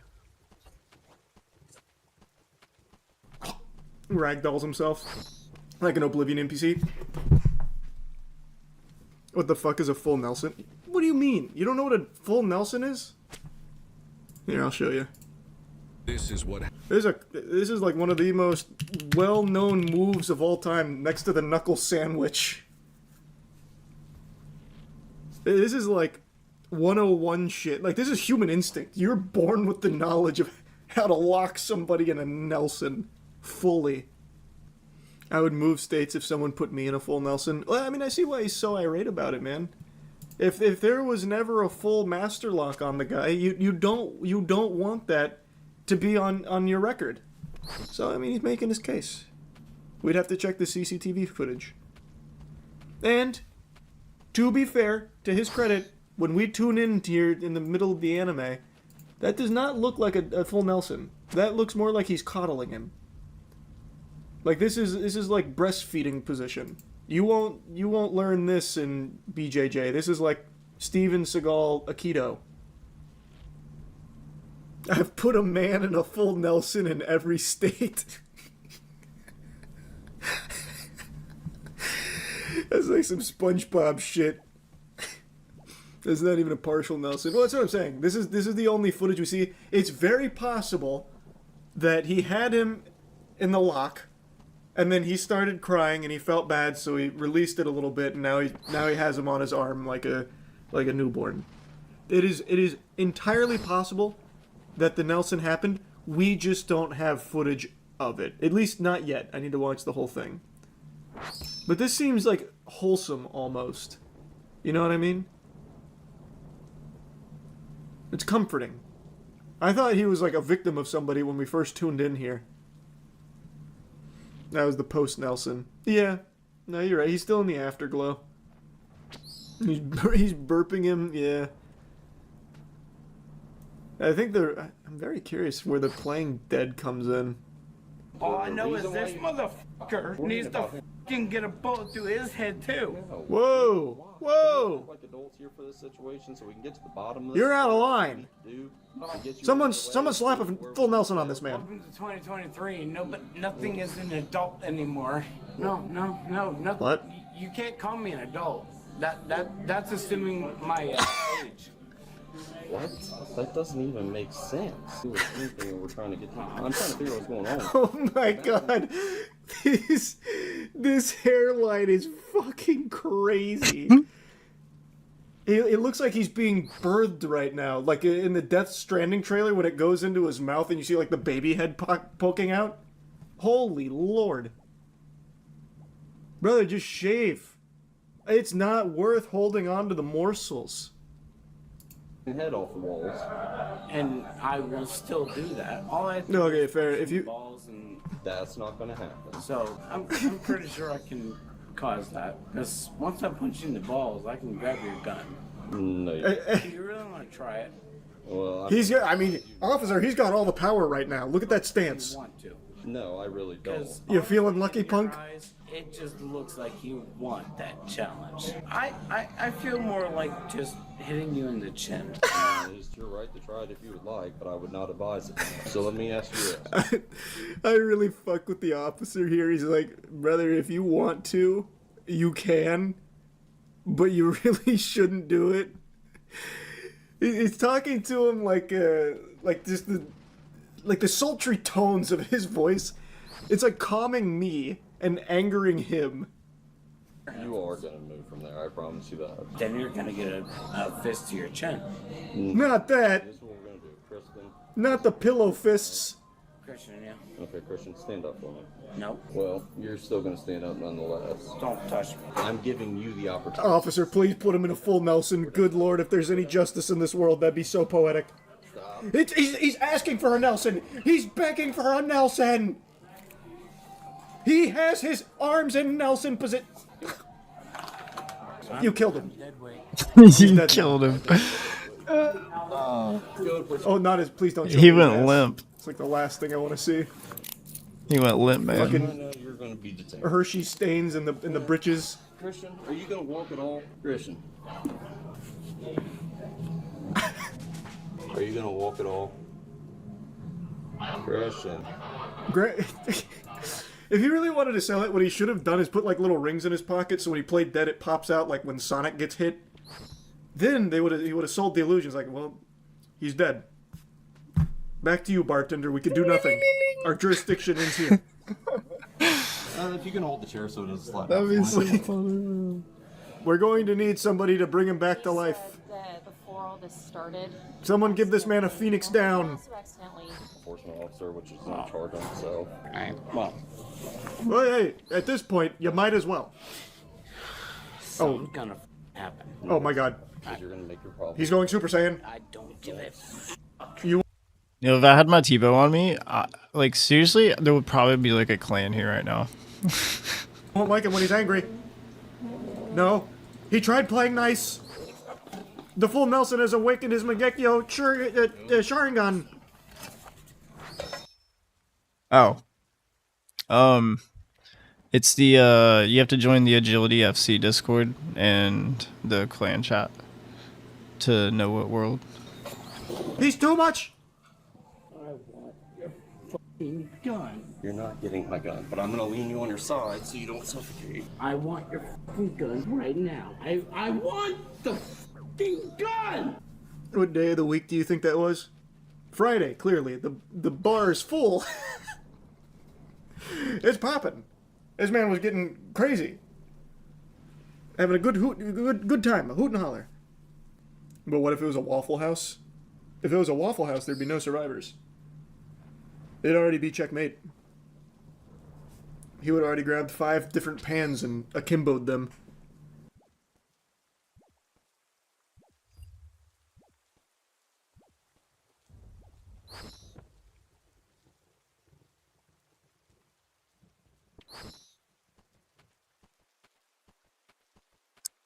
$42 minutes versus DEI.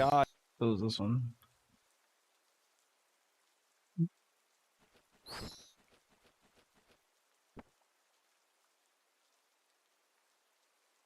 What rates am I getting? I'm not sure. I've been here but like 10 minutes. Upcoming skill sailing was never supposed to be taken seriously. It all started because one guy wanted to pull a prank on his friends, but now, nearly 2 decades later, RuneScape's upcoming skill sailing was never supposed to be taken seriously. It all started because one guy wanted to pull a prank on his friends, but now, nearly 2 decades later, it's going to be the largest and most game-changing update ever. Will Jagex actually be able to turn this meme into a masterpiece? Or are old school RuneScape's best years over? This is the true history of sailing.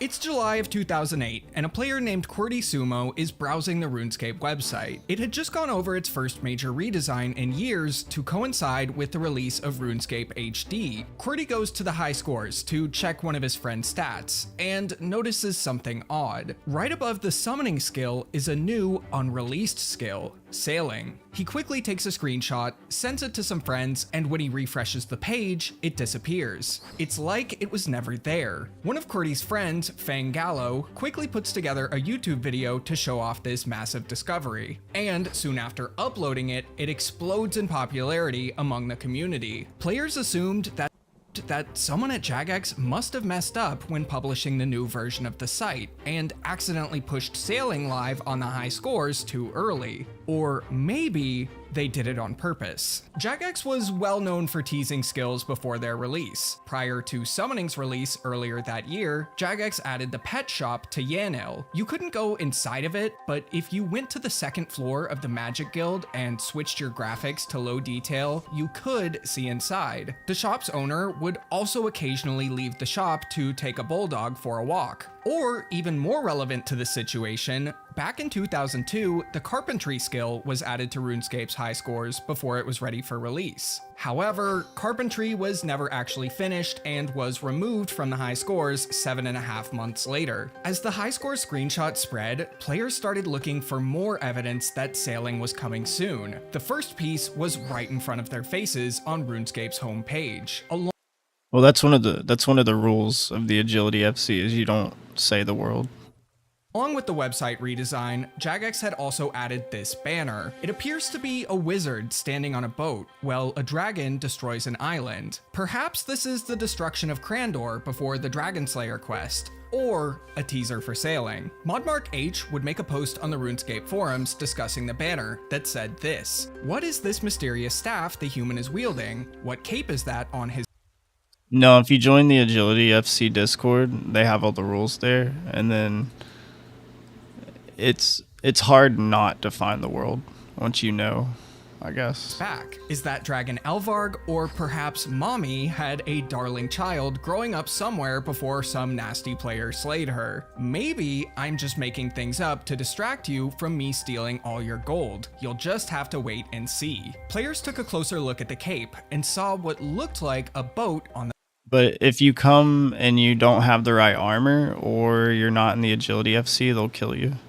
Back. Was this the 99 sailing skill cape? Now the hunt was really on. Hundreds of players began looking for more evidence of sailing that Jagex had been hiding in plain sight. Along with the release of the HD update a few days prior, Jagex had filled in the black space on the world map with water and added an interactive world map to the game. Surely it was added to help players navigate the seas. A few weeks prior, pirate implings were released. Catching them would give you the chance at getting some pirate clothing. How could you go sailing without proper attire? A new chatting system intended for children and muted players called Quick Chat had also been released about 2 months earlier. As part of this feature, users could ask others for specific services, such as smithing items, and it included unique dialogue options for previously unseen items, like rune cannonballs. Obviously, your ship would need some new powerful weaponry. Lastly, players pointed to the timing of the high score screenshot. The summoning skill had released about 6 months prior. This might seem a little fast for a new skill to come out, especially by today's standards, but back then, it was rare for there to be even a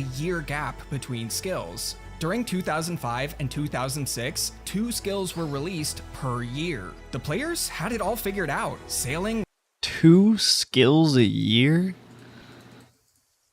How many devs did they have? Oh my gosh. Was going to be RuneScape's next skill, except it wasn't. Soon after Fangallo posted his video of Qwerty Sumo's discovery, Qwerty made a confession. The screenshot was entirely fake. He had created it himself to try and prank people with, and it clearly worked. But what about the new banner? Modmark H was clearly hinting at something, right? Well, a player would comment on the forum thread that a JMod is letting spoilers. Yeah, you just gotta read the rules and stuff, and everyone's welcome. Close. In response, Mark would say, or maybe he is just posting nonsense to make you think he is posting spoilers. You can always trust a dishonest man to be dishonest, which coincidentally, or maybe not, is a Pirates of the Caribbean quote. Or is it Caribbean? Everybody says it differently, so I honestly don't know. That sailing icon on the back of the character's cape was likely just a crease in the fabric, and Modmark H was known by the community at the time to be a quote, silly goose. All of the other stuff was just a coincidence too. The in-game map had been a highly requested feature for years. I hear something. Oh. Never mind. Years. Pirate implings were added along with the Rocking Out quest, which was part of the long-running pirate quest line. And Quick Chat was just full of weird items that weren't supposed to be there. It seems that when Jagex launched Quick Chat, they forgot to remove items that never released, untradeable quest items. What does level 61 do?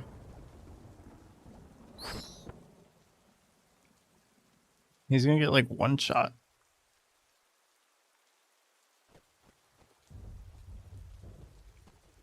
And items JMods used for testing or moderating the game. Using it, you could tell players things like, I like your item, mobile phone. Can I borrow pretty girl? Or even, we need to stock up on items. Yo, I remember this.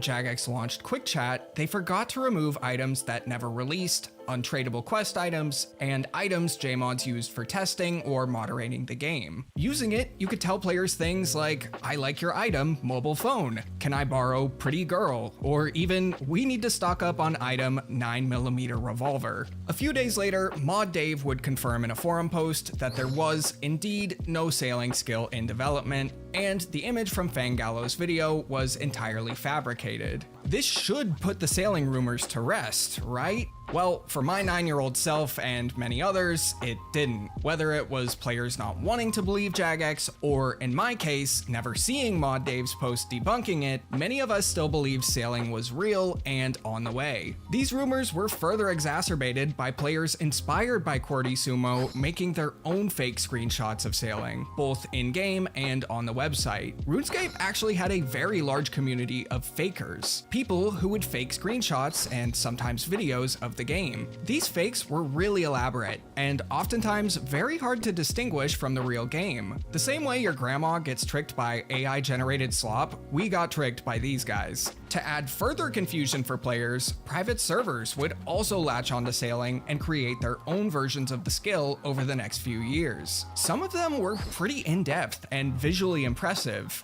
while others were, well, this. Back when I was a kid, I got sucked into the private server trap. It was fun being able to hold stuff I could never afford and go places nobody could go, and getting the occasional virus. While researching for this video, I checked up on what the scene looks like these days, and I really have to wonder what went wrong. This guy has a Slayer task for Pickle Rick. The internet can be a pretty weird place, and actually kind of scary too. Like, have you ever Googled your name? You might be surprised just how much of your personal information is out there. Bad actors could use it to dox you, steal your identity, or in extreme cases, even stalk you. You have the right to stay private, and today's sponsor, Delete Me, can help. Data brokers collect massive amounts of information on people like you and me, and then sell it to anyone who will pay for it, which means it often ends up online. Using Delete Me, you can get your data removed from the internet and help protect your privacy. I started using Delete Me a few months ago, and they've since removed over 100 listings about me from data brokers' websites, which has helped me sleep a little bit better at night. Remove your personal information from the web at joindeleteme.com/Colanello and use code Colanello for 20% off. Anyway, in April of 2010, Jagex would release the Dungeoneering skill, proving once and for all that sailing was not the game's next skill. But no matter how many times Jagex debunked sailing, someone would still ask when it was coming out. So they decided to lean into the joke. In 2011's April Fool's post, they mentioned sailing would be coming out later that month. In the Cryptic Clue Fest 3, sailing was the answer to the crossword clue, the skill that never was. In December of 2012, Jagex released Player-Owned Ports, a ship management minigame inspired by sailing. Both the teaser video and the minigame itself are full of references to the skill. And really, the list of sailing-related references just goes on and on. So let's skip to the most important one on it. Players who logged into old school RuneScape on April 1st, 2014 would be greeted with this message. Start training the sailing skill today. Ships depart for eastern lands from south of Draenor. After speaking to the captain south of Draenor, you'd hop on a boat and sail on over to an island in the eastern lands, which was actually just a small island near the water altar. And here, you'd get a short cutscene with an NPC, then you'd sail back home. For doing this, you'd be rewarded with sailing XP. Now, you could only get up to 5,000 XP in sailing. If you tried to gain more, you'd get a message in your chat box reading critical error, sailing XP overflow, resetting to safe state, and your level would reset back to 1. Now, I have some heavy nostalgia for this event. When I think of my fond RuneScape memories, this event quickly comes to mind. I had found out that sailing was just an elaborate joke a few years earlier, but as a kid, I spent a lot of time watching those sailing evidence videos and genuinely looked forward forward to seeing it in game one day. Part of it might be because I was going through a pirate phase around the same time I was watching those videos. And as a teenager, but you know, slightly different pirate, I had dressed up as Captain Hook for Halloween, saw the pirate ship show on the Vegas Strip back when that existed, and before it had strippers. And my dad is a Pirates fan, but I'm drifting off course here. It seems I wasn't the only one who adored this event, because it resonated really well with most of the player base at the time. So much so that Jagex and the players started considering, what if sailing wasn't just a joke? In 2015, both the RuneScape 3 and Old School RuneScape teams were considering introducing sailing to their respective games. Now, RuneScape 3's version didn't get very far. They were considering the skill along with necromancy, archaeology, and invention, and ultimately, invention was the skill they decided to develop. But sailing in Old School got so far that players actually got to vote on if they wanted it in the game or not, and it's a lot different from 2023's version of sailing. In August of 2015, someone asked during a Q&A livestream, will Old School RuneScape ever get a new skill? The team had tried to introduce a new skill around the same time in 2014, Artisan, which was basically Slayer, but for skilling. However, it failed both polls it was included in. Back to the stream, ModMattK says that it's up to the players if they want a new skill, and that the team may present their ideas for one soon. In the meantime, they would run a straw poll, asking players what skill they'd like to see come to the game, with examples like dungeoneering, sailing, summoning, divination, and evolution of combat. Dungeoneering placed first, and evolution of combat placed second. The poll wasn't preserved, so it's unknown exactly where sailing placed. However, we know it wasn't very high. This was probably not the greatest news for the team, given that the very next day, they would release a developer blog proposing that sailing should be Old School's next skill. Sailing was picked because the very core concept of the skill was exploration and adventure, which I think is pretty smart. Some of my best memories of this game are from exploring it for the first time, my first steps in the wilderness, visiting the crowded Grand Exchange for the first time, and unlocking places I had only ever seen in RuneScape music videos. Now, movement at sea would function basically the same as it does today when you click to walk somewhere, but you'd be controlling a boat instead of a human character. You would train sailing through three main methods: shipbuilding, navigation, and exploration. For shipbuilding, you could hire workers at the many already existing shipyards, provide them resources, and they could build and upgrade your ship. You could then take the ship out to sea yourself or sell it to one of many potential NPC buyers. Shipbuilding would be a lot like farming. You'd start your build, check in on it every now and then, and when it's done, get a big chunk of XP. Navigation would be done by traveling routes. For example, traveling from Port Sarim to Ardone. Along the way, you'd be able to take part in events and challenges in exchange for some XP. And upon reaching your destination, you'd also be rewarded with a large chunk of XP. Think of it like temple trekking, but at sea. You would also be able to complete missions for NPCs. Like maybe, while you're in Ardone, you stop for a chat with Charlie the zookeeper, and find out he wants you to get him 100 monkey nuts from Apatol. The last method, exploration, was the largest and most exciting. You would go out into open waters and traverse through randomly generated seas full of challenges, like underwater caverns full of enemies and loot, defend an island settlement from an attack, fight sea monsters, escape from cyclones, and even search for buried treasure. I'd compare this to the dungeoneering skill in RuneScape 3 or the yet-to-be-released Chambers of Xeric raid. PvP ship battles were also briefly mentioned, but were not going to be included in the skill's launch. But why train sailing aside from watching that level number go up? Through sailing, you would unlock new areas like the yet-to-be-released Fossil Island and the lost island of Atlantis. Which,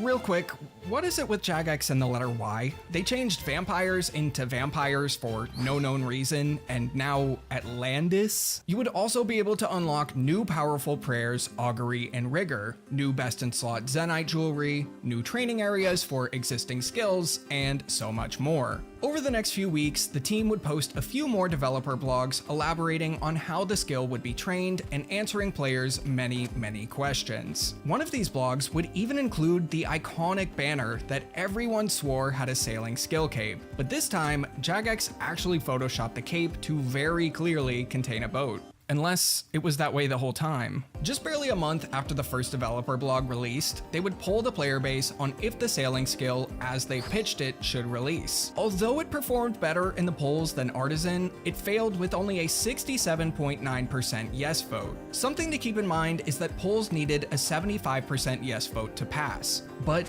why did it fail? First and most important is probably the game-changing nature of the update. Sailing would fundamentally change the way you play old school RuneScape forever, and too many of the skill specifics were hazy at best. Very important questions players asked were met with answers like maybe, probably, it hasn't been decided yet, or if the community wants it. Like, how long will it take to level up? Do you lose items on death? Will clue scrolls get new sailing related steps? Can the water graphics be updated? And so on. Another massive concern was the size and capabilities of the team. Today, the old school RuneScape team has nearly 100 people on it, but back in 2015, they had just 13. Craziest of all, they wanted the skill to launch in January of 2016, giving the team at most 4.5 months to develop the entire thing. Old school was very much in its infancy still. It had only been out for 2.5 years at this time. It was so early that the team hadn't even released a single new quest for the game yet. Unlike RuneScape 2, which had now become RuneScape 3, the client didn't even have a world map built in yet either. How were we supposed to sail the high seas without a map? Players said,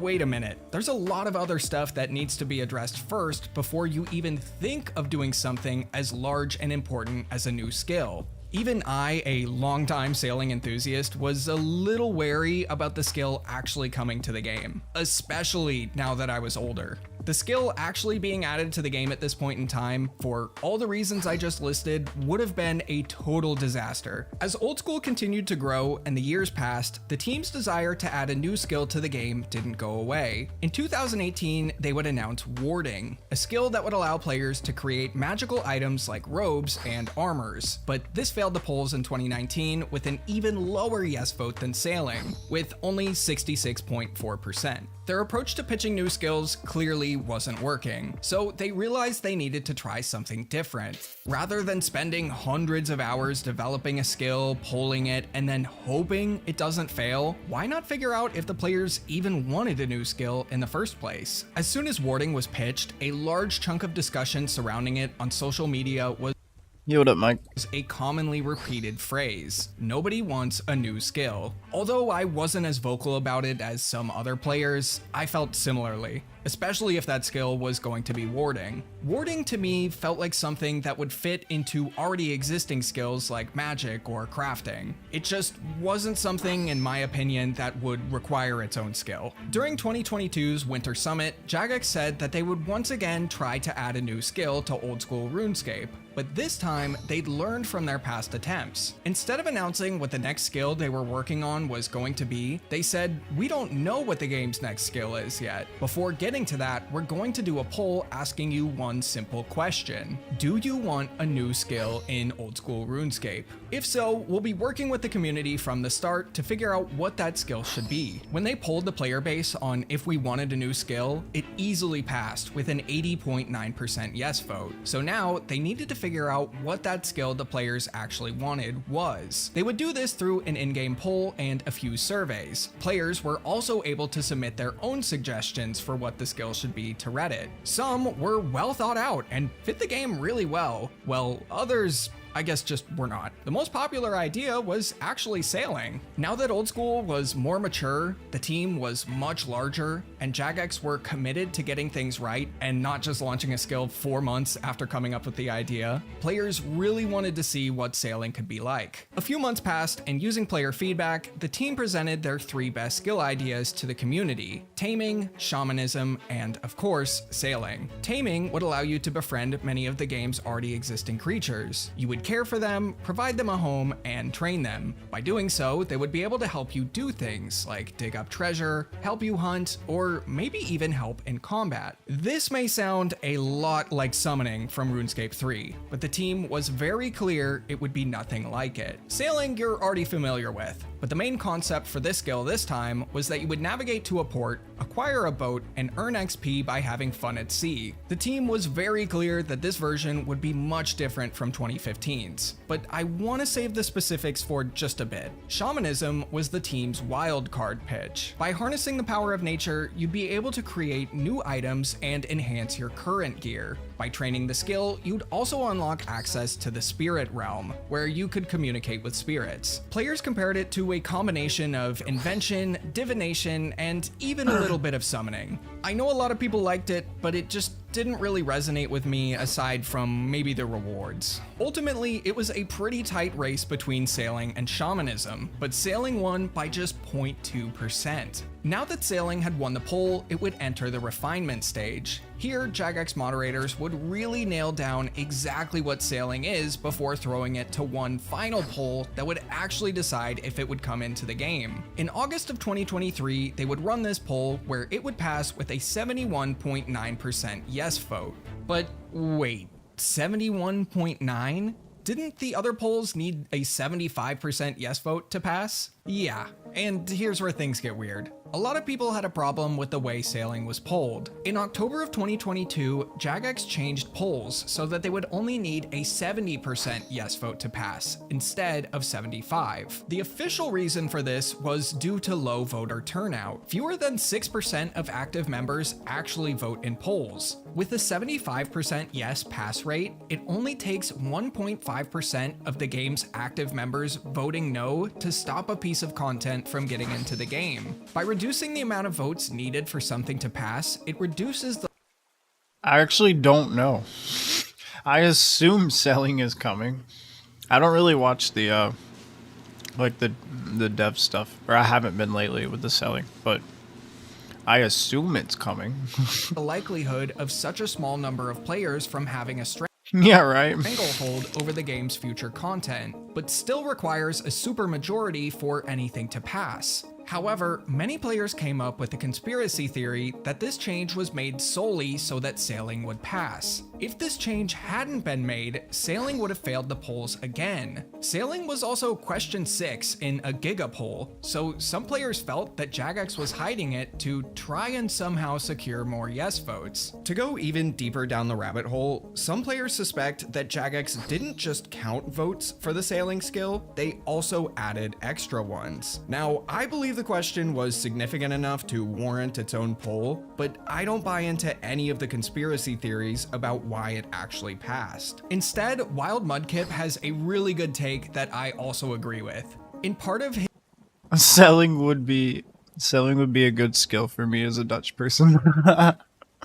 His sailing is the end of old school RuneScape video, he more or less said it's in Jagex's best interest to do what the majority of the player base wants, in order to both retain memberships and expand the game to new players. And there have been plenty of polls in old school's history that, if they passed, would bring Jagex a substantially larger amount of money for much less effort. Remember the partnerships poll? And what about every other skill the team proposed, especially when the game was in serious trouble? In August of 2014, when Jagex pulled the artisan skill, the average online player count was a minuscule 17,000. Why not rig the poll then when they had virtually nothing to lose? The team would get to put out a fun, quirky update and milk the game for some quick membership funds before shutting it down. In my opinion, and I hope you'll agree, rigging the polls is not in the best interest of both Jagex and the player base. Let's be real, a lot of us are in this game for life, and Jagex would have to mess up really, really badly for that to change. I just can't see them taking such a big risk for such a small payoff.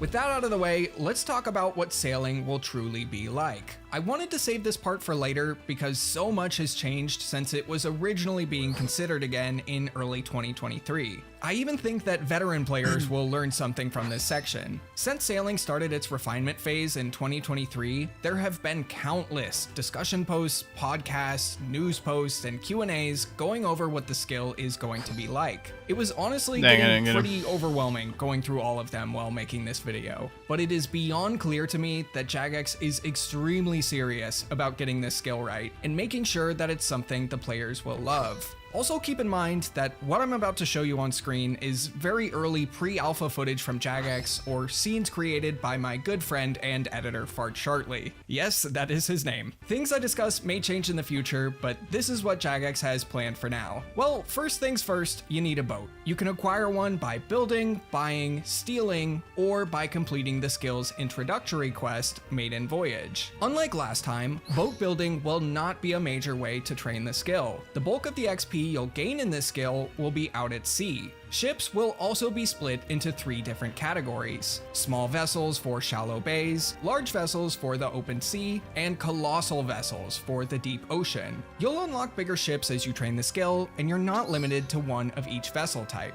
Once you're out on the ocean, you'll notice another big difference from 2015's sailing pitch. Instead of your character being transformed into a boat, you'll be placed on a boat where you can move around on board. You can bring along friends, NPC crewmates, and even board other ships. Other players will also be able to interact with and see you from your boat from the shore. Ship movement will be controlled with your mouse, and will be much smoother than 2015's proposed version of just copying how players move on land. Now, every skill has a core gameplay loop, a repetitive action that generates XP, like how you light fires in fire making or build furniture in construction.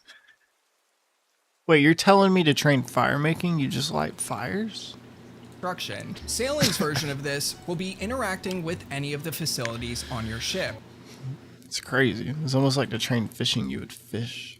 That could be trimming your sails or firing your cannons. But like every skill, sailing is much more than a repetitive gameplay loop. There needs to be multiple ways to train the skill that appeals to both AFKers and sweats. The old school team has categorized these into— Wait, is sailing coming to RuneScape 3?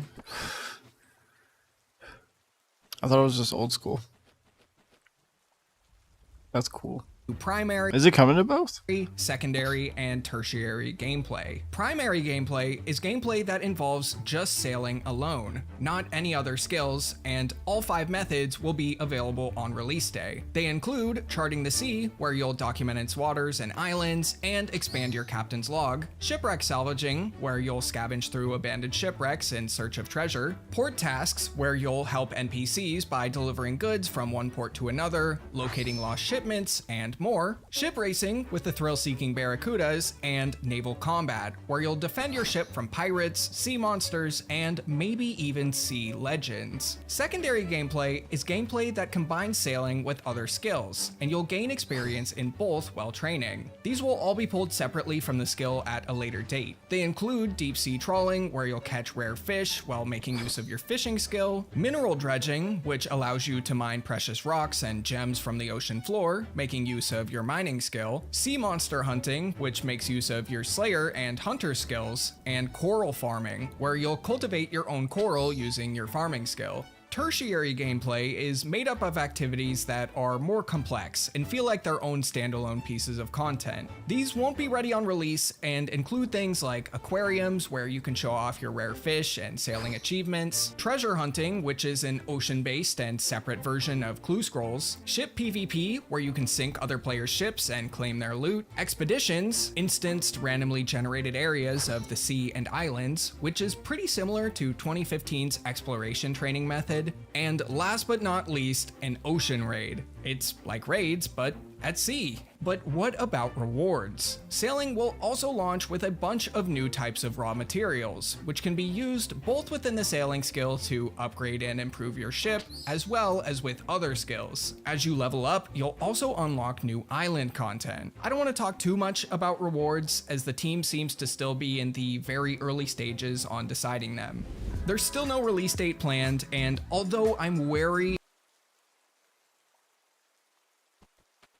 about such a game-changing update, I'm actually looking forward to achieving my childhood dream of sailing the seas in RuneScape, and I can definitely respect the journey it took to get here. Thanks again to Delete Me for sponsoring this video.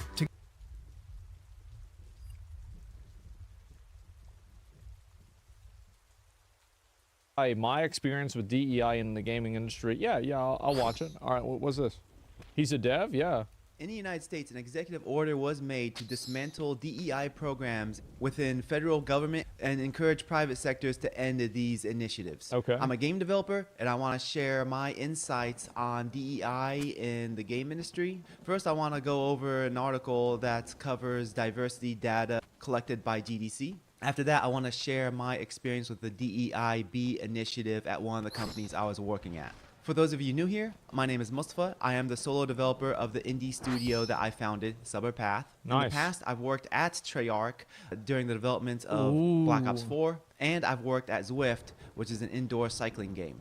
Right now, I develop and publish small games on Steam, such as Nexus Defenders, which is a narrative-driven tower defense game, and Beware Tomorrow, which is currently in development, a first-person stealth horror game. Cool. So first I want to go over this article real quick that was published by thegamer.com very recently. They're announcing survey data that GDC, Game Developers Conference, has compiled. Okay. The main takeaways of this article are that males made 75% of developers in 2020 within the game industry, Yeah. and in 2024 it dropped down to 66%. But 33% are women plus non-binary. This article also states that around 1/4 of game developers identify That's as kind of a huge shift. To go from 24 to 32%, that's an 8% change in 2 years. That is insane. LGBT plus. Another point that it focuses on is that 43%, so very close to 50% of all game developers between age 18 and 24, so Gen Z who are just coming Yeah. straight out of college, identify as LGBT plus. The point that this article brings up about Wait, what? 18 and to 50% of that 43%, so very close to 50% of all game developers between age 18 and 24, so Gen Z who are just coming straight out of college, identify as LGBT plus. The point that this article brings up about women. I mean, I don't see how you can look at a spread like that and not think that this was somehow manufactured. That's crazy. That is a crazy skew, because I'm pretty sure that like an average, like that's at least double, right? If not triple the average of even people that age. And non-binary people making 32% of the game industry. And I also want to draw a distinction here, because we're going to start this video out. I mean, obviously, there's going to be a lot of conversation. I think it's inconsequential whether somebody's gay or not. You know, that Tim guy that we watch, sometimes he made Fallout. I think he's gay, right? So this whole idea that being gay matters, no, it doesn't. Nobody actually cares about this. The conversation about this is about how you're adding people into the pool of developers through artificial means. So the amount of women that are game devs is inconsequential. It doesn't matter. Like, I think that people don't care. Like, you know, for example, Shadowbringers for Final Fantasy XIV, I didn't play it. I get reminded about that every week. But I didn't play it. I've heard, though, that it was one of the best stories, and that was written primarily by a woman. And so this idea that, like, the demographics are somehow indicative of content, or, like, women making games is bad, I think that's very one-dimensional. But the conversation here is about these percentages, the disparity between these percentages and the average population, and what the implication of that disparity is and how that disparity occurred. Just so you guys can understand where I'm coming from here. Freerun's written by a woman and its peak. Yeah. And so it's just, that's not how I see things at all. I just want to make sure that we contextualize this, because I know that a lot of people are going to, like, you know, I've seen, like, because people tagged me in this article and they've been like, oh, well, that explains it. I think in a way that's true, but not because of the fact that they have an identity group, but because of the fact that they're hiring based off of the identity group. I don't want to analyze this number Mm-hmm. because once they clumped non-binary with women, the number means nothing. No, the term who the fuck is non-binary? It's like a fraction of a percent of people. It's nothing. I think it's like so minimal. non-binary means nothing. It's just like that career fair that happened a couple years ago that was supposed to be for women and non-binary people, and then a bunch of men showed up And said they were stating that non-binary. they are non-binary, so they were allowed in. So the term non-binary means absolutely nothing. You just state it and you are. With the fact that they are clumping non-binary with women, that also means that they are including trans women. It's 32% of women plus men who want to state that there's something other than a man. So Okay. this statistic, it means nothing. I'm just going to move on. So the biggest two statistics within this article to point at are these two right here, that 24% of game developers identify as LGBT plus, and then 43% age 18 to 24 identify that as well. The main point that we can tie with this is when we look at how many people identify as that in total in the United States. Yeah. They make up 7.2% of the United States, but yet they make up 24%, almost a quarter. See, I don't understand this. I feel like this is kind of like a forbidden topic.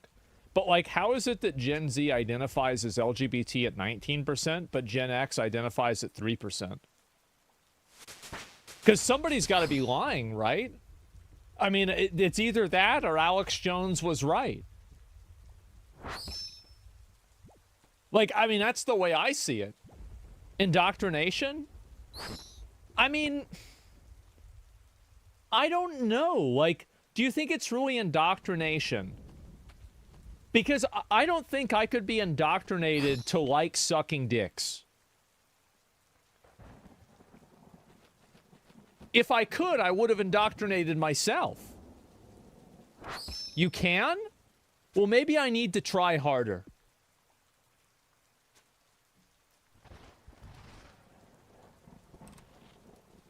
Of the entire gaming industry. Nearly 20%, around a fifth of Gen Z identify as this, but almost half of game developers So it's a double. who are Yeah. within Gen Z identify as this. So what you're To telling me be if you- fair, Gen Z ends at 27. This is a minor, completely fucking irrelevant conversation.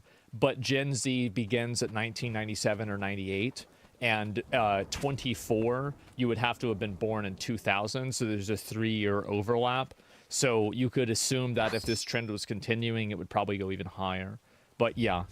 You take the 10 of the best and brightest in the game water. developers who are Gen Z. The fluoride 6 is of them are making people straight, gay. and 4 of them are LGBT plus. I don't buy that. I feel like that this clearly indicates that these numbers are manufactured due to the hiring processes checking off boxes. And I think that you could logically, like, I agree with this guy. Like, if you see this big of a disparity, and then you have them outwardly stating we're trying to hire people based off of these identity traits, it seems pretty obvious that that's what's happening, right? Or that that's what was happening. How could you not come to that conclusion? Yeah, get any advantage that you can. Yeah, exactly. There's more awareness for LGBT over the past 2 decades. Baby boomers were literally lynched for being trans. I don't think that people were lynched for, I'm sure it happened, right? But like to say that this was like common practice for being trans, I think getting beat up, yeah, probably, sure. But like lynched, I don't know about that. I mean, again, you could be right. I just never heard that. It sounds pretty extreme. I wouldn't believe that without a lot of evidence. But anyway, the point is that that's a good point. And what you're saying is probably true to an extent, is that, but like, I didn't say baby boomers, did I? I said Gen X. I think that Gen X grew up in a time where, you know, it was basically, you know, don't ask, don't tell, where it's like you can be gay, but maybe don't necessarily talk about it a lot. I don't know. I think it's probably both. If you want me to be honest, I think it's probably both things that are happening at the same time. they're checking off very specific because like boxes. your Someone's point is race clearly and accurate. who they sleep like with 100% have you're right about nothing this. to do with whether they should qualify for the job or not. In fact, these statistics and also the fact that the gamer is celebrating this article as if it's a good thing proves that this is an agenda that they've been trying to push. But then once you point out that it's an agenda, they say, what agenda? There is no agenda. We're just trying to get representation and equality. We want fair opportunities for all game developers. If it's fair, then how come 7% of the population are getting a better chance into the game industry than the other 93%? It seems pretty obvious that that's what's happening. Yeah, obviously. Point that I want to cover about this article is that a lot of people are saying this is proof that's not merit-based. Yes, I agree. I'm probably going to be one of the few people that it's not proof, but it's evidence, I think.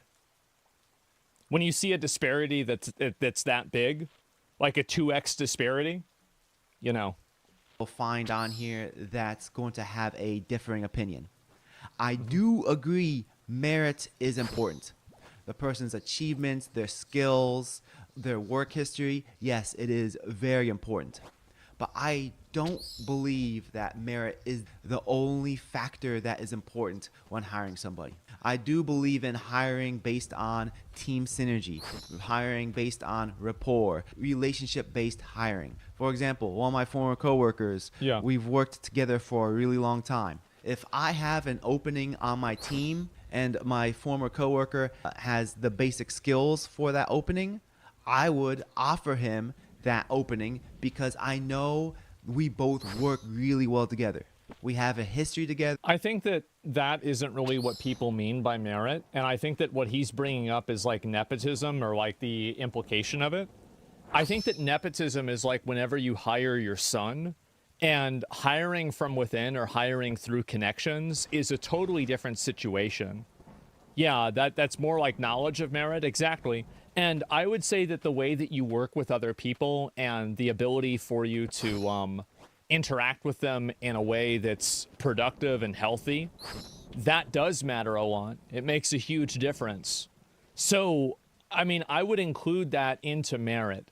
So basically, I think that when people consider something as non-merit based, what they mean is that this is an action or a trait that doesn't have any real perspective, or it doesn't change what this person can do for their job. Like, for example, like if you're gay, you know, you can still make a hamburger, right? If you're a woman, you can still make a hamburger, theoretically, if you're working at McDonald's. So, like, that's really what people are discussing, is like immutable traits that don't have any relation to the nuance of the job. Not necessarily somebody's ability to get along. Because what he's saying is that somebody's people skills and social skills, those things do matter a lot. And he's right. And anybody who's worked anywhere would know that. Or anybody who's even been in a group environment anywhere would know that. Of course it matters. We've worked well together. I know that he's a hard worker. He might not be the most skilled person. He might not have the best technical skills. But I know we have good synergy. I know he's a trustworthy person. And also, I believe that showing the potential to learn skills is also important. So while someone might not have the best merit on paper, I don't think merit is always the most important thing. Again. Yeah, he's right. The way that a person acts, the way that they behave, the way they communicate, the way that they get along with other people, all of that matters. He's completely right.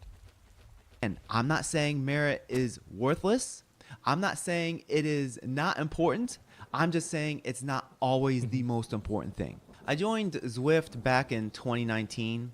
Okay. And they're an indoor cycling company. Shortly after I joined, they started the DEIB initiative, diversity, equity, inclusion, and belonging. It's very obvious that teamwork inside of a specific group is merit. Yeah, exactly.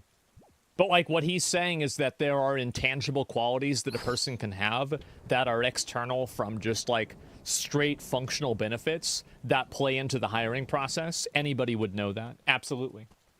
Of course. After the 2020 lockdown started and we were all sent to work from home, we were assigned to start taking these DEIB courses. And these courses were mandatory. This was one course that would educate us about our internal bias. For example, if we're hiring somebody and the person looks like us, we might be more lenient towards them. But if the person looks a little different, we might be a little bit more strict with the requirements for the position. Yeah. And we might not hire them for that. And I can't remember if it was this specific course or if it was another course. I'm sure there's a lot of soft biases like that happen. They're obviously bad, and it's fundamentally discrimination. So anytime that happens, it's a bad thing. Call one of them that I had to watch, which was about the platinum rule. Yes, right. Yeah. Now, we know the golden rule. The golden rule is to treat others how we want to be treated. And I believe in that rule. Treat people with respect to a degree. Now, the platinum rule, on the other hand, is treat people how they want to be treated. So in this video, we were taught that we're supposed to introduce ourselves with our pronouns and then ask the person, hey, what do you want to be called? What are your preferred pronouns? How do you want to be treated? I don't understand the logic of that, is because some people don't like pronouns. So if you presume that they like pronouns, aren't you treating them the way that you want them to be treated? This is the logic. This is where logic like this immediately falls apart, is because most people, I would say like 95% of people probably go by the pronouns that they are assigned by their assigned gender, right? And so what is the logic in asking a person for something that 95% of people don't use in natural conversation?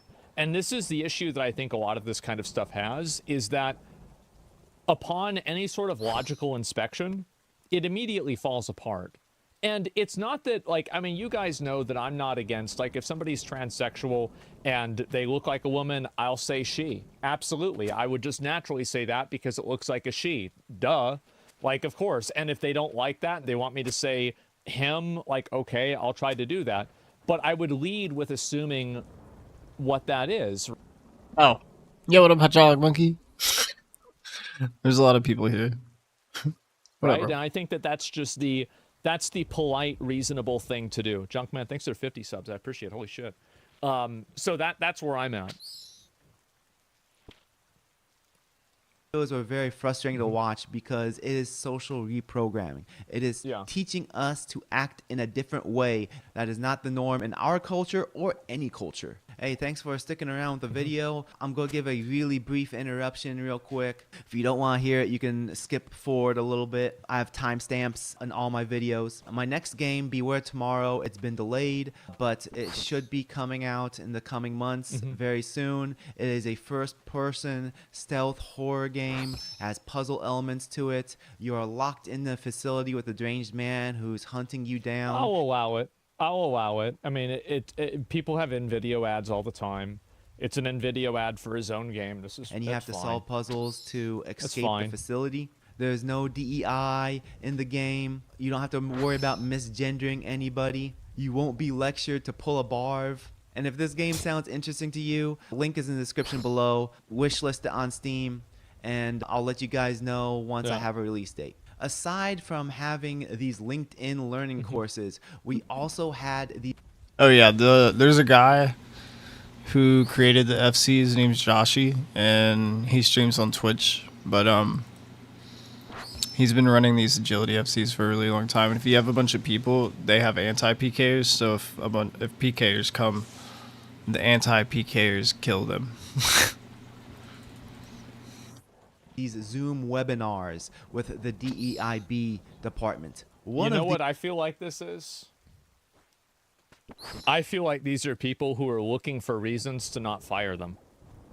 And so these people create problems. And then if you have a bunch of people, you can only, like, it's not multi, so you can only attack one person at a time. So you can, like, attack a PKer, and then, like, keep doing the obstacles. And then if everyone just keeps attacking the PKer, in theory, no one should ever die. But that's not usually what happens. Problems, and they create, like, I felt this way. So you guys, I've said this before, but I don't really talk about it a whole lot.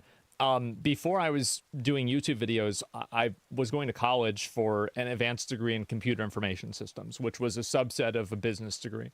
And so I was in business school, basically. And I had to take classes like, you take like marketing, like 301 or something like that. And you're in an auditorium and there's like 150 other people there. And I remember like in marketing class, I was thinking to myself, all of this is totally made up. None of this curriculum is real. It's just people that made up a bunch of vocabulary so they can sell a course. This isn't how to market. This isn't how you go about any of this. It's all a waste of, everybody's wasting their time here. This is all bullshit. And so when I came to that realization, I felt a lot better about dropping out, right? And so marketing was, it was, but like what my point is that like that was my wake-up call to people that create a problem and then solve the problem. They start with this solution. Wait, did you do agility somewhere else? Do you have 99 agility already?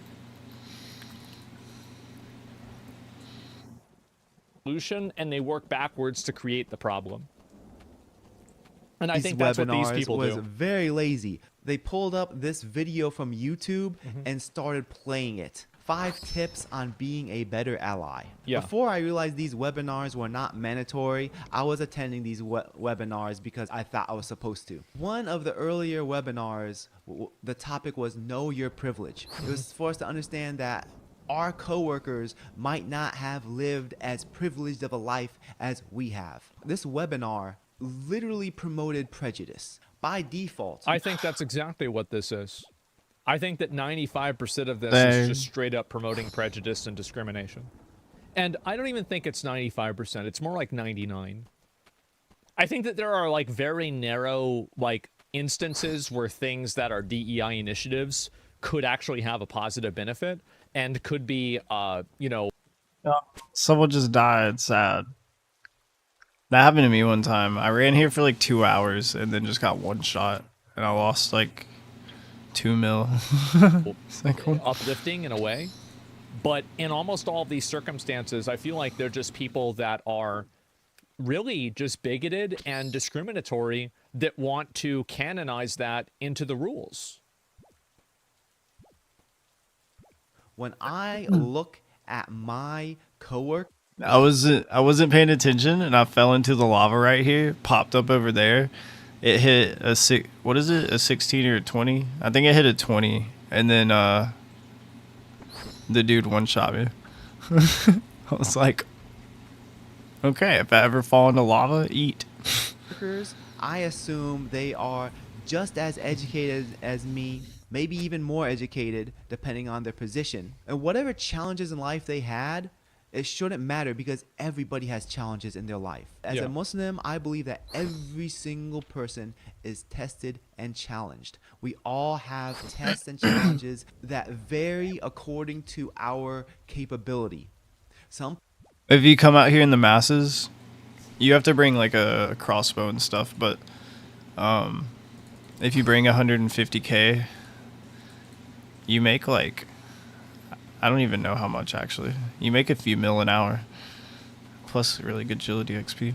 People's challenges are more difficult than others, but the reason why those people's challenges are more difficult is because those people are stronger and are capable of taking on those challenges. The larger the challenge, the more we grow once we get through those challenges. Sure, yeah. And that's what I believe in. I should not look at my... Sorry. Someone said, when does this end? I need to eat. Like... Everyone's gonna stop doing agility FC because you have to eat. my coworker and say, okay, this guy's black, he must be uneducated, and he grew up in the ghetto. Yeah. That is literally racist for me to look down on him and think that. Victim Olympics is not... It's oppression Olympic stereotyping. What they're doing is they're creating reverse stereotypes, and then they're turning it into the policy. Not a productive conversation to have. I'm Arab. The FBI tapped my phone in the early 2000s. Patriot Act. I had it rough. Victim Olympics and trying to see who had it worse is not a productive conversation. So whichever end it is, whether it is to make myself feel higher and mighty than other people and look down at those who have it worse than me, that itself is racist. but then the other way around, get myself on the bottom of the totem pole. That's a victim mentality, and that's a terrible mindset to embrace. So both ends of the spectrum are terrible. We all have challenges, but at the same I was literally waiting for someone to say eating is an XP waste, and then you said it in chat. That's hilarious. I also found out I should probably wear a P-neck. That would have saved me the last time I died. That's actually the only time I've died. time, we all have things that we can... Each person is an individual, and whenever you attribute somebody's individual lived experience to the experience average of a group, you are dehumanizing that person, and you're treating them with disrespect. I think that you should treat everybody the way that you want to be treated, and be respectful with them, and approach them in good faith, and if you do that, you're never going to have any problems with anybody. Like, it's never, you're like, maybe there's going to be a crazy person twice in your life that this is an issue with. Other than that, you're never going to have this issue. I'm grateful for. What was very bizarre about this Know Your Privilege webinar, some of the employees were so brainwashed that they wanted to sacrifice themselves in front of the altar. There was a good number of people who raised their hand on Zoom, then they got the chance to speak, and then they started saying, I understand I'm privileged in this and privileged in that, and they were basically spilling their white guilt. Like I said before, this promotes the mentality. And the problem is that there's an element of truth to this, like, you know, in the way that, for example, like, slavery was affected, and how people, obviously, like, civil rights weren't really that long ago. And so there are instances of this being legitimate, right? But the problem is that you can't apply a historical context to a modern person and say you have to live based off of what happened 70 years ago. That's the problem that I think a lot of these people are having, and that's where the disconnect comes in. It's that people constantly want everybody to live in the context of events that they were not even alive for. And I think that really it's basically, you know, it's like a, I'm trying to think of the right way to say this. It's basically original sin, right? It's a non-religious version of original sin. And I think it's disgusting. I do. And I feel like it's also corrosive. It's negative. And I think that it's not productive. It doesn't make anything better. It doesn't improve anybody's awareness. All it does is just hurt everything. So how can you ever move on based off that way of thinking? You can't. You never can. And these people, well, here's what my point is. These people, their existence and their job is predicated on you not moving on. It's predicated on you constantly thinking about these things, because that's the way they sell more webinars. That's the way they sell consulting. So they basically create this issue and they proliferate it as much as they possibly can, and then they sell themselves as the solution to the issue. So that's basically why this is happening, because there are a lot of privileges, like, for example, generational wealth. Very few people are privileged of generational wealth, but I think that on average, it's probably going to be more white people because of the effects of civil rights and previously slavery. I think this is a very reasonable take to have, and anybody could see things this way. You could look at the ability to speak English in the same way. You can look at the ability of having two parents that are at home the same way. All of these things are accurate, and they are privileges. But just because somebody has a privilege doesn't necessarily mean anything. And everybody has a completely unique, like, set of privileges and advantages that's different than anybody else. So again, whenever you try to create these categories for people, all this is basically you're just doing a lot of extra work, so you don't actually have to have any conversations, and you don't have to have any interpersonal skills.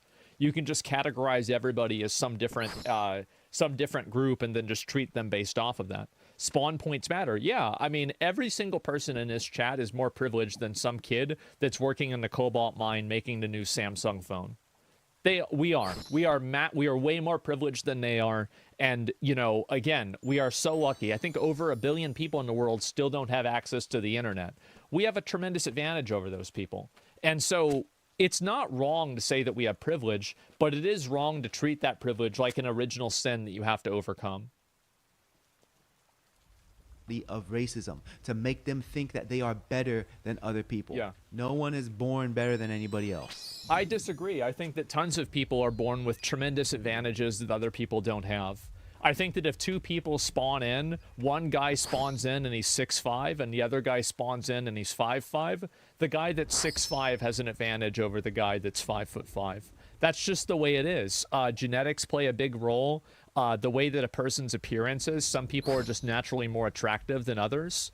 And of course, there's like an element of, you know, nature and nurture, but nature is a big factor. And just because that exists doesn't mean that you should treat those people they're any better or worse or anything. It's just RNG. Like, I don't see why. I feel like, you know, growing up, this is the way that I've always saw things, is that you treat people based off of the content of their character. You treat people how you would want to be treated, and you're polite and respectful, and that's it. Like, all of this bullshit, like, these are people reinventing the wheel, and it doesn't roll very well. Finally, I want to cover the DEIB department's initiative to gaslight us on transgenderism. Let me explain the Zwift game real quick. Zwift is an indoor cycling game. One aspect of the game is the experience points and the unlock system. You gain experience points according to the distance. You can use those experience points to unlock things from the store, such as different bikes and accessories for your character. With that said, whether you choose a male or a female avatar, the amount of experience points you gain is different. The developers took an account for the fact that women ride less distance than men. I wonder this is why. because on average, women, they have less power and cadence. If you want my honest opinion, I think that inside of video games, making male and female characters with absolute parity, making them have the exact same stats, I think that it's totally fine and it's okay, because it's basically, in a lot of cases, just a cosmetic decision that a player is taking. But of course, it's not realistic. It's a skin. Yeah, it's basically a skin. Zwift is a competitive game. Well, I don't think that really matters. So, like, it's like, I think in video games, having equality where it's like the female character does as much damage as the male character in melee attacks, this is clearly unrealistic. But certain things just serve the game functions better if they work that way for the player enjoyment. I don't know if this game is a category of that or not, but that's the way that I see it. They ride slower than men. And because they ride slower, within the same time frame, they don't ride as far. To make it more enticing for women, women have an experience point boost to make up for their lack of power. In addition to women having an experience points boost, there are also different online events such as races for people to join. There are also some races that are exclusive for women. So with that said, I think that's totally fine, by the way. Like, there's a reason why we have women-only sports. It's because women are weaker and smaller than men. So if you have men that are competing in women's sports, men are always going to win, and then the women are never going to win. So I think that's the reason why. It's biology, right? I mean, that's just the way it is. Like, even of same weight and everything, the male is going to come out ahead. The experience boost is kind of weird. The only thing that's weird about it is that you have male and female characters that are competing on the same vectors. You have to join the Agility FC clan chat and the Discord and read the rules. I don't think that you should be putting them on the same leaderboard, because you can never artificially fix that disparity, because every single attempt to do so is just creating an equal and opposite disparity that also doesn't affect everybody equally either. The best way to do it is to separate them. And that's the way that all sports work. There's a reason for that. The game acknowledges there's a biological difference between men and women. That's why there are exclusive races for women, and that's why women gain experience points exactly faster than men to make up for their lack of speed and inability to ride as far. Even though the game acknowledges these differences, therefore the company acknowledges these differences, the company also tried to gaslight us that there is no difference between a woman and a trans woman. I can't recall who this guest speaker was, but they brought in a guest speaker from a third-party organization. And at the end of this webinar, she was taking, I recall one employee asking if there is any sort of physical advantage for a trans woman to compete in women's sports. This guest speaker, she straight up said that there's lots of misinformation being spread about the advantages of trans women competing against she's the one spreading it. Women, and that there are no differences. Yeah. This is just a flat that's out where lie. that's where so it's in coming 2018 in Connecticut, there was these two high school teenagers who competed in the girls track and field, and these two transgender teenagers, Terry Miller and Look, one of the greatest tennis players of all time, I think it's Serena Williams, she said flat out, men are better and faster and stronger in tennis, and she was glad to not have to play against men. Like, if you have people that are at the absolute pinnacle, like, she's a generational athlete. Like, make no mistake. Andrea Yearwood. Like, I mean, if she's saying it, I'd listen to her. Let's be fucking honest here. Who are we going to listen to? Are we going to listen to an activist, or are we going to listen to a world champion? Both like blew away the competition and broke all the girls' records for the 100-meter dash. This was a pretty big thing in the news at the time. I can't remember which one it was, whether it was Terry or Andrea. I think it was Andrea, but Andrea was asked to be a guest speaker with our company in 2020 to talk about transgender rights in sports. I didn't attend this webinar at all, so I don't know how it went. But again, the company acknowledges that there's a biological difference between men and women, but then brings on individuals like Andrea over here to promote transgender individuals to compete against women. Imagine a world where a company hires a full-time pest control associate for their company. This person's job is to make sure that all the pests, whether bugs, rodents, whatever, all the pests have to be cleared out of the building. And the moment that the person no longer has work to do, the company will have to let go of this position and lay off the full-time pest control associate. It's in that pest control associate's best interest to keep their job. Perfect analogy. Absolutely. 100%. There you go. Big analogy. Are they going to get rid of all Real the pests? No, they're going to keep some pests. In fact, they might even add more pests into the building so that they keep got some centipedes in here now. This is what Oh, DEI shit. is like. DEI is a scam. They need hatred to exist for their job to be stable. If a company It's also a very good point that he's saying. has an issue with discrimination, they would bring in an expert, like do a little bit of training, then the expert moves on and leaves. Just like pest control. Pest control comes in, does their job, goes out. But that's not how it is. DEI is a permanent position. For their position to stay relevant, they need people to be riled up and divided. Yeah, and they can never solve the problem, because if they do, then they create their own irrelevance and they want to maintain their job. So they have to keep finding new problems. This is, it's common sense logic. Yeah, that's what DEI does. It promotes prejudice. They want people to look at someone of different race and have prejudices of that person. They want sexual identity to be important so that it becomes a qualifier for hiring practices. This is a small bit of my experience with DEI. Honestly, this was a very frustrating video for me to record. It's actually very frustrating for me to recall these experiences, but I feel like it's important for me to share this experience. Most people who work I think that if Elon Musk did Nazi salutes every single fucking day, they still wouldn't radicalize as many people as stuff like this does. That's what I think. I think this is what really, really radicalizes people. And I think it's been happening on such a systematic level for years. That's why you're seeing such a pushback for it.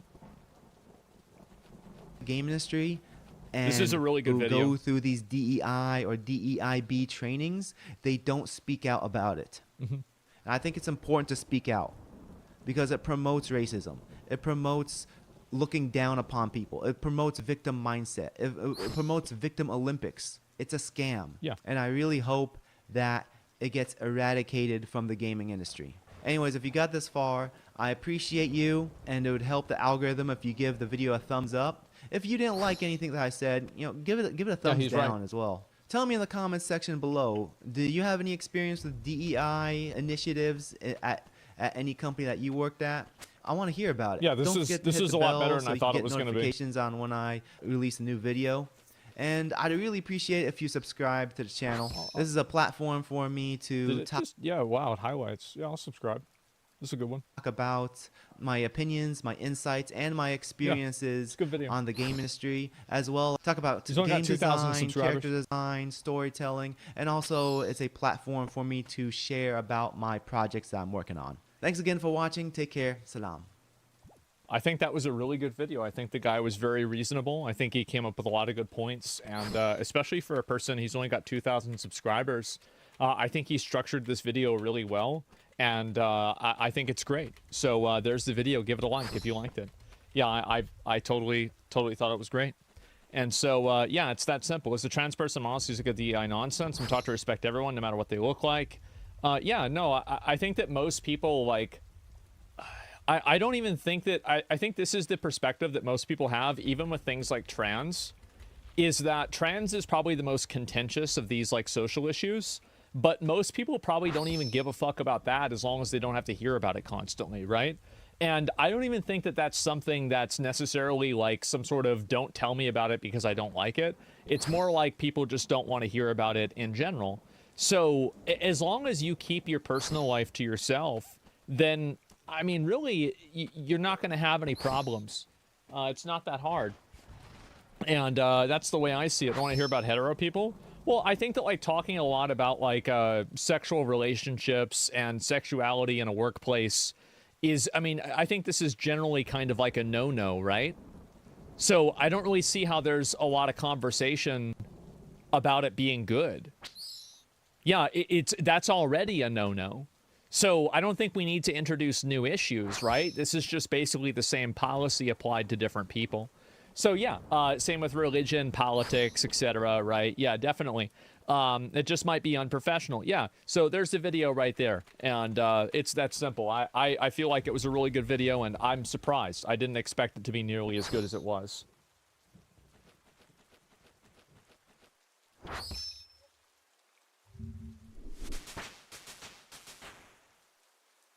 Old school RuneScape's most successful.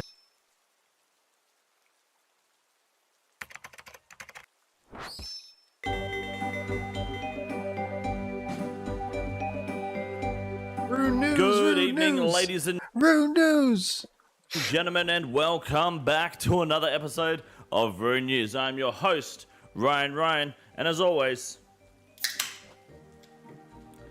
it's bloody good to have you guys here in the audience today.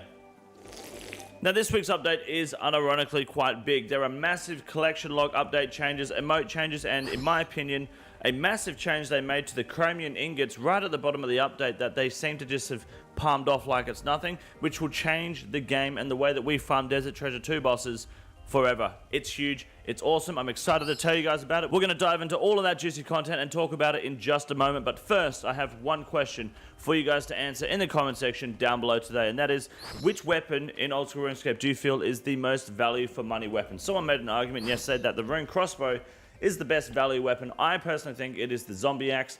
Which weapon do you guys think is the best? Let me know in the comment section down below. Like and subscribe while you're down there. We're about to hit that fat 100k silver play button, which is huge. My son doesn't have a roast for me this week, but next week I'm sure he's cooking up something juicy because I'm seeing him on Friday. So next week is sure to have a banger. My name is Ryan. You're watching Rune News. This is Rune News at runenews.com.au/Rune News. My name is Ryan. You're watching Rune News. This is Rune News. My name is Ryan. I'm Rune News. You're watching Rune News. This is Rune News at Rune News. My name is Ryan, and you're watching Rune News.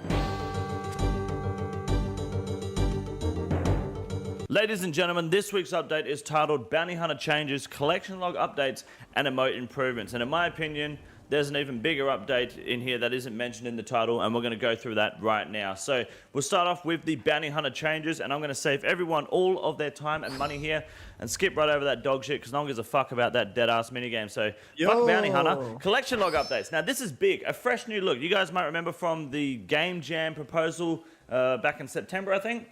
Here we go. This is what your collection log update looks like now. There is an official high score system. Wait.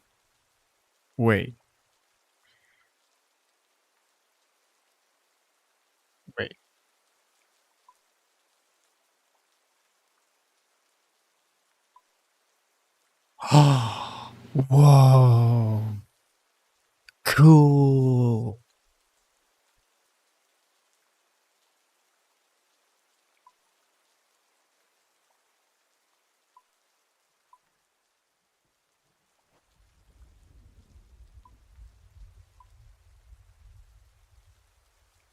That's actually kind of neat. I am bronze. Dang. It's all Wait, I have like 40 clues in the bank. That'll give me stuff. I'm not opening them yet. Yeah, choreographed and looks very nice and organized. Over here in the interface, your latest collection log updates, your tiers. I gotta look at it as I'm talking about it. I have no latest collection logs. Oh, I bet you have to get it. I was like, I got a jacket and a crossbow yesterday. And you get juicy little, well, there's like your ranking systems there behind me, bronze all the way up to gilded. You get juicy little, what is it, like the cosmetic weapons like you do with your diary, your achievement diaries. You get a little staff that spins the book around. This is fun and great for everyone. Now, personally, I like collection logging, but I'm not a big collection logger as opposed to some other people. Some people really are in there to try and get as many clogs as they can.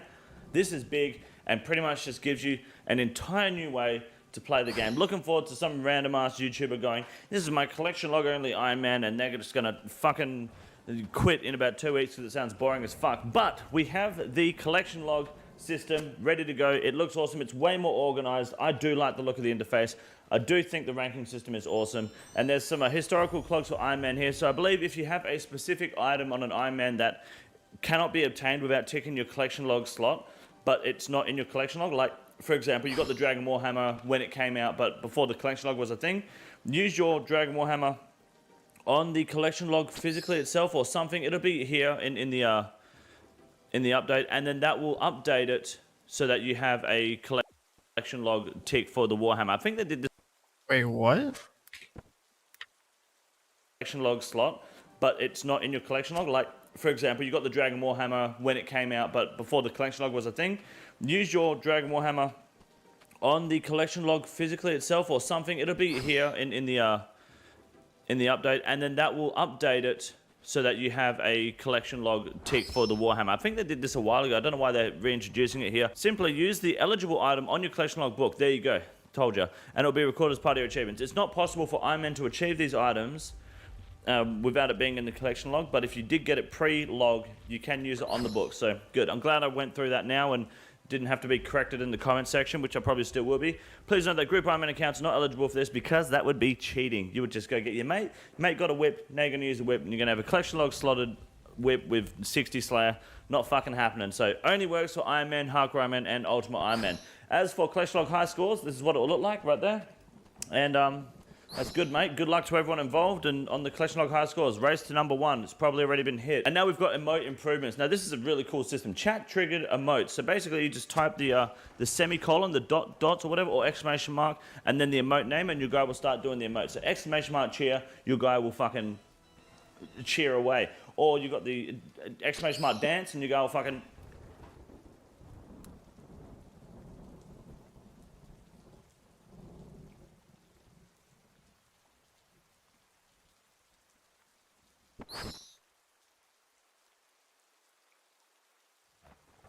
Yo, it works.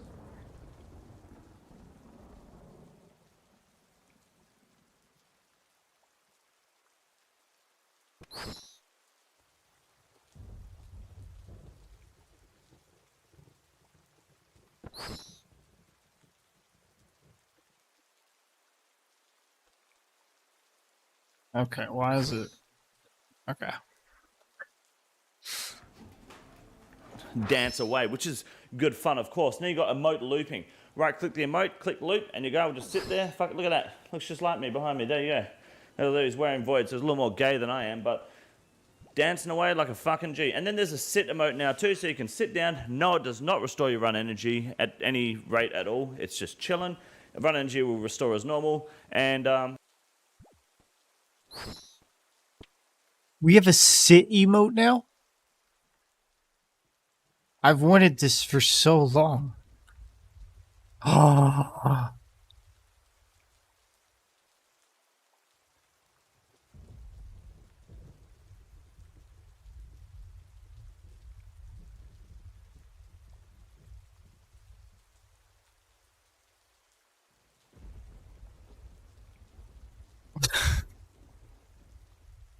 No one wants to come sit with me.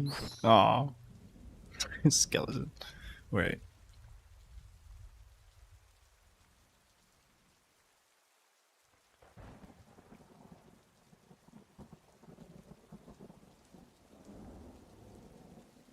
I wonder if anyone else sees me sitting or if they all see me standing here. Oh yeah, that dude just sat. Okay, no, you can definitely see it.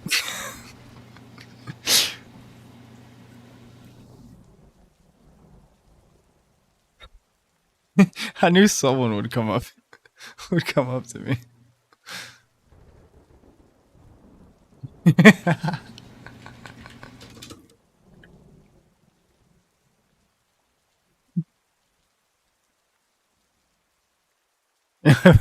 I hope we get one more. Oh, that's you for real. Oh. I was hoping a bunch of people would come over here.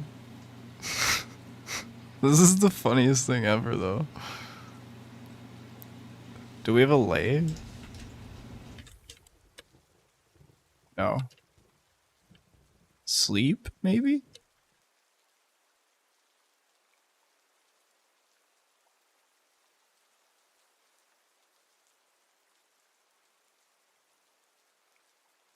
I'm guessing it's just sit. yeah, you can just sit down at the bank or whatever if you want to start role-playing as a cuck. I don't know, who cares? And now we've got the Aaron's Ornament Kit return. So we're happy to announce that players who purchased Aaron's Ornament Kit back when it incorrectly gave 3 kits instead of 4 will soon have their missing 4th kit returned. So those that were buying the kit, we're only getting 3 pieces. You're going to get 4, so sit the fuck down for those on the Grand Exchange. Yeah, I love your name, by the way. That's awesome. The Give me food. Royal Titans banner competition. If you give enough of a shit about drawing banners, if you're an artist person, draw away. Here's what they look like. This is coming out next week on Wednesday. Next week's Rune News will be the Royal Titans. Then we go live. Then we make an update. We've got a lot of exciting shit coming for you guys in February. Starting off with the Royal Titans, which is huge. I'm really excited. I'm really surprised that no one has come over here and like wondered what we're doing or like sat with us. All right, let's do agility some more. For that, but the biggest update for this week, this is massive, okay? This is what I'm waiting to share with you guys. Jagex just like threw this in the fucking update thinking, oh yeah, this is nothing, it's just other changes. Motherfucker, read this here behind my head. Players can now create chromium ingots after discovering the secret of chromium smithing in the Undercity of Lazar. You know that dog shit chromium ingot system for the Desert Treasure 2 bosses where you need 3 for a ring? You just fucking made the cunts now. I know we voted on this a while ago, but they just slipped it in this update like it was nothing. That's the biggest part of this week. I don't give a fuck about no like looping emotes. The collection log stuff's cool, but like you might have. You're gonna have to explain that to me. I don't know what BH agility is. Brimhaven? I feel like that's not right though. The ingots. I got a Venator Vestige at like 60 KC. Now I don't need to fucking farm ingots. I can just make them and go. So that's good. Too bad.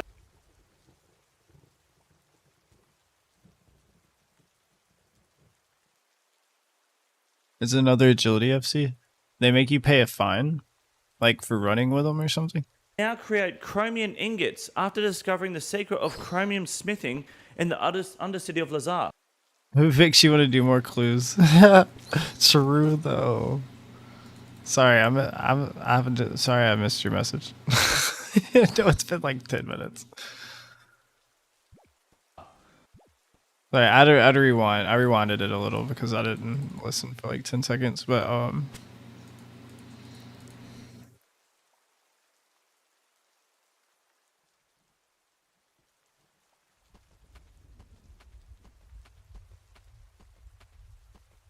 what?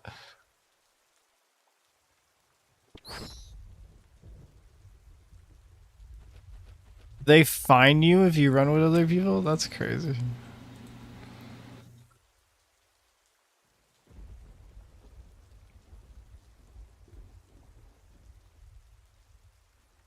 Is it like a competition, or do they just not like each other, or like do they have beef? I always see people posting like drama stuff in the Discord. It's kind of funny, or they used to.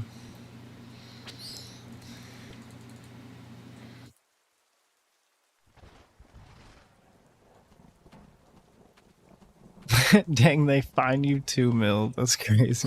Because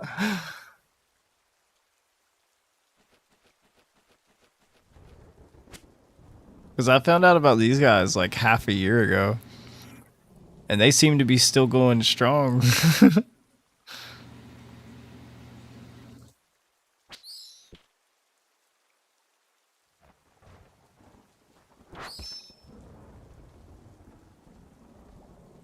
Dino is in this? Or like his stream runs with this? I thought he did his own.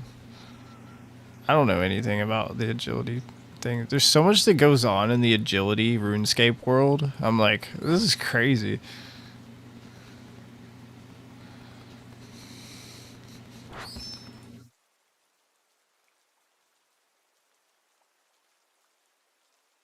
Does Dino, like, is he a part of the Agility FC?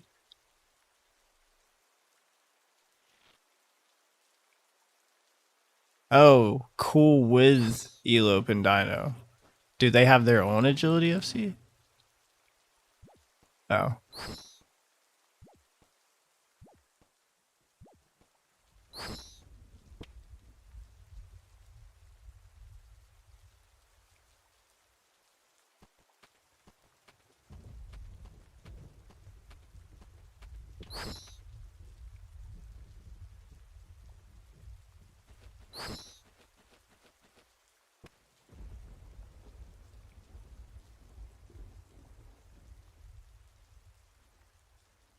Oh, okay.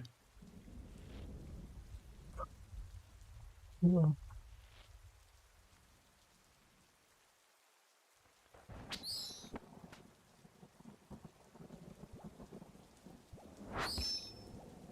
You know that dog shit chromium ingot system for the Desert Treasure 2 bosses where you need 3 for a ring? You just fucking made the cunts now. I know we voted on this a while ago, but they just... Sorry. I don't remember what he was the city of saying. Lazar. You know that dog shit chromium... This is massive, okay? This is what I'm waiting to share with you guys. Jagex just like threw this in the fucking update thinking, oh yeah, this is nothing, it's just other changes. Motherfucker, read this here behind my head. Players can now create chromium ingots after discovering the secret of chromium smithing in the undercity of Lazar. You know that dog shit chromium ingot system for the Desert Treasure 2 bosses where you need 3 for a ring? Oh yeah, you used to have to get them off the bosses? You just fucking made the cunts now. I know we voted on this a while ago, but they just slipped it in this update like it was nothing. That's the biggest part of this week. I don't give a fuck about no like looping emotes. The collection log stuff's cool, but like the ingots. I got a Venator Vestige at like 60 KC. Now I don't need to fucking farm ingots. I can just make them and go. So that's good. Too bad the ring's fucking dog shit and completely useless, but you know, it's not bad, good size. Otherwise, LMS is no longer on Oswald, so the racism will be on pause until next week. My name happens to be Ryan. You happen to be watching Rune News, so together, this is Ryan on Rune News. I'm going to hit you with the Grand Exchange update with Wade Green in about 14 seconds time after a quick update on why RuneScape 3 happens to be complete fucking dog shit. Have a good night.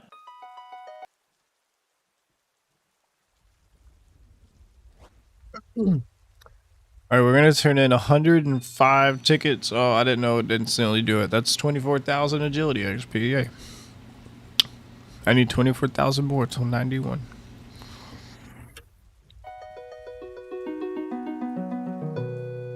This week, I unironically took a look at the RuneScape 3 patch notes to see what was going on in that game to share with you guys the update for RuneScape 3 and the news of the game this week. And I can sum it up into pretty much one sentence, and that is that RuneScape 3 is fucking dog shit. You're almost 98? Dang. Nice. Good evening, ladies and gentlemen, and welcome back to the Grand Exchange segment from Rune News. My name is Wade Green, and this week we got the Noxious Halberd on the fucking rise. This is quite simple. The Royal Titans coming out next week. They are likely to be melee enforced and focused. There will be elemental magic resistances, or sorry, weaknesses, but elemental web magic's fucking shit. So we'll go on with the melee slash build here for the Noxious Halberd price ride. This means that this is a bad investment to make at the moment, likely to spike a little further going into next week. However, Araxor is now primed to be farmed. Next week is going to be the time for your Noxious Halberd. Sell it just as the update is about to drop. Buy it back about a day or two later. You're bound to make some fucking money. So Noxious Halberd on the rise. Looking forward to next week with the Royal Titans. Now, next up, we've got the Shattered Cannon Ornament Kit, as well as pretty much any other Leagues kit that wasn't Leagues 5 on the dip still, which is very standard and very normal. So this is prime time to be buying this gear. 900k is actually a lot more than what some people, maybe myself included, were paying for these kits the other day, because these prices are going to continue to drop and then continue to rise as the next league begins to build up. So for the next month or so, buying old league gear is actually a really good investment long term. If you're willing to hold for about 12 months, you're guaranteed to pretty much double your money this time next year or whenever the next league is announced, because that's, if you go to the GE website, the trend follows the whole way through. It'll always come back up before the league, because people start getting their leagues points, people start spending their kits, people start losing kits to PvP and stupid deaths, or their one-time consumable kits. So this is perfect time for you to pretty much consider investing in the... What happened?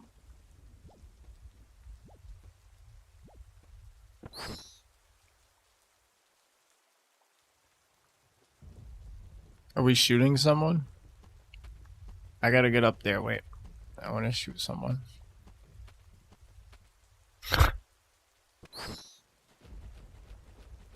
Okay, never mind. There it is. I think it's already done. Never mind. These league kits long term, only if you've got the time and money, but you are guaranteed to make profit in the future as League 6 comes around. Aside from Vatura is taking a bit of a oopsie doopsie, bouncy wouncy sort of a price range here. We don't know what's going on, but what we do know is that the Royal Titans, this is likely going to be the best in slot melee farming weapon. Unfortunately, it is a mid-level boss, so some people may not be hugely interested. Collection log slots did just get updated today, which means there's going to be some more competition in all these sort of bosses to kind of push the high scores and push the gear out and make it seem more achievable and more, I guess, worth your time farming collection log slots. So every boss is now going to have some more purpose to it. This may continue to rise now because of that purpose, but we do not know until we see what the Royal Titans drop next week. But we're banking on Slash over here at King Condor & Co. at kingcondor.com.au/children/John Howard's opinion at Ryan with Rune News. So keep a close eye on the site. We may see a spike in the near future. And then, of course, the Mole Slippers are having a bit of a controversial position at the moment due to the new boots being released, but people are slowly being educated on how retarded they are, thinking that primordial boots or any of these new boots are going to be worth wearing over the old dragon stompers. So we've got Mole Slippers here still fucking chipping away. Now's a good time to actually invest in Mole Slippers because they are guaranteed to rise roughly this time next year. We should see them around 30 mil mark. That's the plan, that's the forecast, that's what we're being told by Modash himself. So until then, we'll be holding our Mole Slippers, buying as many as we can, becoming a rich cunt today and not a shit cunt tomorrow. Whatever the fucking saying is over here at Wade Green at Rune News. My name is Wade Green. This ain't Ryan. This is Rune News. Thank you for watching the Grand Exchange Update. Have a good night.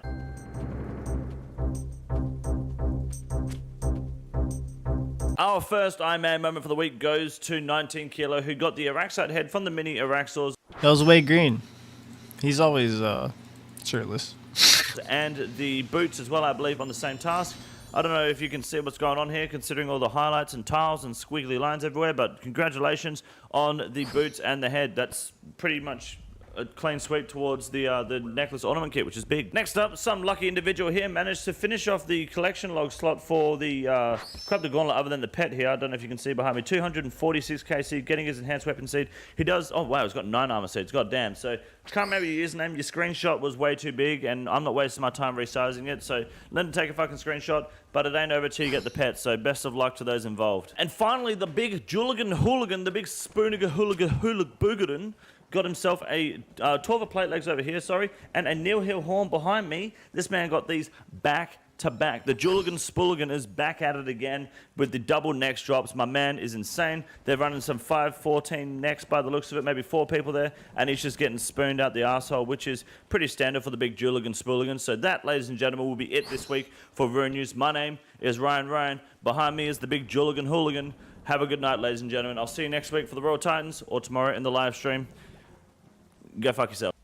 This is the easiest room in the raid. It's quite simple. You got a big boy. Look at him. God damn. Fuck me. Look.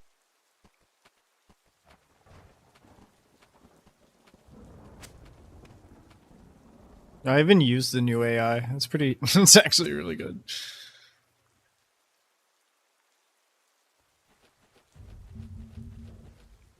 $500 billion. Does that number even mean anything to you? It is so astronomically high that it almost feels fake. It just sounds make-believe, like made-up doubloons.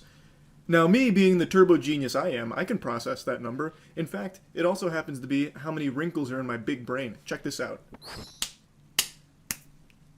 I just passed one hand through the other, and you'll never be able to figure out how I did it. Wow. $500 billion also happens to be how much money Nvidia just lost yesterday after DeepSeek slung its meat onto the scene. DeepSeek is a Chinese AI company that, in many cases, is actually more sophisticated than current AI models that we use, and it's open source. So this puppy fucking exploded onto the scene, #1 in the App Store. Everyone's gushing grannies over it because it is unbelievable. I learned about it a little bit last night on stream, but I've been doing a deep dive on it today. It is crazy, the scope of this, and just how far along this technology is already getting. Nvidia wasn't the only one that got hit with the frying pan. Yesterday, a huge blow to the stock market occurred because of DeepSeek. It is, like, it can't be overstated just how big of a deal this technology Insane. is. And the fact that it's open source is also massive. Now, it's worth mentioning, as of making this video, Nvidia stock has rebounded in a big way, like $260 billion. And it's probably only going to keep pumping, it seems. But, I mean, it's like they're just grabbing Xbox 360 achievements at this point. Largest collapse in a single day, and largest rebound in a single day. But it is still a huge deal, and that hit they took wasn't, for no reason, and the rebound isn't for no reason either. But I think Nvidia is going to need to directly compete with DeepSeek now, because DeepSeek has proven they don't need to just, or you don't need to just keep buying top-of-the-line equipment, more and more powerful chips to get this top-of-the-line performance. You can get that top-of-the-line performance without the biggest, baddest chips on the market. Yeah, almost $500 billion just got annihilated. It's like me in Path of Exile 2 when gambling, just losing all of my divine orbs. That just happened to Nvidia. Nvidia's shares tanked 17%. The company lost a record $589 billion in market cap. Holy. Wow. Oh, man.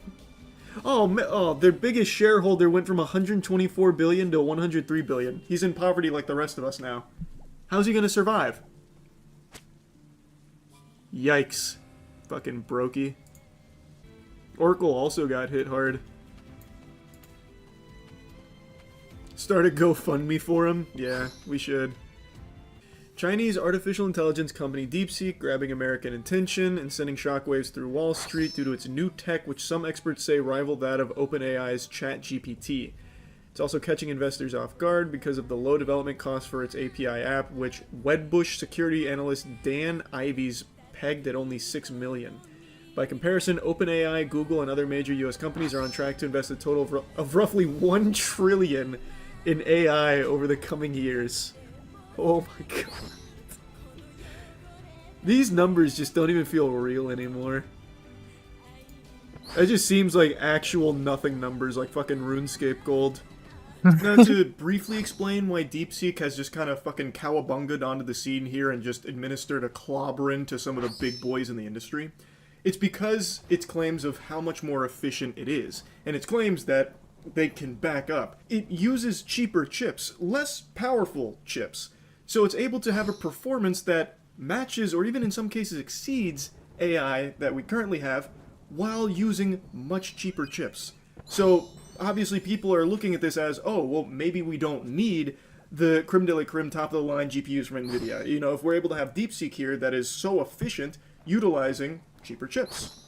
On its Chinese site, DeepSeek blamed large-scale malicious attacks on its service, requiring it to temporarily limit new registrations. Existing users can log in as usual. It rivals OpenAI's ChatGPT and Meta's Llama 3.1. It was #1 on Apple App Store over the weekend. It's built the model using reduced capability chips from NVIDIA, which is impressive and thus has caused major agita for US tech stock.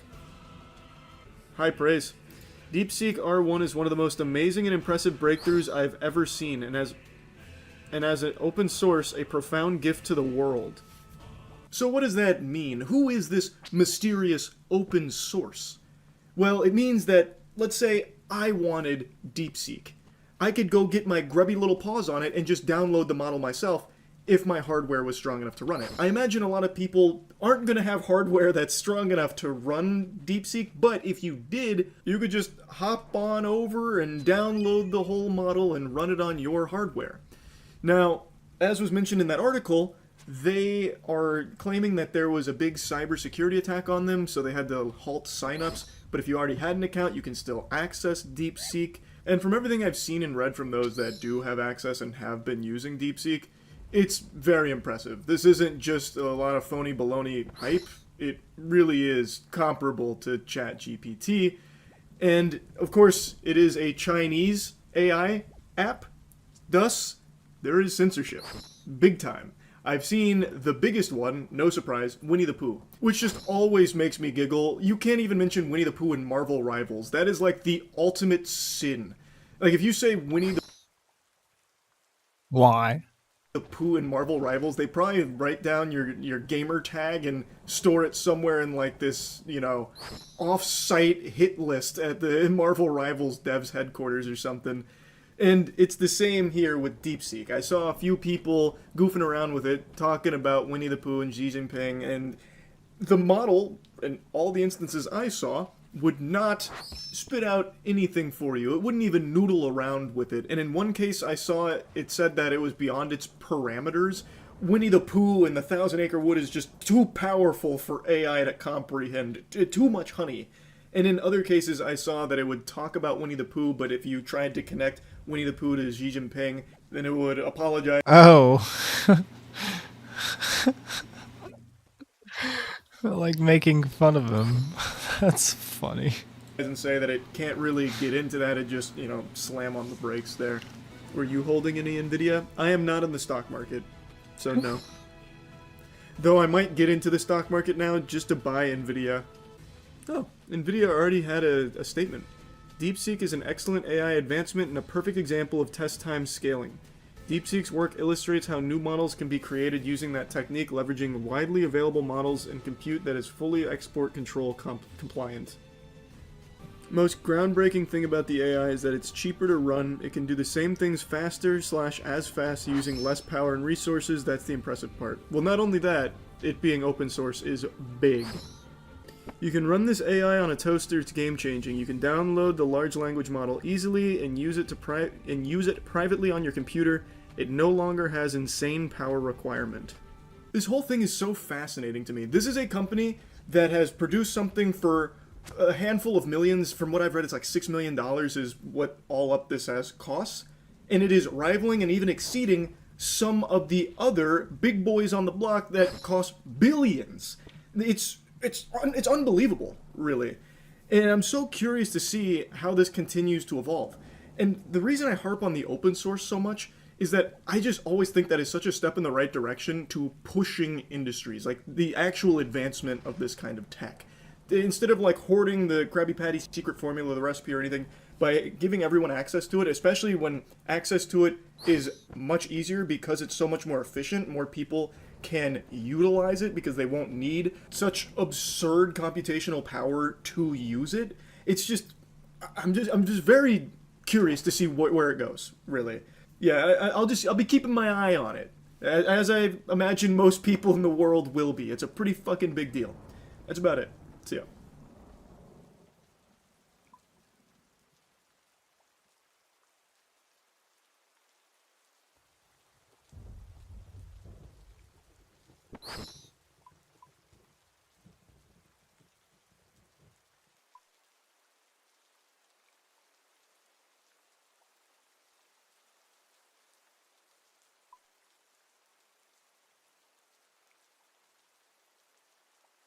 Hope you guys have had a wonderful weekend and that we have a great week ahead.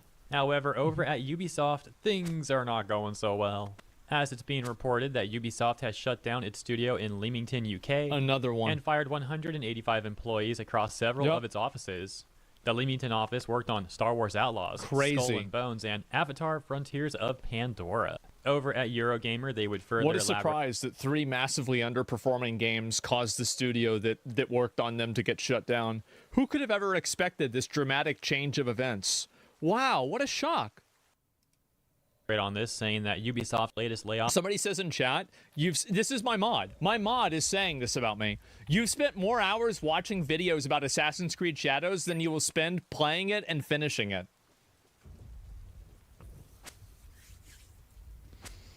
You are completely right. Come as the company continues to try and cut costs after a string of disappointing game launches, including the failure of big budget bet Star Wars Outlaws. Alright, I want to see how much loot I have real quick. Alright, so we got... Wait. Why am I keep on 3.8 mil. Hell yeah. I'll take it.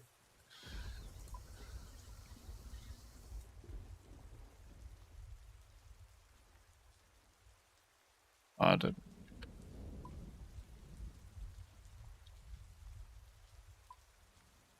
Pause it.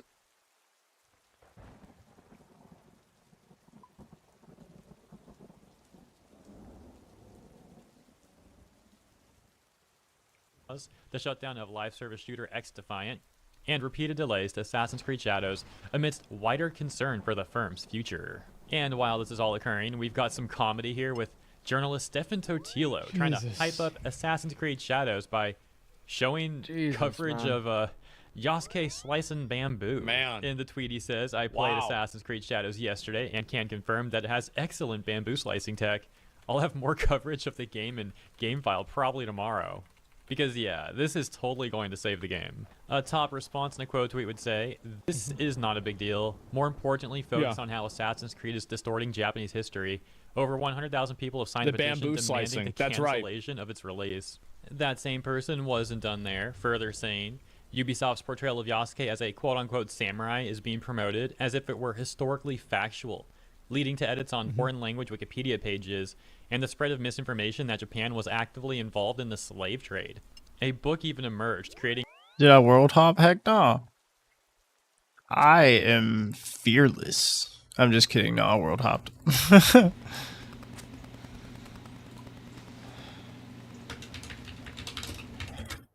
Also left the FC. I usually never leave the FC, but I was like, I've been here a minute. I'm gonna be safe.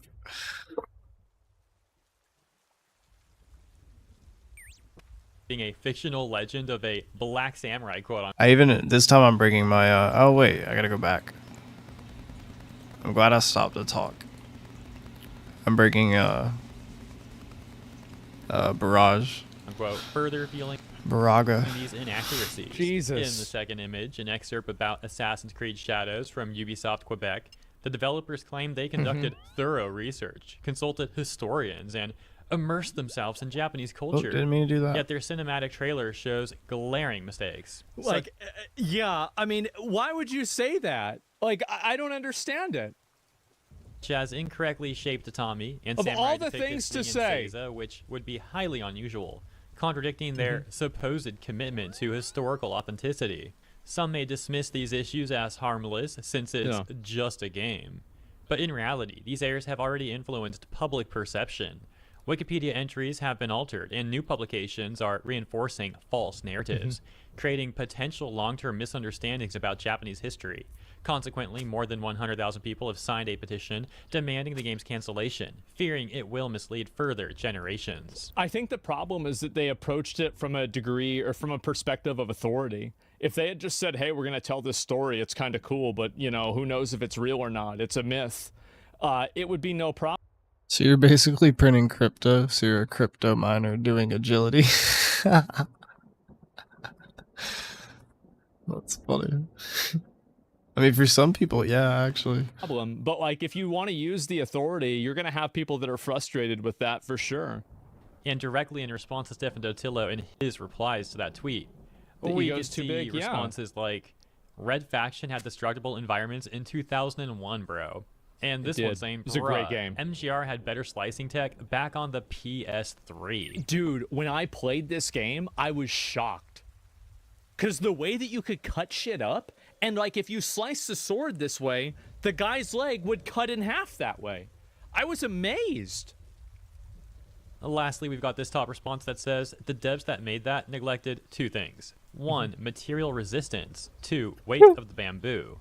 Try to cut bamboo horizontally and be next to bamboo falling. It's a slop. Yep. That takes us to our very own Permaband, who says, AC fan account trying to market Assassin's Creed Shadows for Ubisoft. Matchlock clips through the helmet, watermelons in spring, or cherry blossoms in summer. Where's that quadruple A quality assurance Ubisoft is touting? And we can see one of the screenshots included show this AC Shadows, this like, excuse me, just Assassin's Creed news fan account thing. Wait, someone belled? During a leisure... Wait. Does that mean we're being attacked? Someone left. If you have the course, you have to go. You should PM.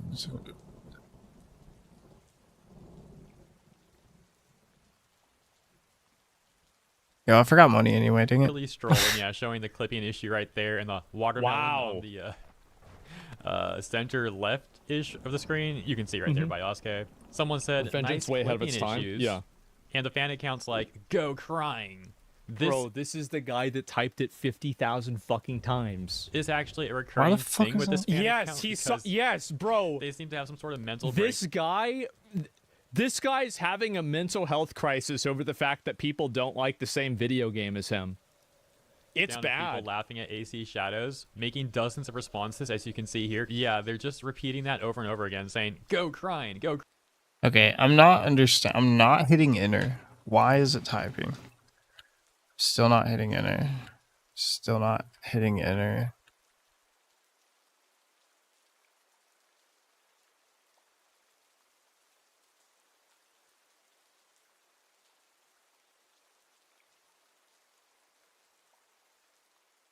Retarded. Is it because I was on the logout screen? No.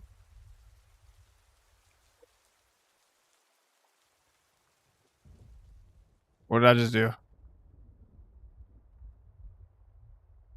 Oh.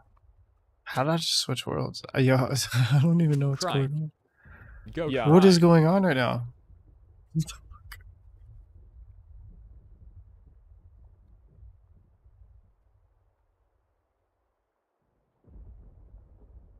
No.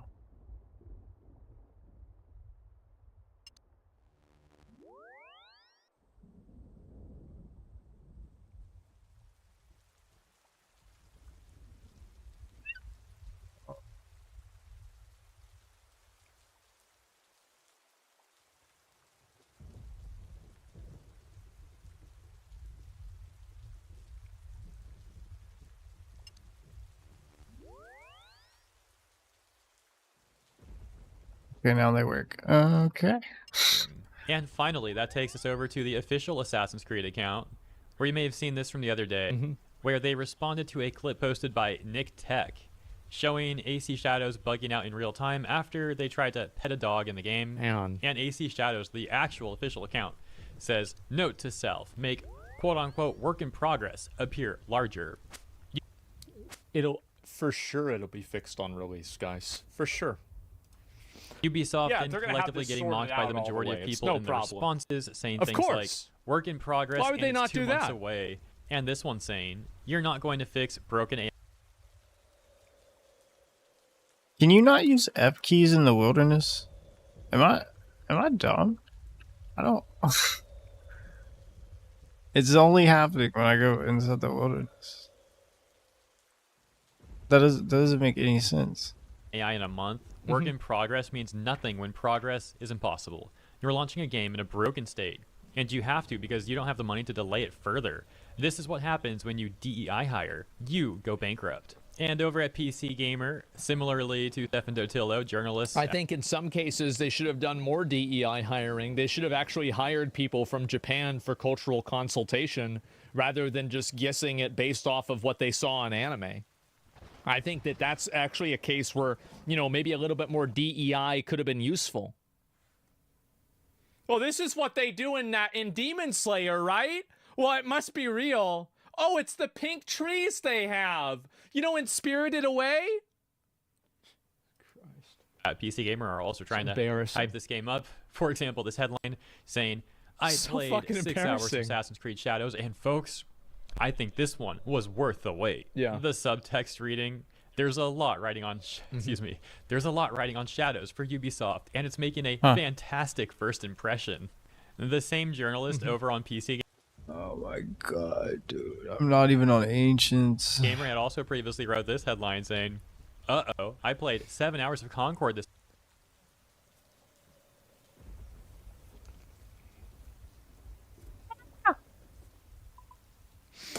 This guy really wants a job, or girl really wants a job at Sony. Oh, is someone fighting me? Oh, okay. I mean, that's fine. this is all-time classic. Played. This is. A I don't bad have. one. Ah, shit. This weekend. This is a real and bad one. immediately want back in. So, man, pick a struggle, bro. Like, this guy's not just a gaming journalist for PC Gamer. Yeah. He's also a Concord fan. Apparently an AC Shadows enjoyer. Wow, it doesn't end there either. I want to see their Steam profile or something. Like, I don't believe them. Bro, you're literally never gonna kill me. I know you played 7 hours of Concord. You could just have typed that you played 7 hours. What if you're lying? A post over on Reddit would outline more articles this guy made. For example, after 5 hours of exploring the galaxy and ghosting past stormtroopers, Star Wars Outlaws is finally winning me over. Our best look yet. Wait. GG, I guess. This person has written all of these. I guess you can. You know what? I think this person is probably one of the most influential game journalists in the space right now, because. But what did I need? Oh, I need Ancients.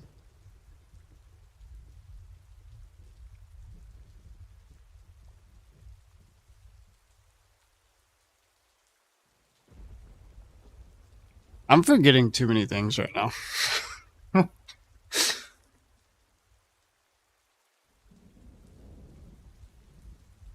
Where's my... Okay, Mage Cape. Mage Cape. Spellbook. I don't need to do that anymore. Spellbook. Ancient. That would have been so much easier if I would have had Ancients. Bro.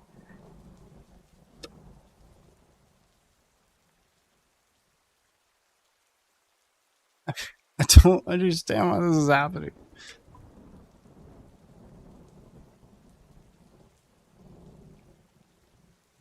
I clicked like a billion buttons at work. Oh. I clicked 100 buttons at once, so... Oh, no, I just messed it up even more. Oh, God.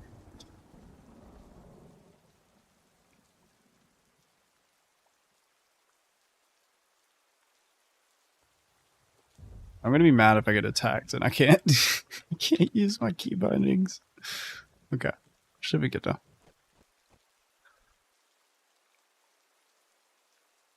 Maybe he'll come back out. Or maybe he's back out there. I'd be down to fight. Let's go.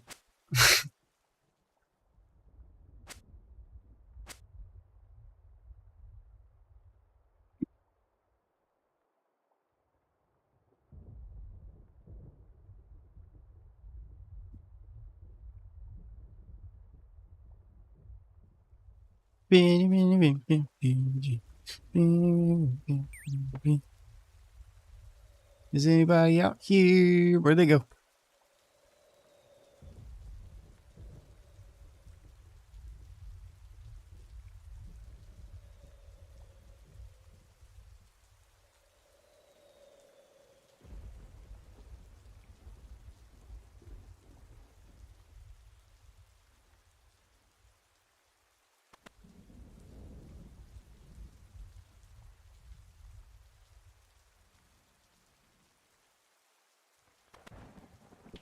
Oh, I still don't have run energy. Sad.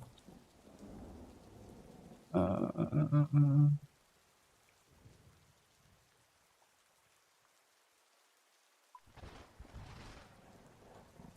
I didn't join the FCA, I don't think, again.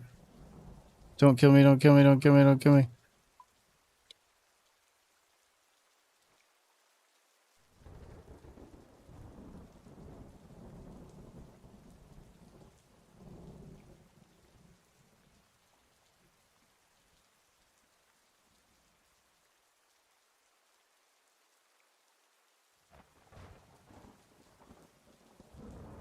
Okay, back to the video.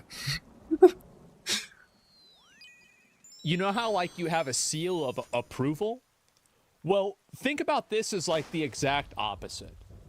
So, like, if they think this game is going to be really good, uh-oh, watch out. Soft's open world Star Wars game.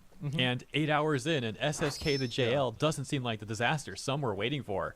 It's pretty fun. Bro has actually made it his mission, his life's mission, to defend AAA Defend swap. every bad Anyways, game. Yeah, hilarious stuff in my opinion, as that's the latest news going on with Ubisoft. They treat Hope you playing enjoyed the bad coverage, games like and a if you job. did, please consider To be fair, liking it is their and job. or subscribing to the channel. Appreciate your support. Once again, have a great week But you ahead. don't have to and say I look they're forward good. to seeing you in the next one. That's just so funny for So me to see this. VHS Give me a sources- minute. Let me go back. And, yeah, Outlaws is massively overhated, to be fair. No. I played it. I played it. You're wrong. It sucks. Yep. It sucks. I played it. I saw it. It's not good. Go crying. Yep. Your sister seemed quite satisfied with the handling I gave her earlier. Hey, lurido porco! Ezio, my friend. Ah, ma che te piglia? You insult my sister, parading around with his puttana. Oh. What are you talking about? My accomplishments, despite the constant interference of failures like... See, this is why, bro, like, this is why we gotta have, you want to have Christianity make a comeback, you gotta start showing up in tier 2 again. You gotta pull up into tier 5, full regalia. You got the full set on. Yeah, you gotta be dripped the fuck out. Constant interference of failures like Guy you. looks like a badass. Where is the piece of Eden? Stop! I know where it is! I'm Zio. Oh, pleased to meet you. God's day. Just call me Zio. Dio. Zio. You, Mary, Reed, and Anne Bonny, are to go from hence to the place from whence you came, and from thence to the place of execution, where you shall be severally hanged by the neck, till you are severally dead, dead, dead! We're pregnant! You can't hang a woman quick with child.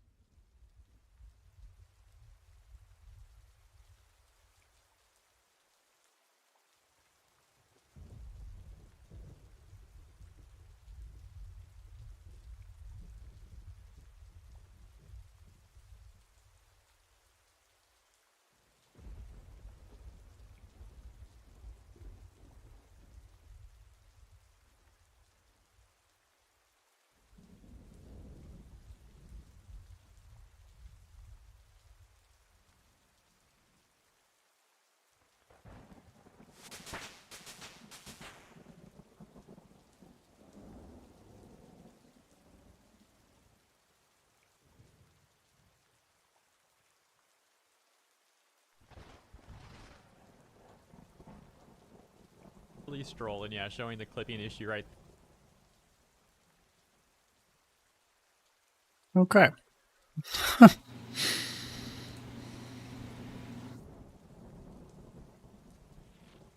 That took my computer went. There in the watermelon on the center left-ish of the screen. You can see right there by Oske. Someone said, Vengeance nice way ahead of its clipping time. issues. Yeah. And the fan account's like, go crying. Bro, this is the guy that typed it 50,000 fucking times. Is actually a recurring thing with this fan account. Yes, bro. They seem to have some sort of mental This guy's having a mental health crisis over the fact that people don't like the same video game as him. It's down to bad. People laughing at AC Shadows, making dozens of responses, as you can see here. Yeah, they're just repeating that over and over again, saying, go crying, go crying, go crying. And finally, that takes us over to the official Assassin's Creed account, where you may have seen this from the other day, where they responded to a clip posted by Nick Tech, showing AC Shadows bugging out in real time after they tried to pet a dog in the game. And AC Shadows, the actual official account, says, note to self, make quote-unquote work in progress appear larger. For sure it'll be fixed on release, guys. For sure. Ubisoft and collectively getting mocked by the majority of people in the responses, saying things like, work in progress. Why would they not 2 do months that? away. And this one saying, you're not going to fix broken AI in a month. Work in progress means nothing when progress is impossible. You're launching a game in a broken state, and you have to because you don't have the money to delay it further. This is what happens when you DEI hire. You go bankrupt. And over at PC Gamer, similarly to Stefan Dotillo, journalists... I think in some cases they should have done more DEI hiring. They should have actually hired people from Japan for cultural consultation rather than just guessing it based off of what they saw in anime. I think that that's actually a case where, you know, maybe a little bit more DEI could have been useful. Well, this is what they do in Demon Slayer, right? Well, it must be real. Oh, it's the pink trees they have. You know, in Spirited Away? PC Gamer are also trying to hype this game up. For example, this headline saying, I played 6 hours of Assassin's Creed Shadows, and folks, I think this one was worth the wait. Yeah. The subtext reading, there's a lot riding on, there's a lot riding on Shadows for Ubisoft, and it's making a fantastic first impression. The same journalist over on PC Gamer had also previously wrote this headline saying, uh-oh, I played 7 hours of Concord this...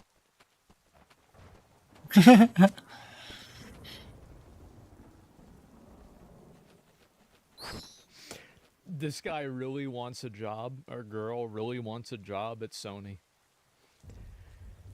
Oh, man. This is an all-time classic played. This is a bad one.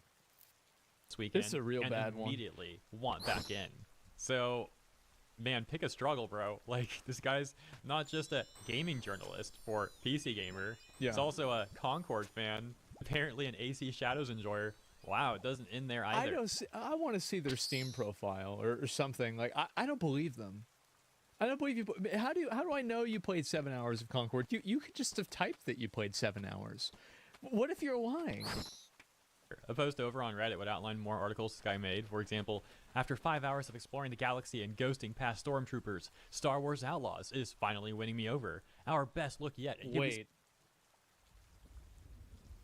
This person has written all of these... I guess you can... You know what? I think this person is probably one of the most influential game journalists in the space right now. Because basically... You know how, like, you have a seal of approval? Well, think about this as, like, the exact opposite.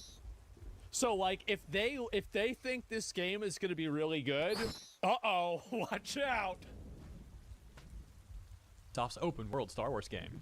And 8 hours in, and SSK the JL doesn't seem like the disaster some were waiting for. It's pretty fun.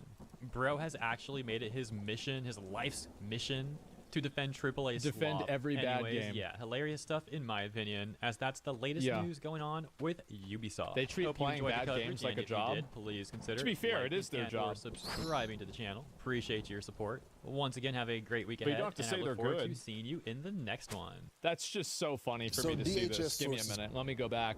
And, yeah, Outlaws is massively overhated, to be fair. No. I played it. I played it. You're wrong. It sucks. Yep. It sucks. I played it. I saw it. It's not good. Go crying. Yep. Your sister seemed quite satisfied with the handling I gave her earlier. Hey, lurido porco! Ezio, my friend. Ah, ma che te piglia? You insult my sister, parading around with this puttana. Oh. What are you talking about? My accomplishments!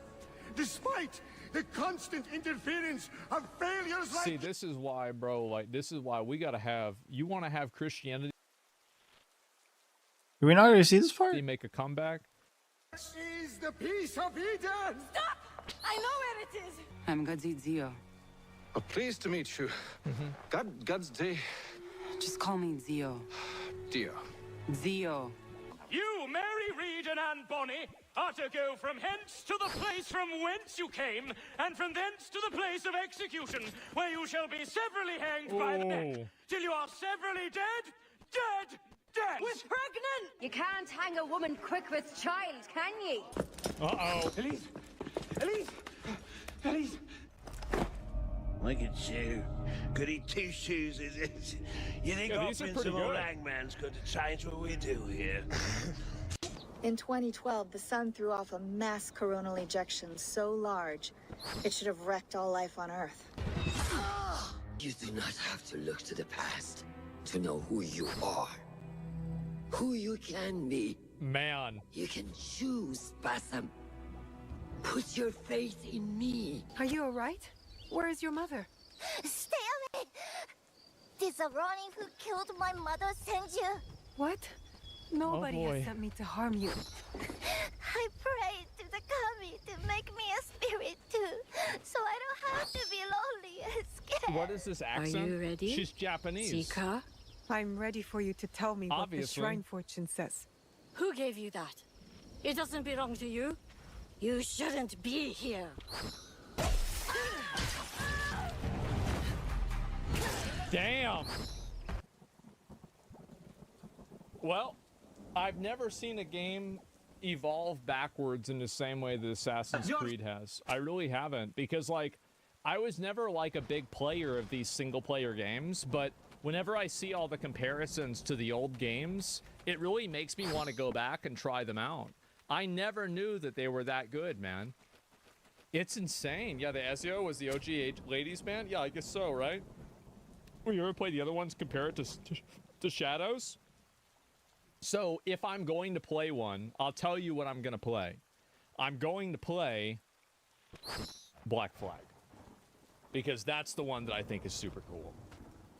Yeah, with like sailing around on the boats and everything like that, I would do that one.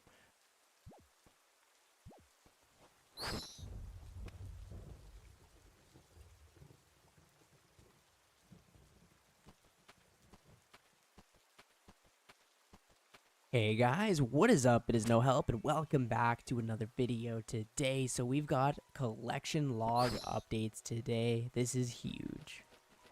Okay, so the actual blog post is called Bounty Hunter Changes, Collection Log Updates, and Emote Improvements.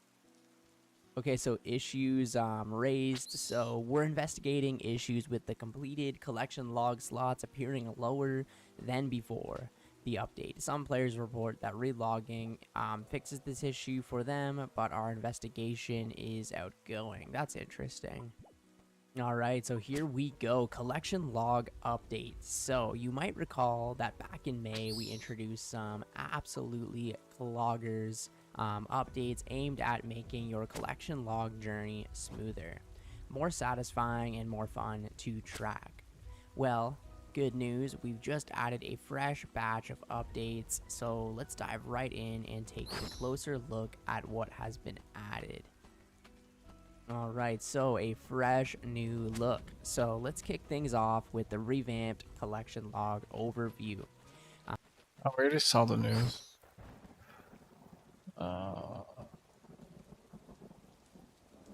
We got a lawsuit on our hands. Shit is getting real.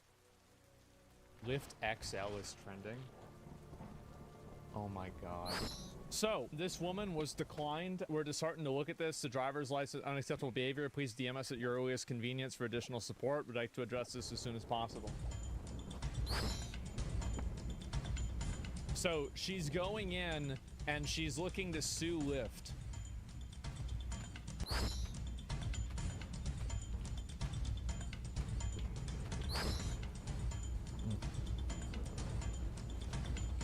Is this pretty much the whole thing? Yeah, it is. We'll look at a few more of these too. Hit with a multi-million-dollar lawsuit because the driver told her she needed to order an XL vehicle and wouldn't drive her. Blanding tells us she was just trying to get to a Detroit Lions watch party this month when her Lyft rolled up. As I'm walking, I see him like making faces or whatever. I'm like, oh man. She already knew. I can fit in this car. No, believe me, you can. Yes, I can. Believe me. He told her there's not enough room in his car. The kicker part was when he started to talk about his tires. You know, I feel like that was a slap in the face. That was like my tires, you know, like. The driver said his tires could not handle her weight. Every big person you turn down because they can't fit in your car? Yeah, because they need to order the Uber XL. No, I don't never have to order Uber XL. He That's fucked apologized, up. canceled the ride, and left her there. The rapper says she's pretty tough. Dank DeMoss, as she's known at the mic, is crushed by the whole situation. I just want them to know, like, it really hurt my feelings. It looks like Lyft might be hurting pretty soon, too. I knew it was illegal and I knew that it was wrong. Her attorneys, John Marco and Zach Runyon, say weight is a protected characteristic in Michigan by law. It would be no different than a driver pulling up and saying, you know, I don't want to have black people in my car, or I don't want to have Christians in my car, or Muslims in my car. It's the same. Under the law, it's the same. The lawsuit is filed. Since she posted the encounter on social media, other full-figured folks... I don't think that that's necessarily true, because then people that went to a airline would be able to sue the airline if they couldn't fit inside of the chairs. So, I don't think that makes any sense. Like, I mean... I don't understand how you can look at it that way at all. Full figured? I mean, they're just using, I mean, listen, they have a lot of different words for being overweight. Reached out saying the same thing happened to them. Yep, there you go. You can't control being a race or ethnicity, but you can control your weight. It's not the same. Well, one of them is a logistical issue. The other one is a personal opinion, right? So, for example, there's no real logistical reason for why a black person can't sit in a car, but a white person can. If you are so big that you can't fit in a car, then I think that logically this is a totally different situation than just baseline discrimination. How big is too big? I'm not sure, right? And that's what they're going to have to figure out. Clearly, that's what they're going to have to figure out. And Uber cards are not regulated like air travel. Well, what my point is that I don't see where, I hope they deny our big ass claim. They know damn well to order a Lyft XL to begin with, and man was about to risk his shocks due to her. She's trying to be a cheap way out. This is nobody else's fault. If you're that size, help yourself.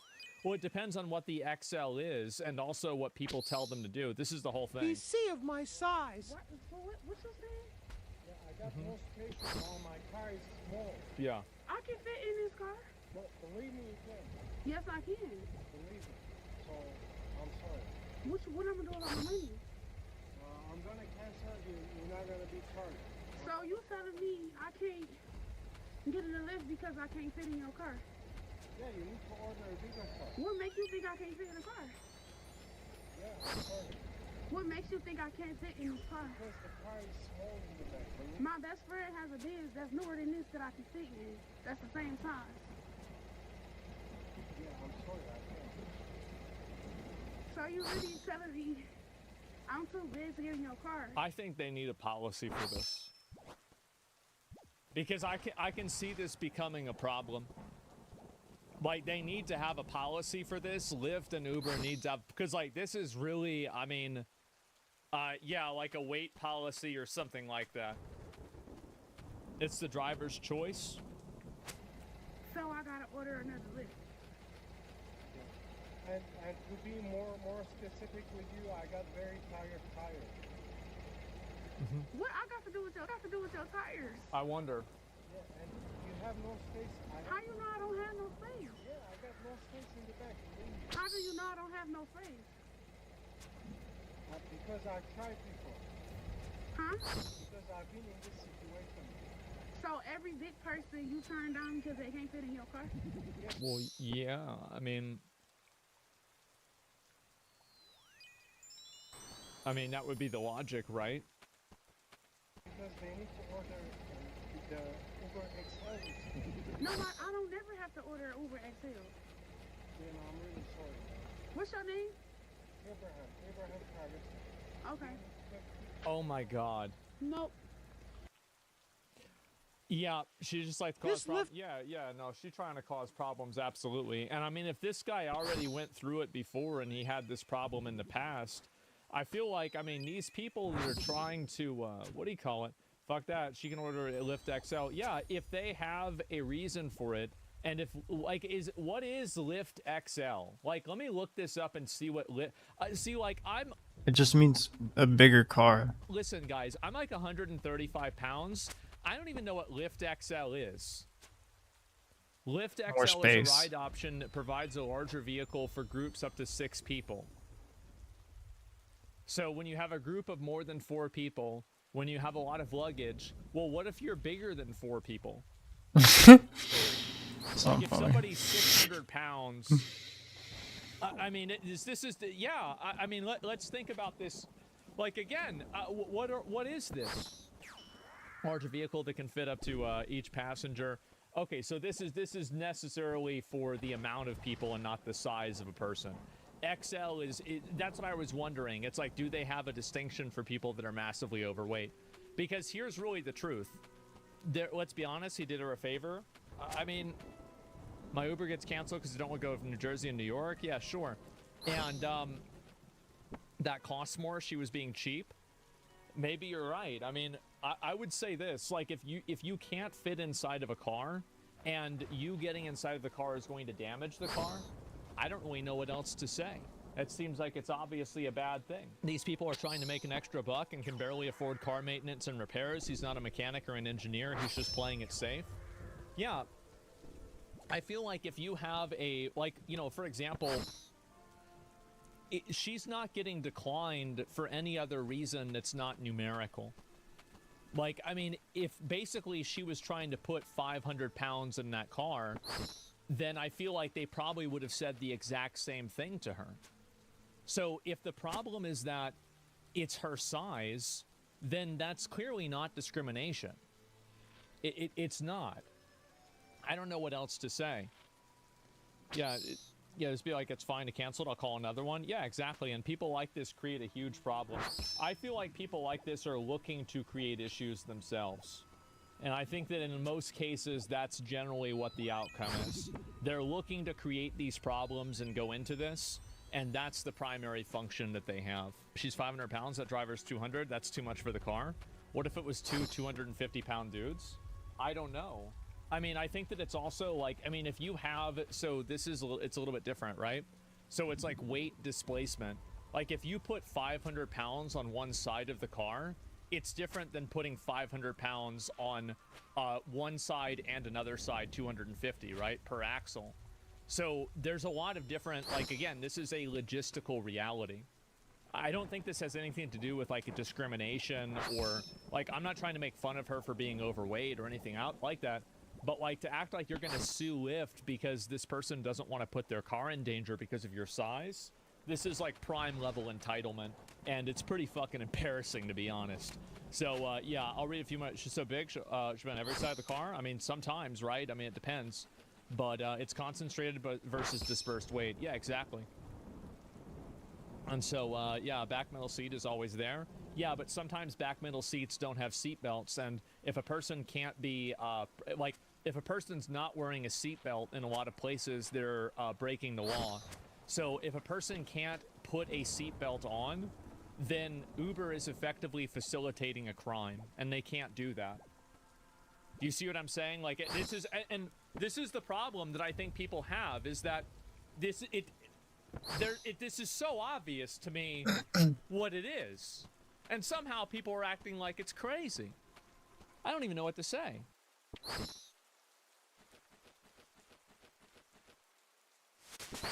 Oh, no, I missed it. That's 91 agility. Cool. Alright. I need one more level and then we can go blood room crafting and have so much fun.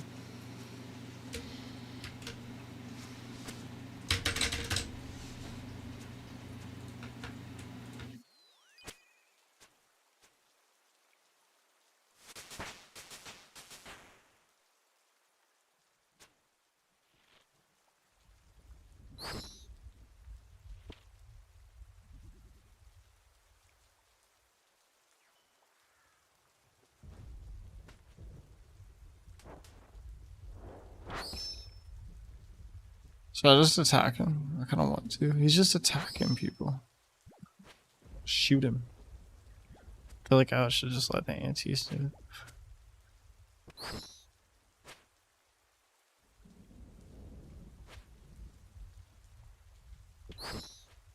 Is no one gonna shoot him?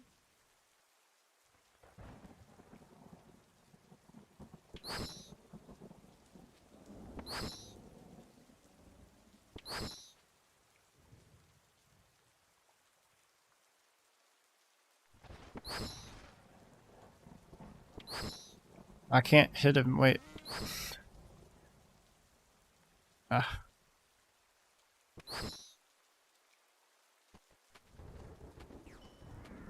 Whenever I used to do this, anytime that I would see someone attack someone else, like this wasn't in the clan, I would just shoot them. I would shoot them and run and be like, ah.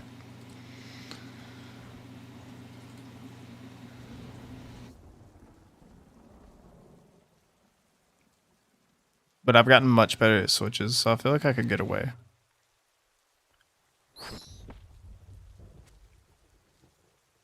From just about anything now.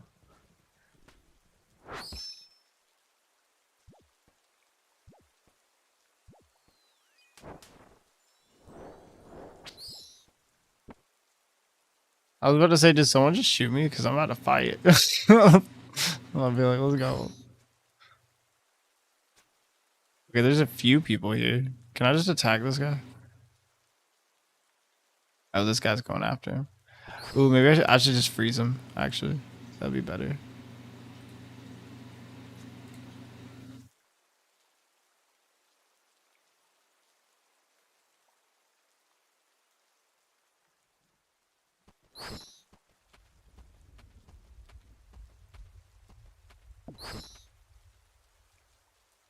I can't attack him.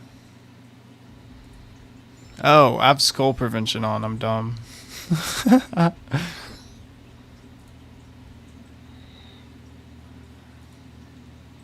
They're not going to attack me if I get skulled though, right? Yeah. I don't think so.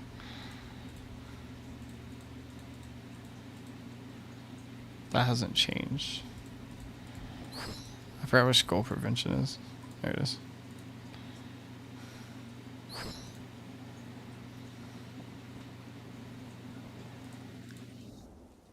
Yeah, I'd be scared to do it if I wasn't the level I am.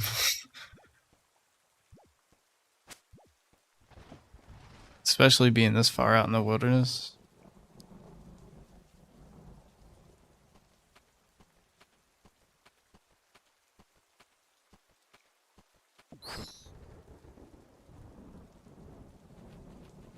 I missed my chance. I'm kind of sad. There were so many people to shoot. Every time I did, I didn't realize I had skull prevention on.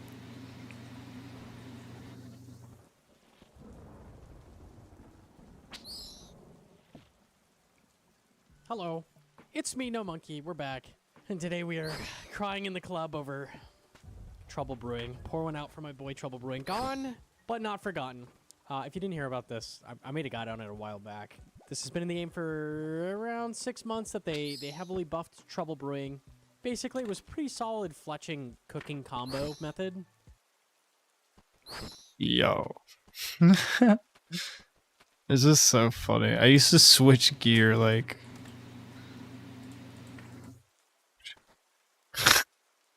so slow.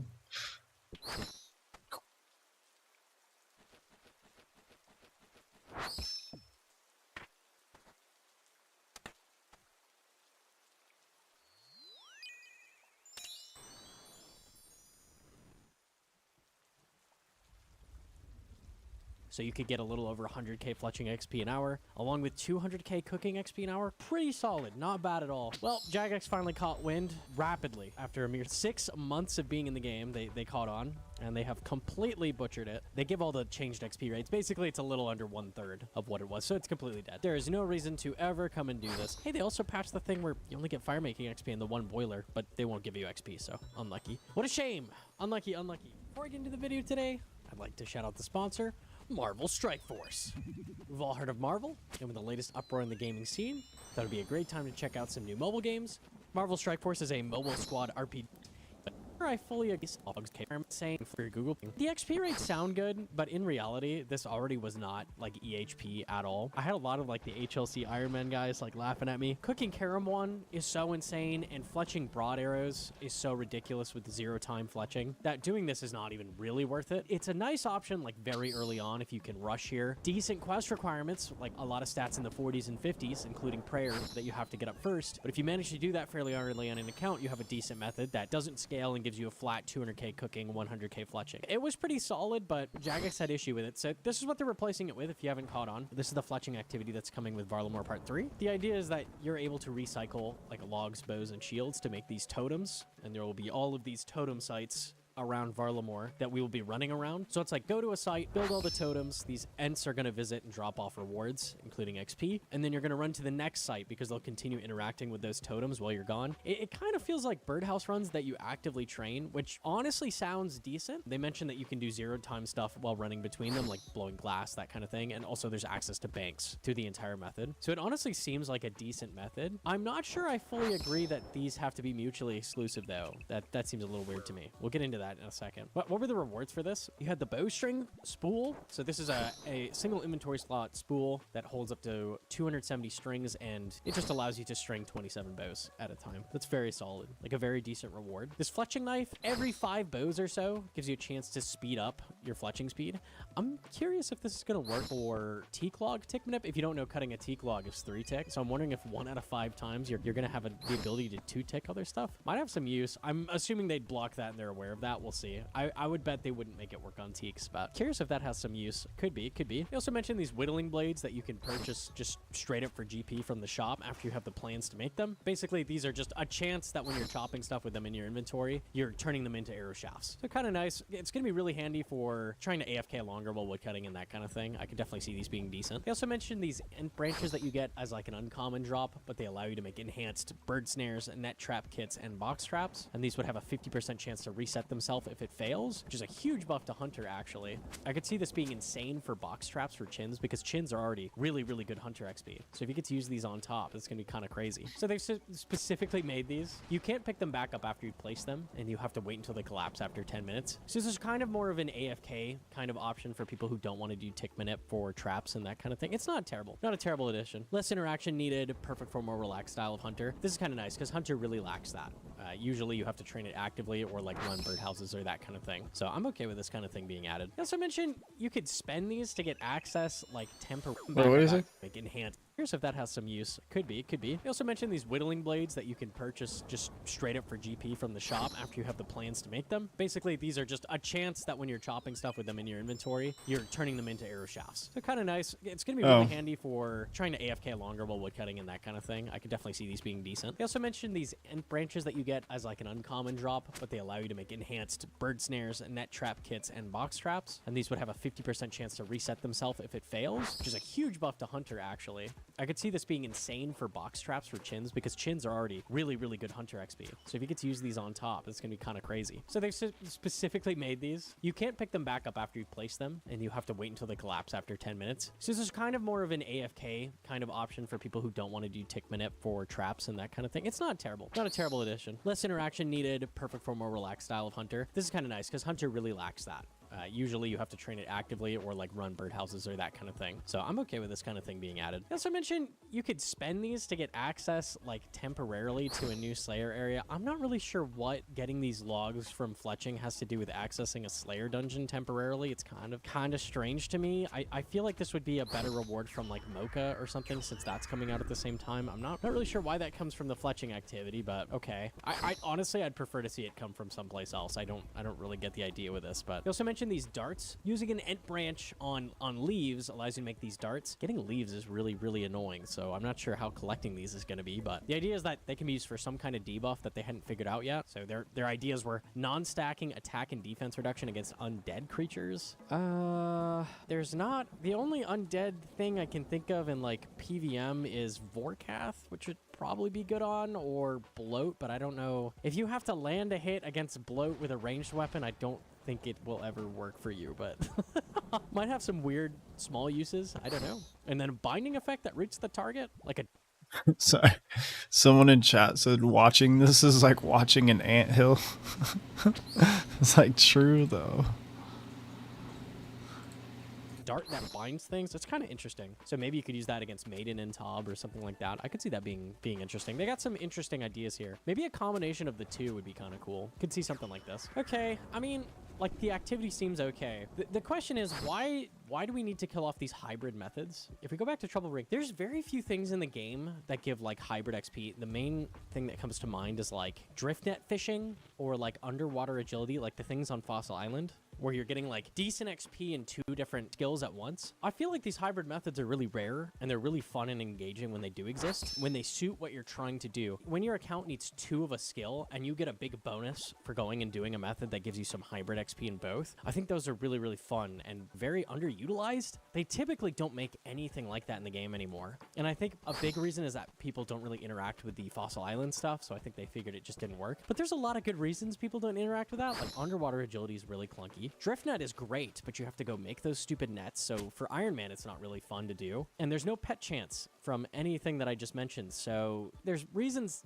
beyond just it being hybrid that keep these things from being fun. Trouble Brewing was great. It was really, really fun. Had some major downsides, though. Big quest requirements. You needed a second player to access it, which encouraged some communication and group play. It also just isn't as good as some of the best methods for either of these. Even when you consider the combined XP, it's still not the best option. So it more so comes out as like an early hybrid method. This is really not like meta in any way. There is no way that Trouble Brewing is like disgustingly overpowered and everyone must use it. It's good. It's good. And if it suits like where you're at in your account, like you're kind of lower level, something like that, you rushed here, like it's pretty solid. No input cost on these decent XP rates. Like it was a decent method. There's also just no rewards for Trouble Brewing. Sure, you get a little bit of the stuff for brewing. Who is actually brewing ales though? So the only reward from Trouble Brewing is cosmetics and a teleport back. It's decent, but you're not going to see anything like with the fletching minigame where you're getting like this thing that boosts your fletching, this thing that boosts your hunter, this thing, like none of that. So you're trading, the idea that these cannot exist together is kind of crazy to me, and I don't really understand why Jagex feels that they need to pave over these like kind of interesting, like weird methods that crop up. I think some of the most interesting and fun skilling methods are the ones that are a little weird, a little like out of the norm. I've been messing around with a lot of like kind of weird tick manipulation methods. I was doing on my Iron Man, I was doing trout salmon fishing and also cooking each fish that I got at the same time, and trying to do that was like, it's a very difficult method, and if you master it, you get a bunch of cooking XP on top of your fishing. I like this idea of these like kind of weird things that people figure out that let you get like hybrid XP. It's kind of really fun, and Jagex seems set on everything must have one skilling mini game, and that's how you go train it. You want to train fire making, you go to Wintertot. You want to train fishing, you go to Temperos. You want to train fletching, this Trouble Brewing thing's not going to be it. You're going to want to go to the new mini game. Like everything just gets paved over, and the new thing is the way you train the skill. And I don't think it needs to be this way. I think skills can be really fleshed out, and having these hybrid skilling methods are really, really cool. They add a lot to the game. They add a lot of value. I would love to see them reconsider this. It doesn't need to be nerfed at all. Some people are saying like they nerfed it too much. They should have nerfed it less. I don't think they should have nerfed it because it already wasn't meta. No one in like the Iron Man discords or anything were having like records broken or anything like this. This is not meta. It is better to go get broad arrows unlocked and do broads, and it is better to buy Karambon and cook those with GP you've earned from other methods. Like, it just straight up is worse. It just is an option if you don't want to put in input. Even though it's better to do those other methods, this gave you something that's like, okay, 0 input cost, go over there, get no rewards, but at least you're training the skills. And you've got kind of these weird mechanics you're interacting with, like disease, that kind of thing. It was a lot of fun. It really was kind of fun. A lot of the mini games they've been adding lately have been kind of hit or miss. You've seen forestry, which I don't know, that's a whole thing in itself, but forestry is just like, it has so much bloat in it. There's so much stuff that is just unnecessary. So many funny wacky tokens, funny eggs, funny mini games. There's 18 different types of mini game. You're still just chopping trees and you occasionally do a different thing. It doesn't really add very much to the gameplay. And those little tiny random events you do are like, stand in place for 10 seconds. Now stand on this tile for 10 seconds. Now stand on this tile for 10. They're just not engaging. And they've also had this with Giants Foundry. I've been doing a lot of that on the Iron Man. It's just not a fun gameplay loop. Giants Foundry heavily penalizes you for... Giants Foundry suck. It doesn't suck. It's just boring. For AFKing, you lose a huge amount of the XP on your sword if you do AFK. But there's also just so little input.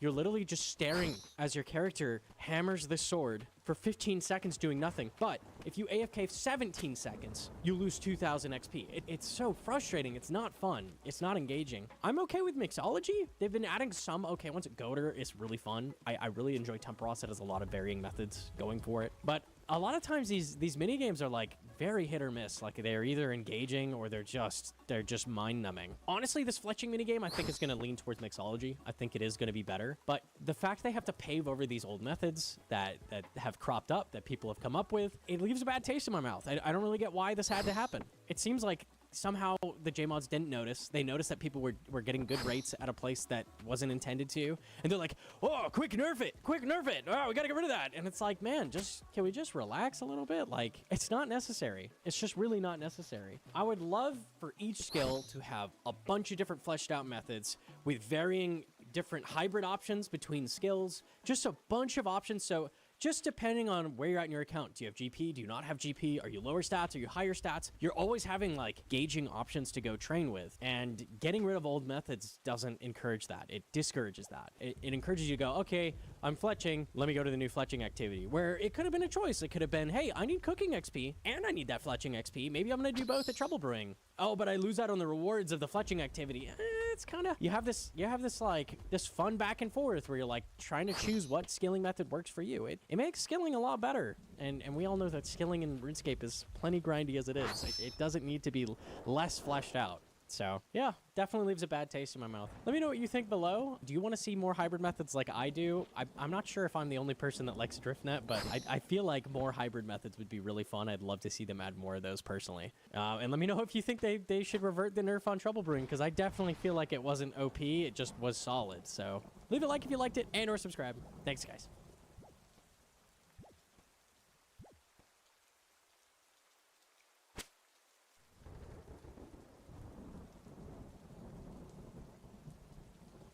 This is McTile, but he's a little different than you remember him. I de-ironed this account to continue the adventure. My first time in a decade on an account with no restrictions. The goal? Completing every combat achievement for the most prestigious item in the entire game.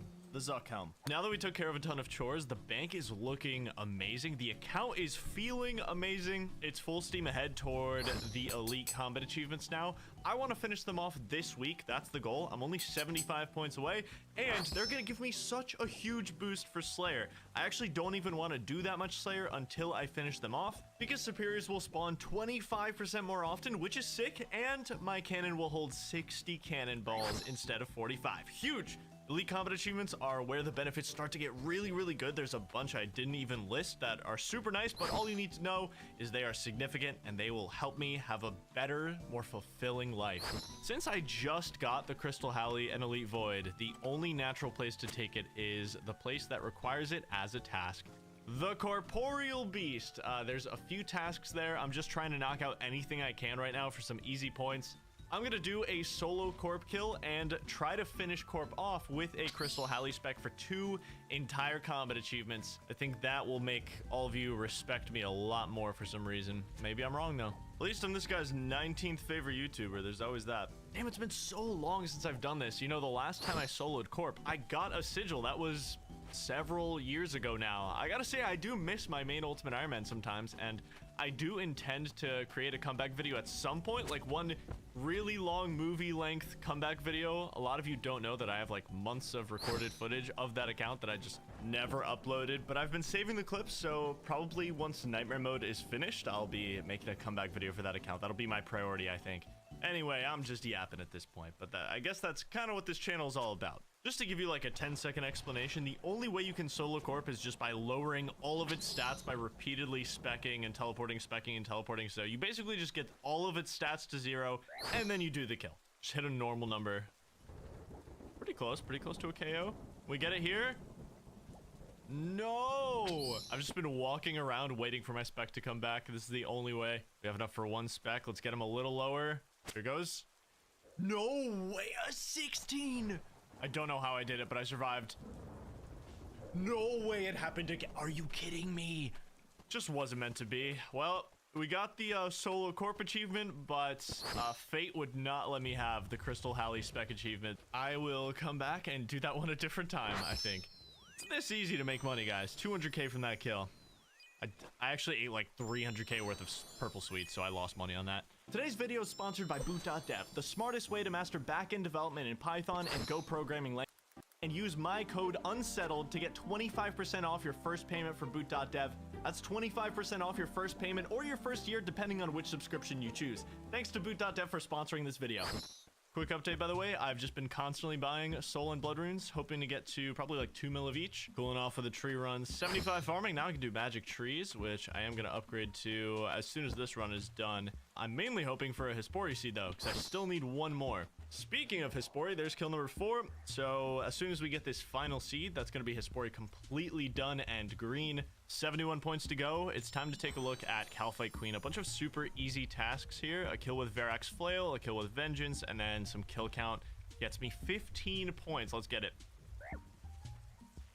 No, I can't do damage with Vengeance for the Verax Flail task. No. Okay, whatever. I'll just do the Vengeance kill now. Come on. Yes, there we go. Insect Deflection, easy 4 points. And another 3 points for a kill while the defense is lowered. That's why I brought the Elder Maul. And there's the kill with the Verax Flail, another 4 points. That's all I'm going to do for now with Calphite Queen, because the only thing left is to get 50 kills. But I think it's best to wait until a Slayer task to do 48 more kills at this boss. Well, little Calphite Slayer task. All right, let's go get some points. Let's do these 48 kills and be very happy. Okay, on task, best in slot magic gear. This is disgusting. I don't think this will take very long. I'm so accurate. Oh my god. This is the entire strat. Just shadow on both phases. I'll see you at 50 KC. All right, it's been a good trip. Oh, it's been a great trip, you could say, after that. Going straight to the loot tab, I guess. Drops don't really hit much after purchasing every item in the game, but hey, it's still nice to see. I don't mind. I don't mind. There's 25 kills, 3 points. And the last one, there we go. Good chunk of Slayer XP from this task too, but that's every single Calphite Queen task finished. Never have to come back here. I guess I should eventually for the KQ head at some point, but that'll be another day. I don't really want to complete the Desert Diaries right now. Another boss, green. 53 points until elite tier. Let's move on to something a little more difficult, maybe. I'm gonna take a crack at Fasani's Nightmare. It's supposed to be pretty challenging, super punishing. I've never done Fasani's. I've done some Nightmare, but that was 3 years ago. Yeah, it's been 3 years since I last did Nightmare. I think I remember the mechanics, so we're just gonna go in there, try to remember, and see if we end up miserable. Let's see if this is as bad as people say it is.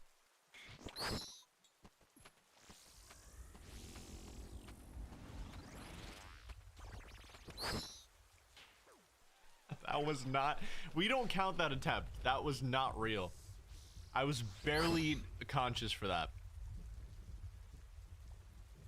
Alright, we're gonna turn in the rest of these 68 tickets and grab our 14,000 XP, and then we're gonna go do laps in, I think, Ardoin. How much loot? We have 866k.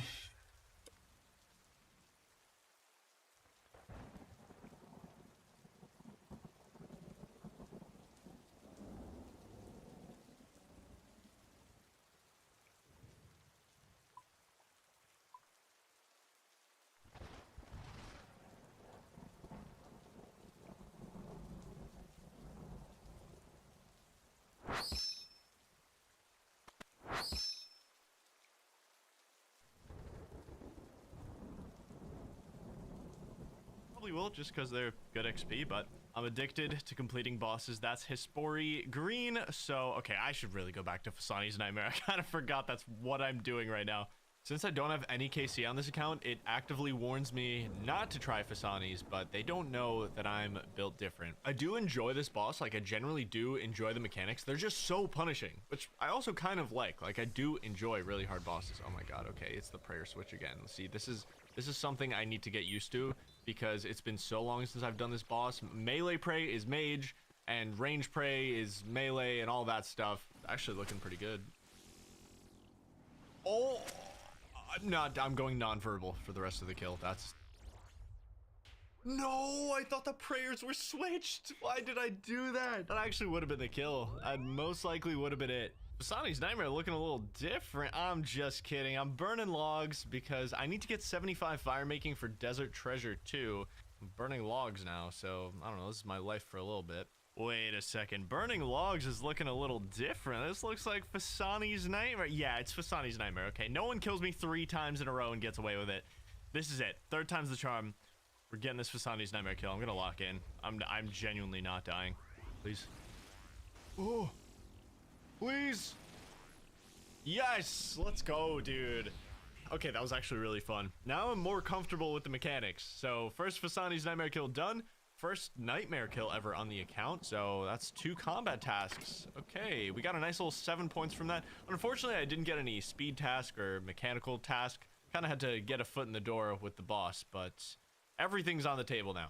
Hey, what's up, guys? I've been burning logs for several hours, and I'm a mere 7,000 XP away from the goal, which means it's time to maximize efficiency by doing this quest that I need to do for Desert Treasure 2 anyway. You guys are gonna love this. Okay, stay tuned. Okay, here it comes. Here it comes.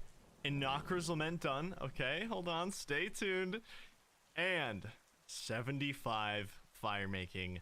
Another Desert Treasure 2 requirement out of the way. 2 in 1.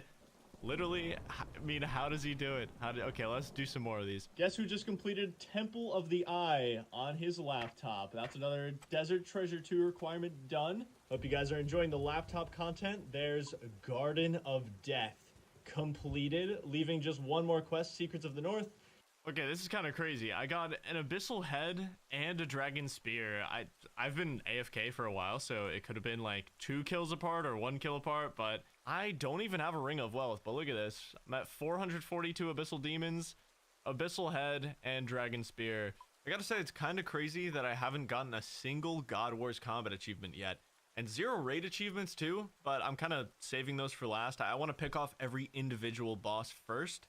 But I think it's a good idea to start at God Wars because there's so many tasks here, and I'm really close to Elite anyway. So let's go do some Bandos. I've got the full mage setup we're going to be slapping. Bandos has 8 tasks worth 35 points. Killing him while he's immobilized and while his bodyguards are dead should be completely free. The Grandmaster ones can honestly just be kind of brute forced. So on my first attempt here, I'm just going to go for the 15 kill trip task and see what other tasks I can pick up along the way without really trying. The strat is really simple. Just freeze Bandos, do a lot of damage, and the minions, well, they're going to do a little bit of damage because I'm in robes, but we're going to be able to heal after every kill with Blood Barrage. So, and I have a 10,000 purple sweets, so it really shouldn't be a problem. All right, that should be it. Welcome back to 15 kills later. There we go. There's Org Killer for 6 points. On the way, I did get the other 2 tasks that I said were free. I killed him while immobilized and while all the minions were dead, so those were super easy. Got them like first and second try. So I want to try for the last 2 Grandmaster ones now. Defense Matters is next, which is 2 kills without taking any minion damage. Gonna have to change the gear setup slightly for that one. Currently trying to do the Defense Matters task, and this is basically my entire strat. Kill the boss, then we don't kill the minions, and I'm just gonna hold this exact prayer flicking cycle the entire time. Because I can take damage from the boss, I can't take minion damage. So as long as I do this for 2 straight kills, and I don't screw it up at any point, it should be fine, and that's the task.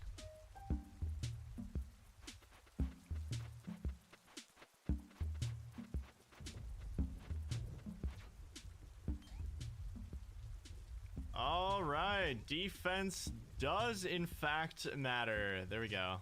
Yeah, that is 6 points and only one Grandmaster task left for Bandos, and it's just the harder version of what we just did. So let's swap some gear and get to it.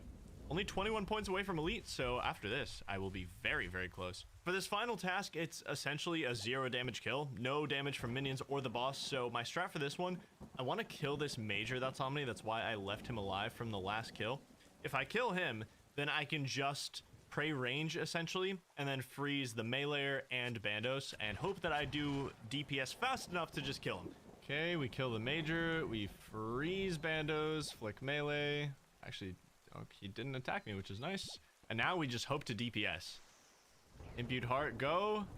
It gets a little iffy if I can't catch the refreeze. That is mainly what makes this tough.